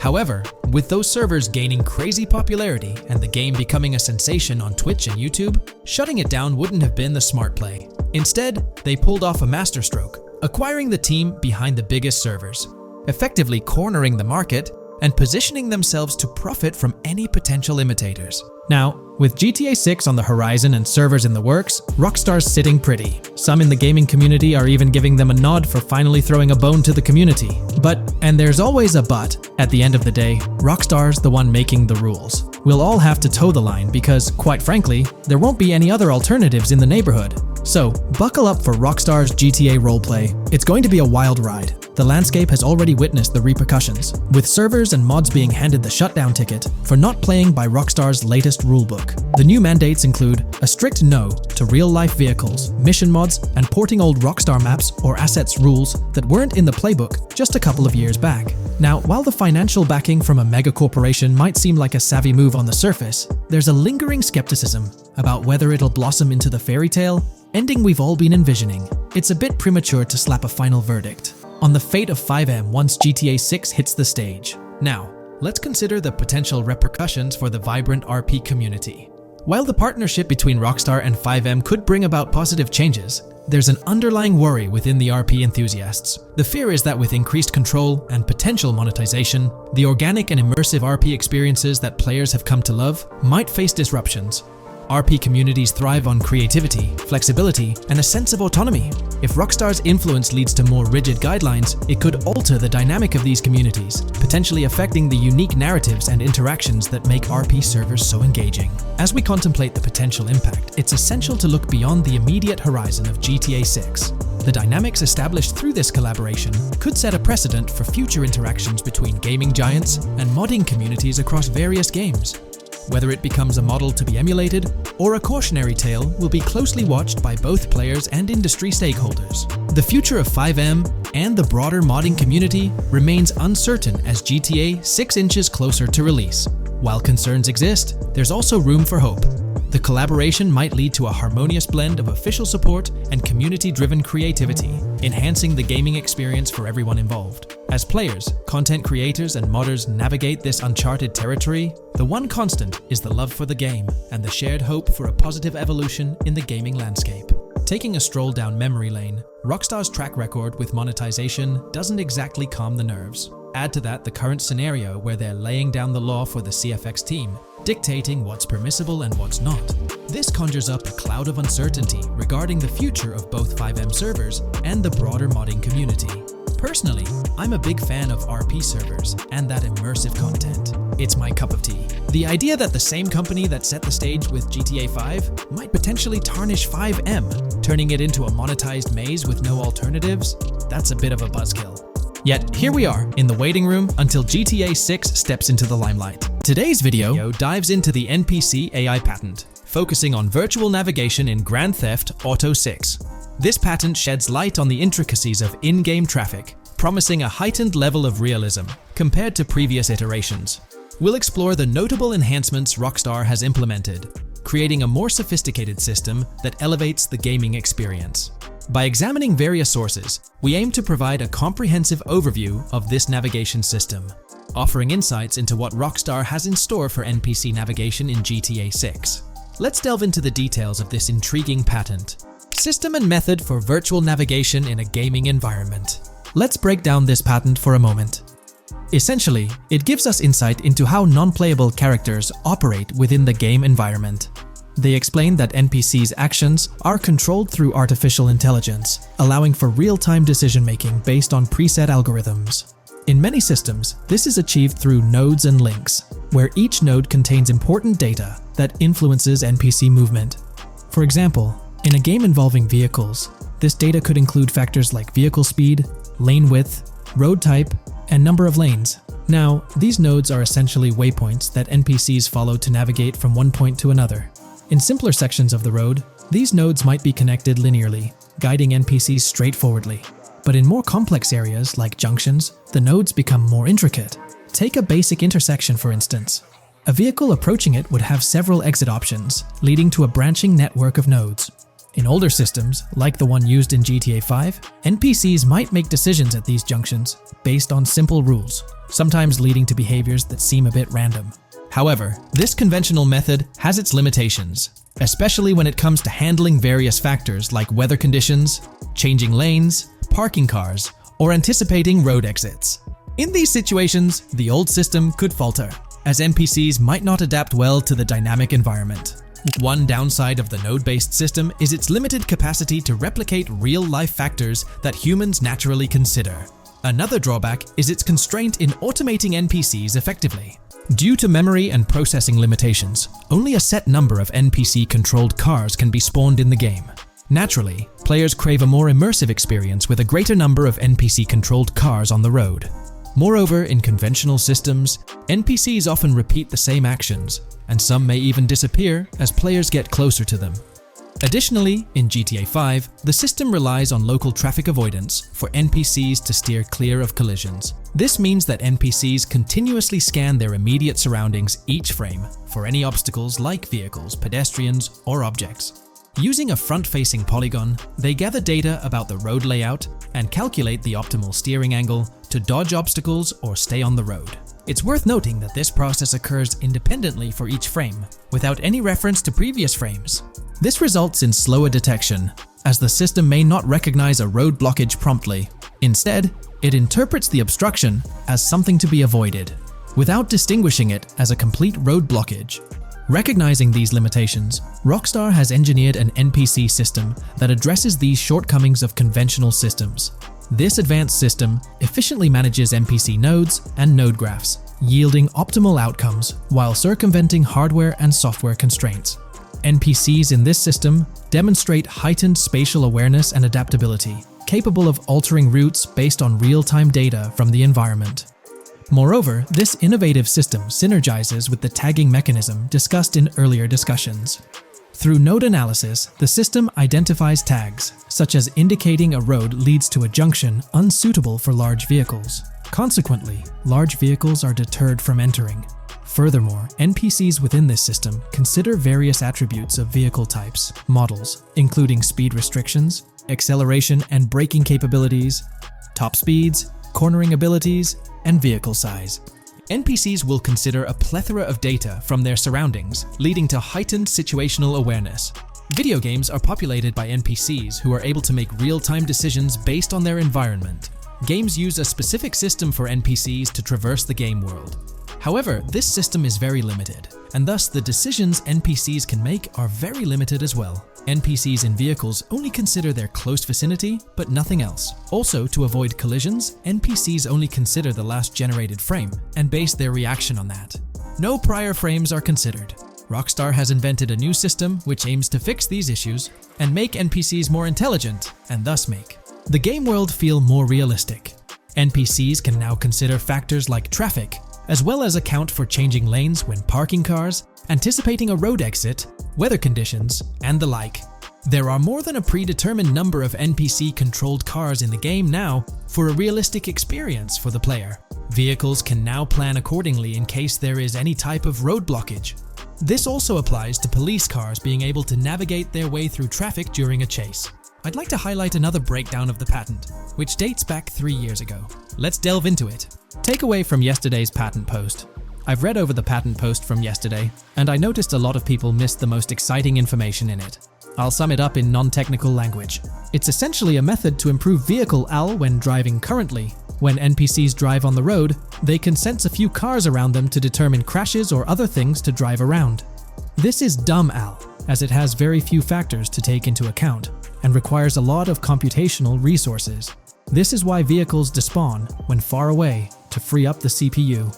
Rockstar's patent describes a system that primarily will change this and give NPCs more situational awareness. They will essentially have an objective of navigating from one location to another. Simplified, but is essential in making routines similar to RDR2, and be able to take into account other external factors. Coolest of all, NPCs will still exist when your game isn't rendering them in this implementation. Specific examples mentioned by Rockstar state they will be able to use weather conditions, traffic, and crashes to determine where to go. Some areas might be dangerous in the rain, they might avoid it.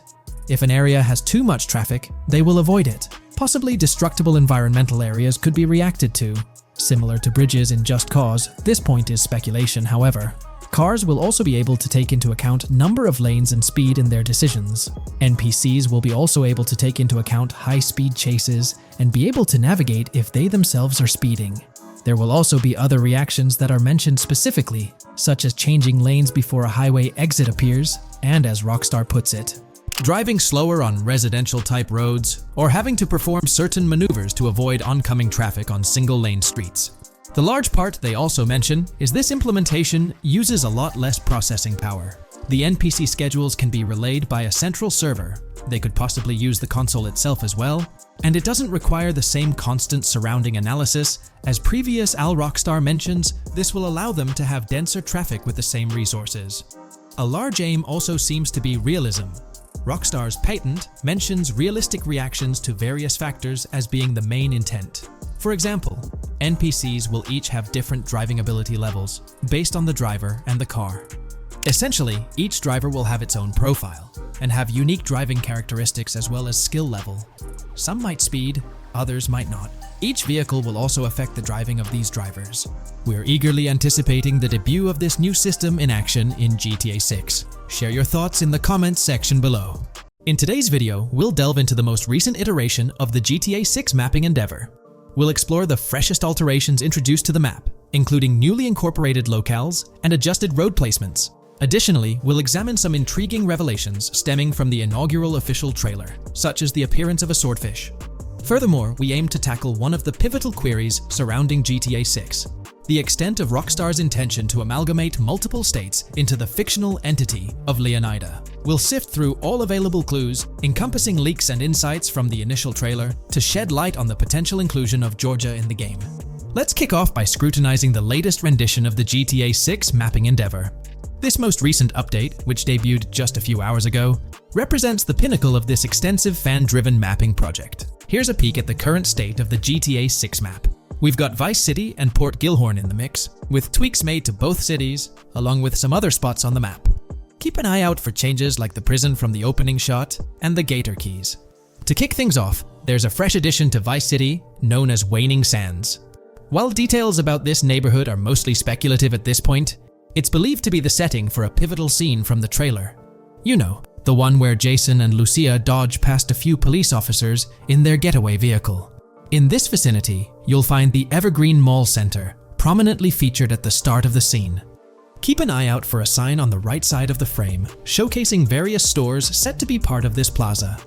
In a recent mapping video, there was some speculation about whether this plaza would be fully accessible. While only part of the name MLE is visible at the top of the sign, it seems the mapping community is also leaning towards it being called Evergreen MLE.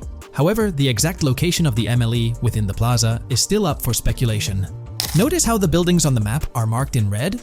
Well, there are a few other speculative additions to Waning Sands. These include a gas station, Sailbolt K condos, and Cricket Club condos. Here's what we're using as a reference. You can catch a glimpse of the gas station roof along with other nearby buildings. In a previous video, we floated the idea that this could be Topgolf in Dalal, Florida. However, it seems unlikely now since the placement doesn't quite line up. But hey, let's hold off judgment until we know more. Now, let's talk about some updates in the positioning of various elements. The placement of several buildings, basements, speculative roads, metro, rail, crosstown, downtown, and Brickell has been tweaked. We're using yellow and purple lines to show the speculative metro and railway in Vice City. The metro system has seen some significant enhancements, especially in its connectivity to Vice City International Airport and the area between Crosstown and Brickell. The buildings in this vicinity have also been reorganized to more closely resemble their real-life counterparts. Speculative roads and highways have been adjusted to better fit the new placements. We've also made slight adjustments to the rotation of the prison from the opening scene with Luke to align with new evidence. Additionally, we've fine-tuned the positions of some trailer markers in the stockyard area, such as those for the car meet in Windwood and the bikers in Little Haiti. In terms of location changes, Leaf Links from the previous map version has been moved to Virginia Key, meaning earlier speculations regarding Leaf Links are no longer applicable. Furthermore, based on new radar map evidence, the shape of Picnic Island has been altered. Heading down south, you'll notice that Hamlet is no longer labeled as such. Instead, it's reverted to its real-life name, Homestead. This change suggests that Hamlet might be situated elsewhere in the game. Now, shifting our focus to Port Gellhorn, the other major city on the map, it's also undergone some updates. We've added more speculative details for the area across the body of water on the other side of Buer Bridge, incorporating new evidence into the mix. So, to sum up, those are the latest updates to the GTA 6 mapping project. Before we wrap up, let's delve into an interesting discovery from the first official trailer. I'm not into fishing, but I noticed this in the trailer, and my first thought was a swordfish. But I could be wrong. Is anyone who knows more about fishing able to confirm? Let me know what you all think this is.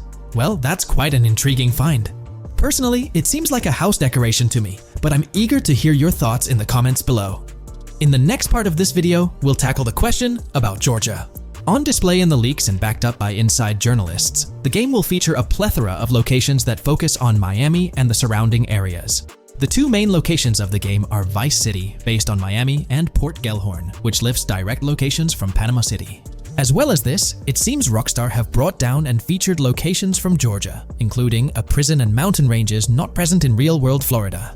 I'm curious, do you think Georgia will make an appearance in GTA 6? Let's examine the evidence we have so far. There have been some recent findings, so let's kick off by checking out this Reddit post. Georgia evidence. In the leaks, there's a mention of canyon etchings, along with the other ambient events, which I thought couldn't be in or based in Florida.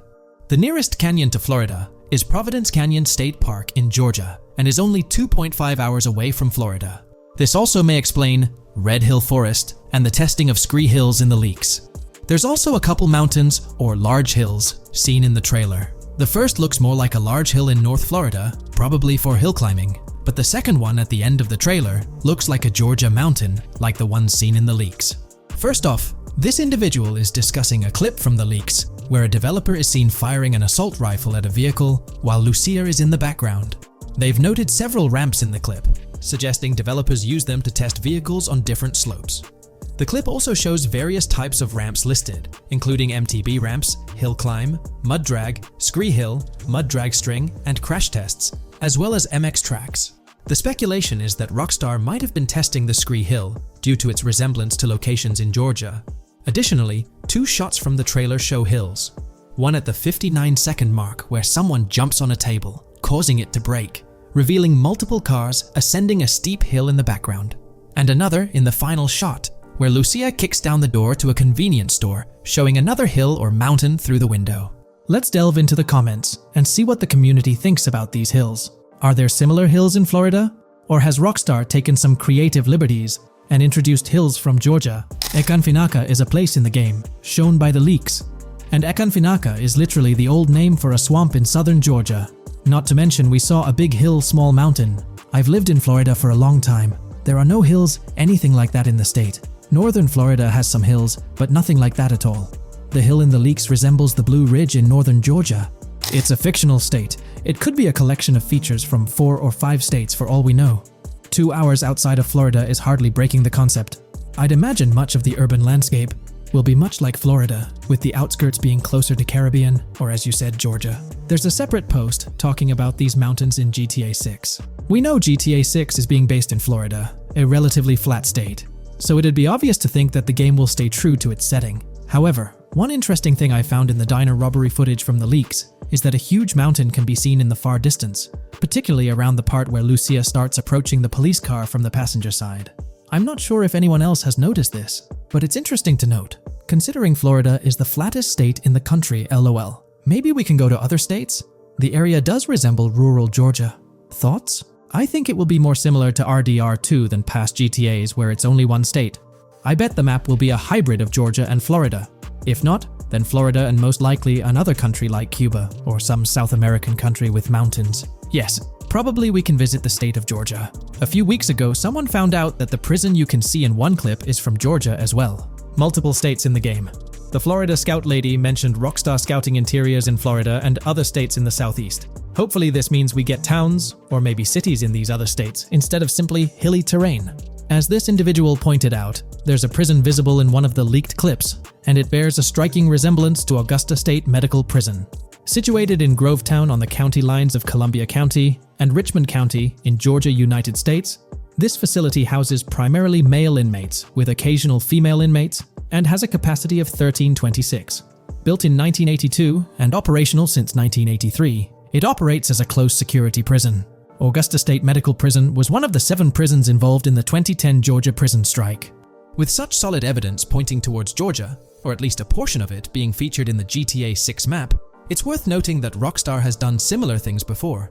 In GTA San Andreas, for instance, they created the state of San Andreas, which is a blend of California and Nevada, with Las Venturas mirroring Las Vegas. Feel free to share your thoughts on everything discussed in today's video in the comments section below. Alright, so in the GTA 6 trailer, there's this moment where this girl in a white bikini gets everyone talking, debating whether she's Lucia or not. She's chilling near this pool, taking in the Vice City skyline, and then she turns around. And let me tell you, there's a bunch of stuff to unpack there. Her hair moves all natural-like, swinging around as she turns. She's got these big hoop earrings, cool purple sunglasses, rocking a purple lipstick, and check out those nails, French tips. Oh, and there's this bracelet on her left wrist that catches the eye too. Now, here's the deal. Some folks are saying, nah, there is absolutely no way that is Lucia, or it just doesn't cross anyone's mind. Their argument? She looks different from how Lucia appeared in other shots, especially in that jumpsuit and during the whole crime spree with Jason. But hold up, there's a good chance that in GTA Online, customization's gonna be off the charts. Need a different haircut? No biggie, just swing by the in-game salon.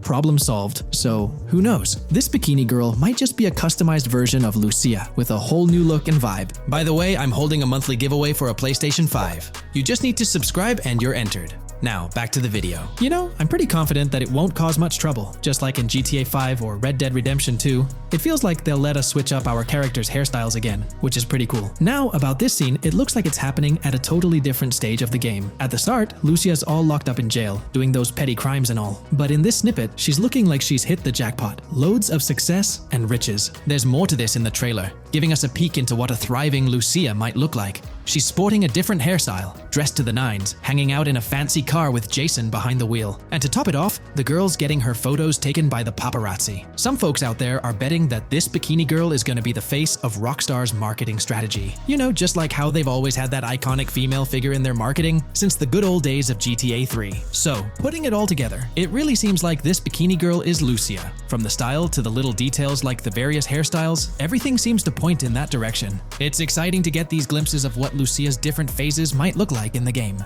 Rockstar's been doing this thing with the promo girls for ages, from the early days of GTA 3 to the more recent GTA 5. You might remember them. The girl in the bikini holding the martini glass, or the San Andreas girl leaning over at the Vinewood sign with those shades. They've always had these distinctive figures for their marketing. A bunch of people are pointing fingers at this bikini girl, saying she's the new Rockstar promo face, but I've got my money on Lucia. Take a look at those birthmarks and accessories, those little marks on her face and arm. They're pretty similar to what the bikini girl's got. Sure, some aren't super clear, but makeup or sun exposure could easily cover them up. And those earrings and bracelets, they match up pretty well with all the girls who look like Lucia. Even if some shots might leave room for doubt, like the one where she's driving that fancy car, I'm pretty convinced it's Lucia. Jason's checking her out, the accessories are a close match, and her facial structure lines up. Not to mention, her body shape, facial features, skin tone, hair length, and color, pretty much all of it lines up perfectly. In that scene, the way the bikini girl moves seems a bit forced, like she's intentionally flipping her hair or something. So maybe it's part of a mission, Lucia trying to blend in at some event to gather info, or pull off a heist. Or perhaps it's one of those moments where she's at the top of her game, all successful and loaded. Oh, and that bikini she's wearing? It's from the Santino brand, which first showed up in GTA 5. So, in GTA Online, we've got this whole range of clothing options, right? There are jackets, shoes, and some of them even parody luxury brands like Louis Vuitton, which is a real high-end clothing and accessories label.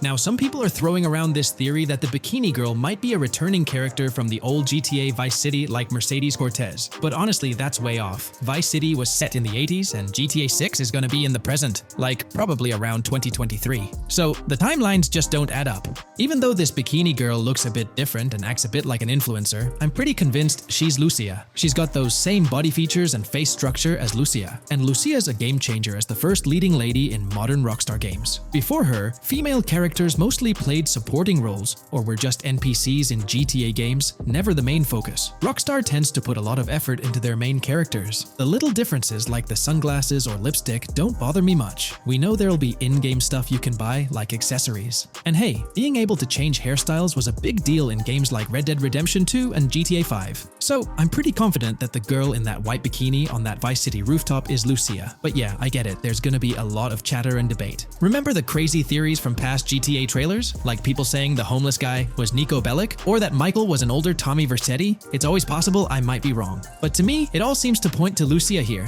Let me know what you think about Lucia in the comments below. Is she really the white bikini girl or not? I'd love to hear your thoughts down there. If you enjoyed this video, a thumbs up would be cool. And hey, if you're new here and want to stay updated on all things GTA and Rockstar games, consider hitting the subscribe button. Also, click that notification bell, because sometimes YouTube acts up, and the bell helps you stay in the loop with new videos. Anyway, thanks for watching, folks. Take care and catch you in the next video.